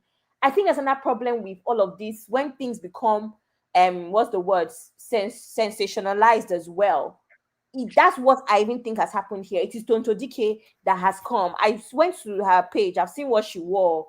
She was carrying a Birkin bag that is around $200,000, the cross king one. So when she comes like that to your church, you will not tell her no. All these pastors, they know what they are doing. I'm so sorry. Because at the end of the day, a very big part of his ministry is social media. So he cannot come across like that to the public. Just saying, allegedly. I come in peace. But Abby, the problem I have, and this is the problem, is that why are you, like I said to you, that there should, I don't know, there's procedures and processes in church. If she wanted to be delivered, they could have had that conversation. And back to what Uncle Dio said, personally for me, you need to be very careful. Number one, who you lay your hands on. And number two, be very careful who you allow to lay hands on you. And I think the problem I have is that anyone can come into the church. We say this every day. Isn't the church a hospital? So you're not necessarily going to get anybody that has a Christ-like nature. Anybody can come. Whatever, you know what I'm saying, evil, blah, blah, blah. But that's what I'm trying to say. And I think the problem I have is that because of the way Nigerian churches are set up, it's like they see a little bit of celebrity and it's like, you cannot say, it shouldn't matter that she's a celebrity. It shouldn't matter that she's an actress. No. Number one, someone wants to speak. You wouldn't even basically quality check what they're going to say. Make them aware of this is how we do things in the church. If she wants to have deliverance or whatever that performance was, you have a conversation and you discuss it. And then you now decide at a later date to now book that deliverance thing. So it's all about, for me, two things, is that you're literally idolizing an actress so you can't say no to that person. And two, there's no processes, because church should be a process, whether it's deliverance, whether, you have the way church is run in a certain way from the very time you start to the praise and worship, to the actual message, to the last song, and then you pray and you leave. There's processes. So I really don't understand how she was able to get away with this type of, because she's turned to DK. And I'm not being a negative, but this is the problem. I went to Victory and I saw John Fashanu many times. There was a lot of celebrities, but it didn't matter because they weren't treated any different to the rest of us. And this is the problem, is that you have in Nigeria, everything is power, wealth, and celebrity status to the way that you are treated. And it's wrong. All right. Thank you for that, honey babe. Shout out to my brother, Ahmed Oladejo. So Ahmed actually shared this in the comment, 1 Timothy 5:22, and I quickly look it up. And it says, do not be hasty in the laying on of hands, and do not share in the sins of others. Keep yourself pure.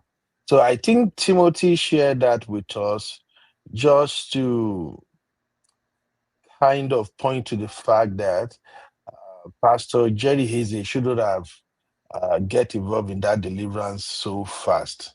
He was giving But the again, Bible verse based off of what Uncle Dio was talking about. That's what happened. yeah, that's how I'm just interpreting it now. Because if the Bible verse says, "Do not be hasty," and Pastor Jerry Eze is drawn into this drama, I'm still giving him grace because these manipulators, sometimes when they come with their own evil plans. Totodike already knew what she wanted to do when she went to that church. And as soon as they allow her to speak, she tell her story. And to round up her story, she said, "Papa, I want everyone to see that it happened right here on this altar. Papa." Well, what can Pastor Jerry do? If Pastor Jerry stopped at that point and not do the deliverance or anything, he would have been all over internet now. Can you imagine Pastor Jerry? A sinner came and repented. You cannot even pray for her. Can you see? So they will drag him. Is that what a pastor should be concerned with, Uncle Ben? Who cares about what people think? In the concept of this is your ministry. There's a bigger picture, Uncle Ben. Now, let's be saying the truth. Mm-hmm. There's a bigger picture. Auntie Grace has not slept. This one, there's a bigger picture. This is his ministry that we're talking about, Uncle Ben. Auntie Grace has not slept. But sorry, Auntie Grace, let's let you speak. Auntie Grace cannot sleep. Uncle Ben is disturbing her. That's why. I slept and I woke up. You guys know me. So I just wanted to say that Pastor Jerry was not ignorant of that performance. Mm-hmm. This is not the first time that woman has been in that church. I think she has shared a testimony before in that church. If you listen to her testimony, it's a Ghana conference. She followed them to Ghana. True. And after that prayer, Pastor Jerry went ahead to say, I was actually like surprised when I started seeing her, and I've told her that she need to start discipleship class. And she said, I have started. Yep. She joined the church already. She's being discipled. She didn't just go to that church that day to do all that drama. She's been in the church. Then why the deliverance then? Why? Is she doing discipleship? That is a public show, a public declaration. That is where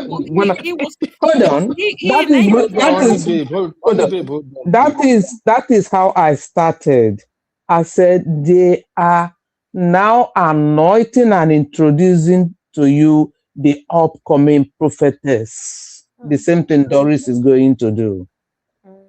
Our people don't learn, they don't watch, they don't reason, they don't think.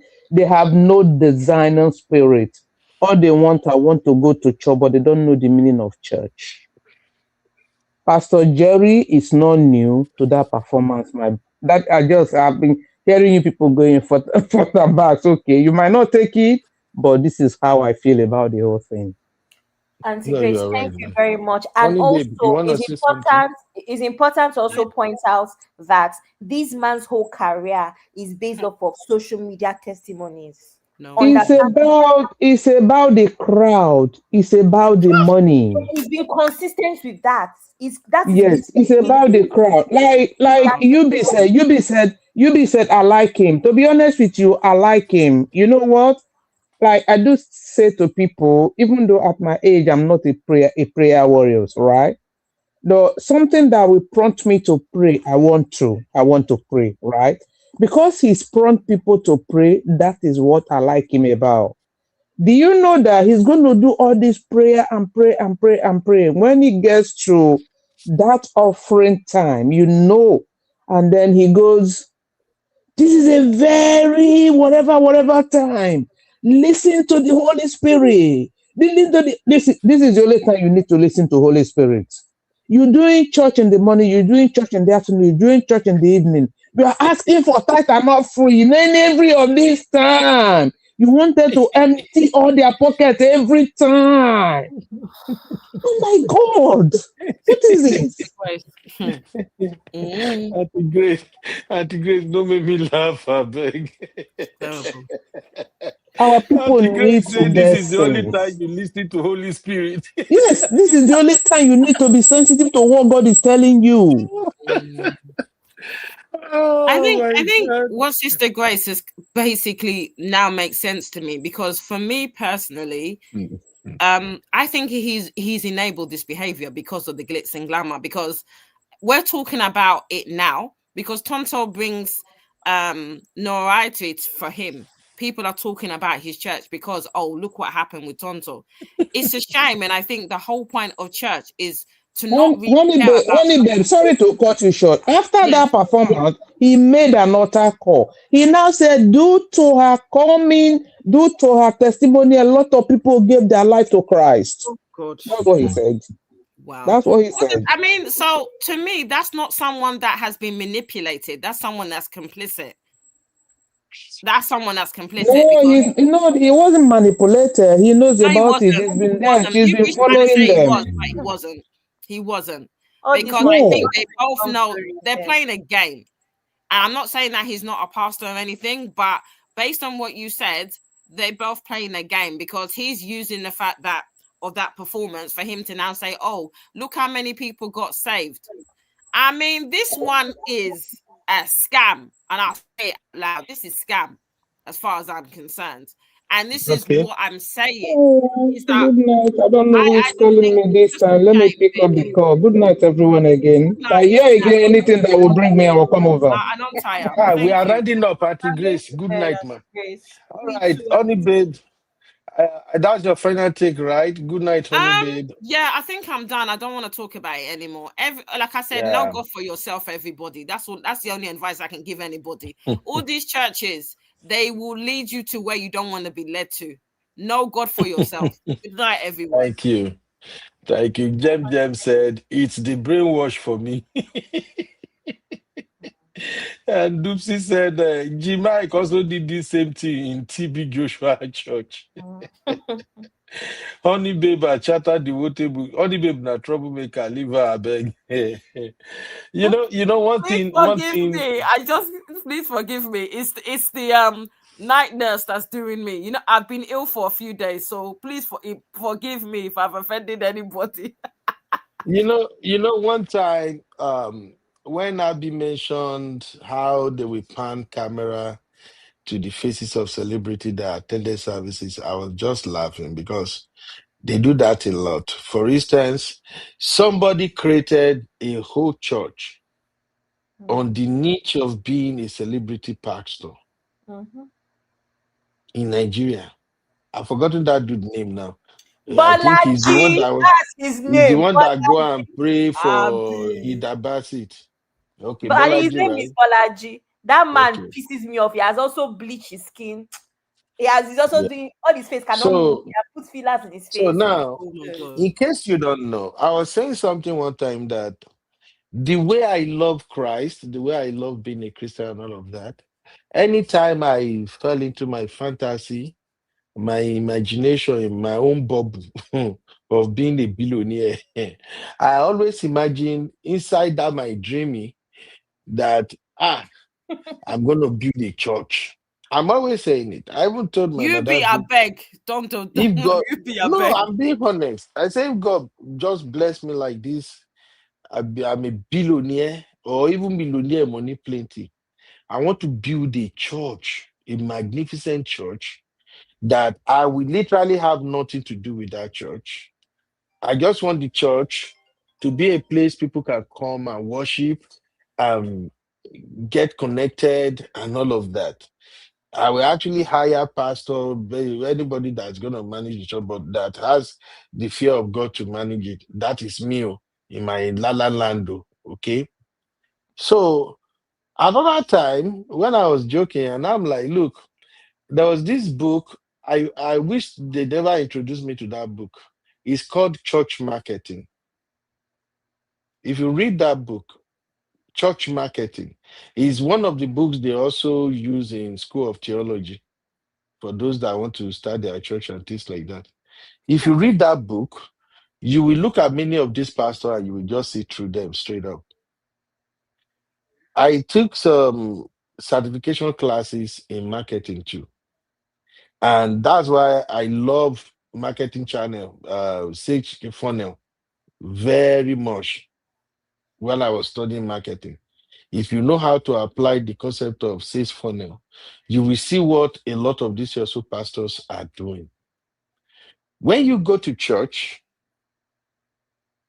sometimes they are looking at the car park to see what kind of car you drove to the church. They do that a lot in Nigeria, not in a place like US anyway. Car is not in here. But in Nigeria, sometimes they are looking, especially all these criminals that started churches. They are looking, what kind of car did this person bring? Is there anybody that come with Rolls Royce today? Who brought a G-Wagon? How many people come with G-Wagon? The truth of the matter is, when you go to church as a celebrity, as somebody who is very rich, the pastor want to meet you. They want to know you. They want to give you special services to let you know that you are in the perfect place because of what you can bring. There are many of these churches now that there are people with real life problems, real issues that need spiritual intervention.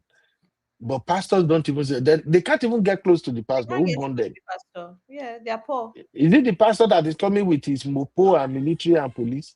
How do you want to meet him? But those who has name and are rich, they see the pastor whenever they want to. If you think I'm joking, go and try now. Just go to one of these churches in Nigeria. No carry motor go. Just wear ordinary shirt or something. Yes, ma'am.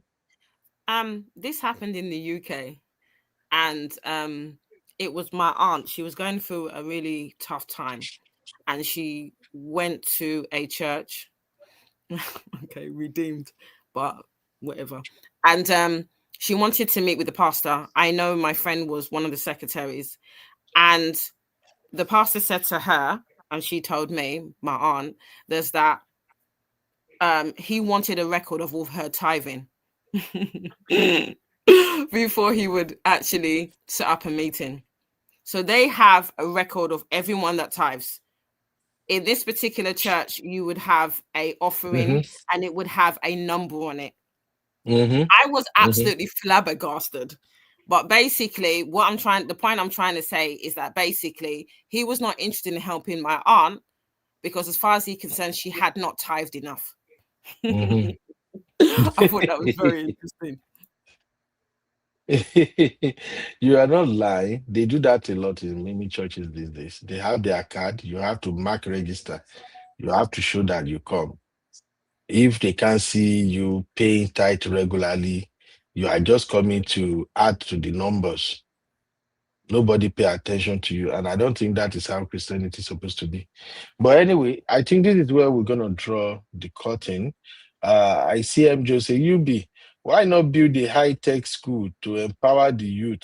The world has enough churches, especially in Africa, but it's still a mess. Well You said. see, that's a very, very good question.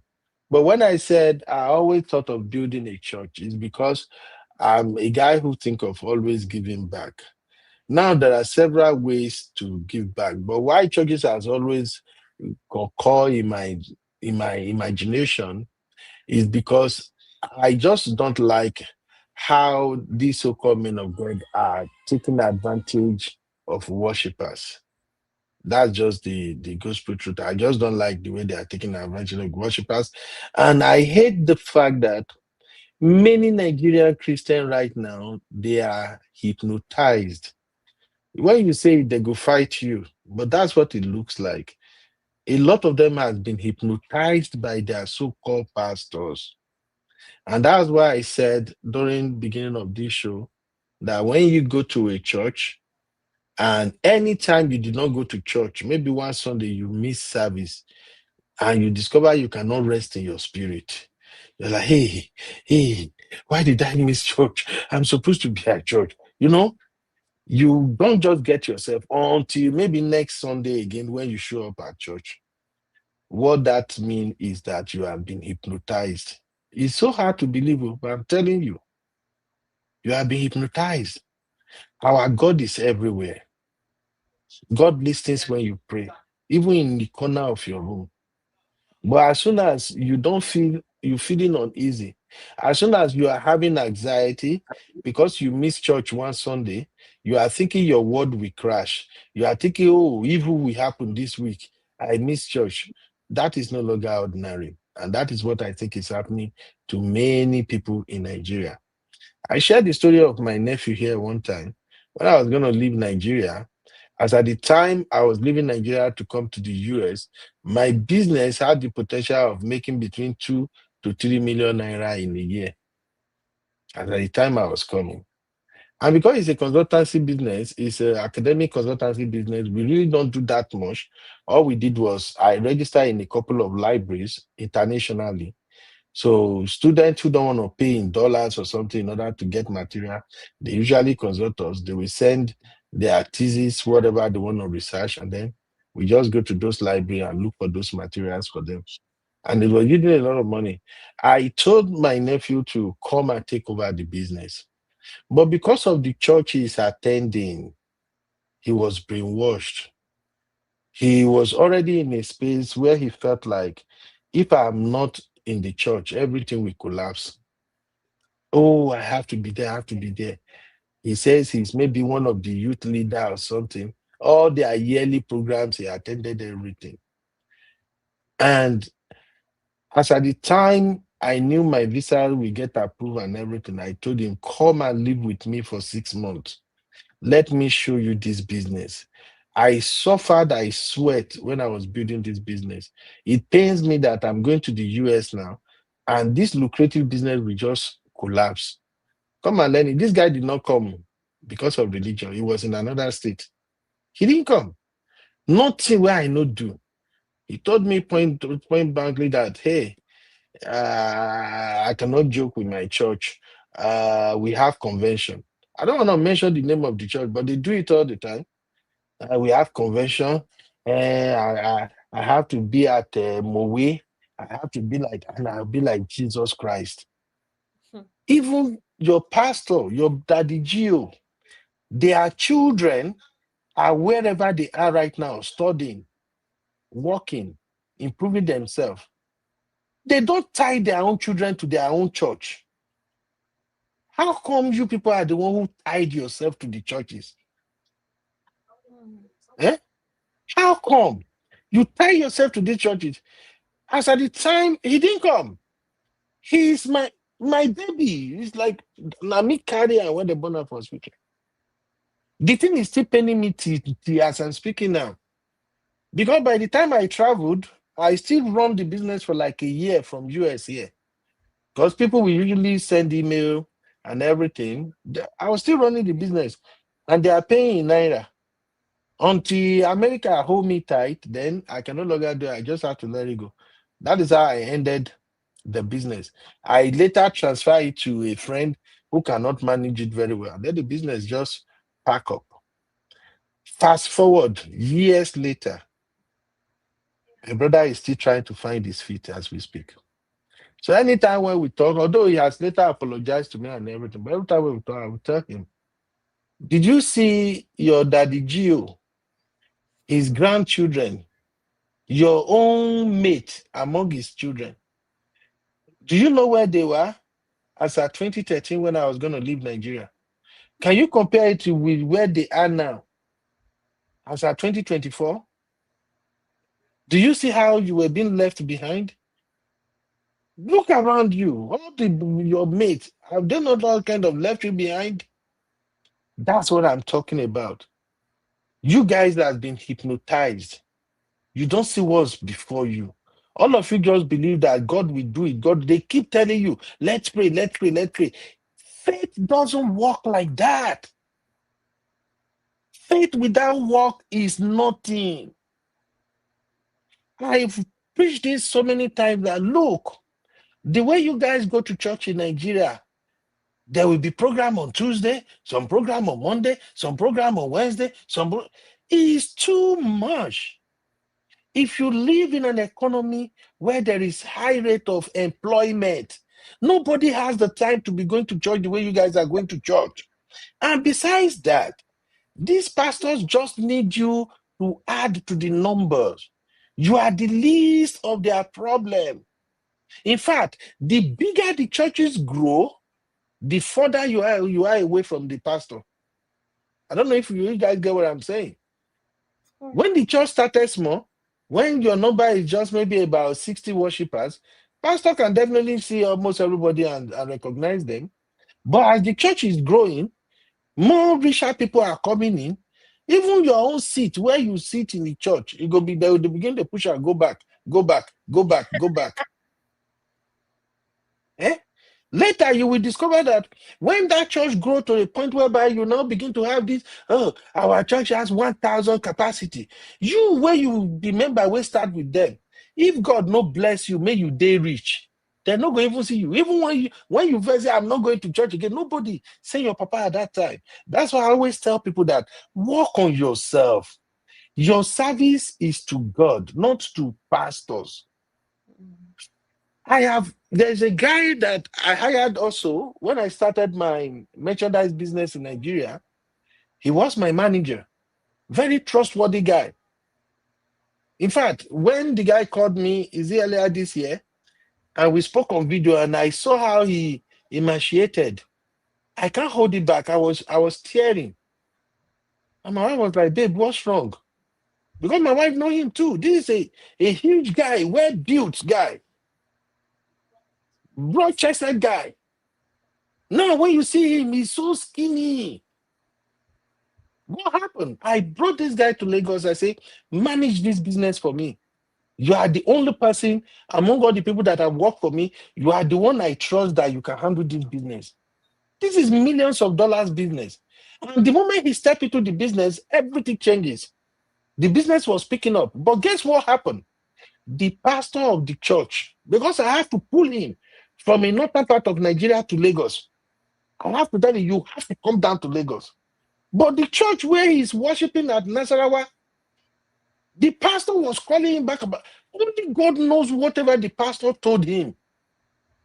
The boy just started me, boss, I have to go back, I've been commissioned in our church. I play a lot of role, don't worry, sir. But I have to go back. I'm like, what? You haven't had a job since I left Nigeria, and you finally had a job that pays salary. Everybody that have worked with me, call any of my staff, ask them. I know they owe person salary. I've been hiring people now all the way back to 2010 when I started my first consultancy business. I know they owe my salary. My staff, they know me. I would rather not chop than owe you salary. So I look and I'm like, you have no work for this long. I spent money, I did everything to bring you to Lagos. You are doing a fantastic job. This business is beginning to be profitable. I have to rent an apartment for staff. And suddenly your pastor is calling you, and you have to go. And this is a guy I trust. Even as I follow you talk now, I still trust him like there is no tomorrow. He's like my brother because this guy is so freaky honest. He's so honest. When he was in Nasarawa, one of the jobs they gave him was to manage a school. That school was dying. As soon as they gave him that school, he managed that school to the point that the school is beginning to get more students and everything. But guess how much they are paying him? 25,000 naira a month. So, but as soon as this pastor kept calling, he be like juju. He just come in, say, bros, don't vex. I think by next week, Thursday, I have to go back. And there is this youth program that is coming. And if I'm not there, the pastor is saying he needs me real bad. Even the church members, everybody have been calling. At the point I told him, is it your girlfriend? I know you live in this place for a long time. If it is your girlfriend that is there, that is actually dragging you to want to go, don't worry, we can move your girlfriend to Lagos. You have your own apartment, everything. We say, no, sir, this is God's work. And I don't want to underplay God's work. That's how he left. I have to shut down that business after he left. Those are, you've heard me here several times when I would joke and say, there was a time after I do 1-2 business in Nigeria that crashes. The thought I want to go invest in Nigeria, my wife pulled her money away. I don't know if you guys have heard that joke from me before. Yeah. Because after that guy left, nobody could manage the business the way I want. I started running at loss again. And this is a distribution business. You know how distribution business work. When you buy in bulk from companies and then you distribute to retailers, it's a capital intensive business and the gains are usually small. So it's when you sell larger quantity, then you see the gain. As soon as the guy left like this, the remaining 3 staff, they were just doing whatever they want to do on their own. So I'm like, well, I can't be running into loss. Even though as at that time, I started that business with 10 million naira, besides van, besides vehicles where I buy and everything, besides store and all of that, besides paying registration to all these companies that are producing Indomie. In fact, it was so crazy. But I'm just like, you know what, let it go. But the point I'm trying to make is this. They have some brainwashed a lot of Nigerian youths that the doctrine they put in them is actually stopping them from growing. And you have to talk to them before you can get them out of that shit. I've helped so many youths in Nigeria pay for classes, pay for trainings, pay for anything, because I'm from the street. I know what it's like. If you are smart, you are brilliant, but there is no that small push. Opportunity. Maybe you want to do a training. That training just costs like 60,000 naira.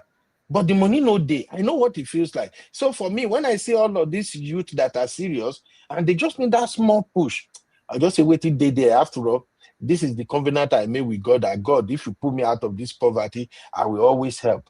But then, once you help them, the next thing you see, now church excuse, we have a church program. The thing they annoy me, like, they swear for Nani. But anyway, just to close this out, pray for people in Nigeria. Many worshippers in Nigeria, they are under bondage and they can't see it. You see people in Nigeria who cannot eat. Their children don't even have what to eat, and they will still carry money to go and drop for their pastor. That is BS as far as I'm concerned. If Jesus Christ himself can come down and talk to you, he will tell you to take down your money and go back and feed your family. They have hypnotized, not all of them, but with what I'm saying, it's not looking ordinary. They have so hypnotized Christians that some of them, nothing where they don't feel go so for church. There was a video making me around one time where one woman went to their house and carried the plantain. I don't know if you guys saw the video. The plantain where the husband suffer, carry come house, say they go eat everything. The woman carry the plantain, go so on for church. Now the husband go church, go grab the plantain, carry and come back. He go inside church, go carry the plantain. So please, where are we going with all this religious madness in Nigeria? You see everything that is happening in Nigeria right now? People buying, kidnapping, banditry, everything. Every Sunday, our Christians, they are still dancing as if nothing is happening. Everybody is dancing. The pastor wants you to just forget everything. Yet our people did not realize that the more you have this insecurity, the more people cannot sleep with their eyes closed. It will somehow affect the economy. You can't travel now. Your pastor won't go Abuja now. Yeah, you don't enter plane. You church member, can you enter plane? And yet your pastor, when they enter plane, you are expecting that pastor to speak about how many motors used to stop along the road. I've never been to Abuja, but there is this road from, is it Kaba Abuja road or something? That road is like terrorists they don't build station for that road. Every time now they see video from that road where commuters they go park, say, hey, bandit don't they operate for frontal. But nobody is talking about all of that. All your pastors are expecting is, as far as Sunday come, bring your tithe, bring your offering and all of that. And these charades that they are doing now, everybody trying to start their own church. That is why you can never get them to unite. You can never get them to come together and say enough is enough, because they are fighting for their own pocket. That's my final take, Abby. Thank you, everybody. Okay. This is crazy, man. I know, my dear. That final take. Everybody have All a good right. Thank you, Gary. Everybody have a good night. Tomorrow we're going to have political roundtable. Show up for political roundtable tomorrow. Let us discuss whether we still have a country or whether France has finally taken over our country. Thank you to all the panelists. Honey, babe, I love you, Mama. Would you be my guest if I do Recap Central tomorrow? You have Recap Central tomorrow? I'm not sure if I can manage. Would it be my I think Pella and Jarvis? It depends on what time you'll be starting anyway. It will be after, of course. I will finish my political roundtable on time. It's just gonna be maybe 1 hour 30 minutes. Hey. Unless people, I know Sister Omoye might be here tomorrow. If Sister Omoye is here and people are interested in them, maybe it can stretch. But without that, maybe 1 hour 30 minutes or 2 hours maximum. Uncle Ben, if you do 1 hour 30 minutes, I'm going to beg Sissy for you to have first class tickets to Barbara. I'll convince her. Really? Yes, sir. Okay, now I'm motivated. To Barbara for you. I'll fight her. I'll fight for you. all right. That's a deal. Now when you don't talk, I'll do 1 hour 30 minutes. So Bora Bora, here I come. Yeah, girl. All right, bye everybody. Sister Oyi, thank you very much. My Misty, thank you, Misty, for being here. Sister Natu, not for the movie. Sister Natu say, my pastor hired a guy. Let me see. My pastor hired a guy on Niger to work in his real estate company, and the guy started giving an excuse of that he can't work because of church. My pastor fired him. I'm telling you, Nigeria, these youth, they go frustrate you as much as you try to help them. Once they brainwash them with church. And you know what's been more sad, Uncle Ben, is that at least the pastor should create employment in a way. If you're going to take, do you know what I mean? Like, someone is cleaning the church for free, all of those things, when you know that there's unemployment in the land, at least create employment. The pastors can't create employment because they know the environment is not conducive for business. Let's not deceive ourselves. Anyone who really knows normal job, you don't want them to work. Anyone who really know how business works. Business thrives in a free economy where there are enabling environment, you have good infrastructures. But with what we have in Nigeria right now, it's so crazy to run business in Nigeria. Honestly, some of the business you can run successfully in Nigeria is in the service industry. But if it comes to production, you can't. When I was running business in Nigeria, the amount I'm spending on gas alone. Uncle Ben, but you're overthinking it. I mean, talking about all these ones where they'll say someone that is a media team now for the church. Or maybe they give her money. Someone that cleaning. Imagine, for instance, let's use like Redeem Camp. Look at how large that camp is every time they go to camp. Imagine everybody there that works is paid and they're not just doing it as this is my. And maybe they are paying them. Maybe they are paying them. I'm not aware of how they are. Some of them, they're not paying them. But you get my point where they can create employment using these people's talents. But it's always use your talent unto the Lord when you know that they also can't feed. Something has to feed. It's only a man that can feed, that can use his talents freely like that. When you know they cannot feed, there should be an incentive, I think. That's my opinion anyway. Absolutely. Thank you, my dear. Have a good night. Good night, sir. Have a good night. I love you, Mama. Thank you very much for all you do. Thank you, sir. Bye. We rise. Learn the skills, we go online. Uncle Ben will show the way we shine. Create your dream. Build your life. You'll be MC, it's our time.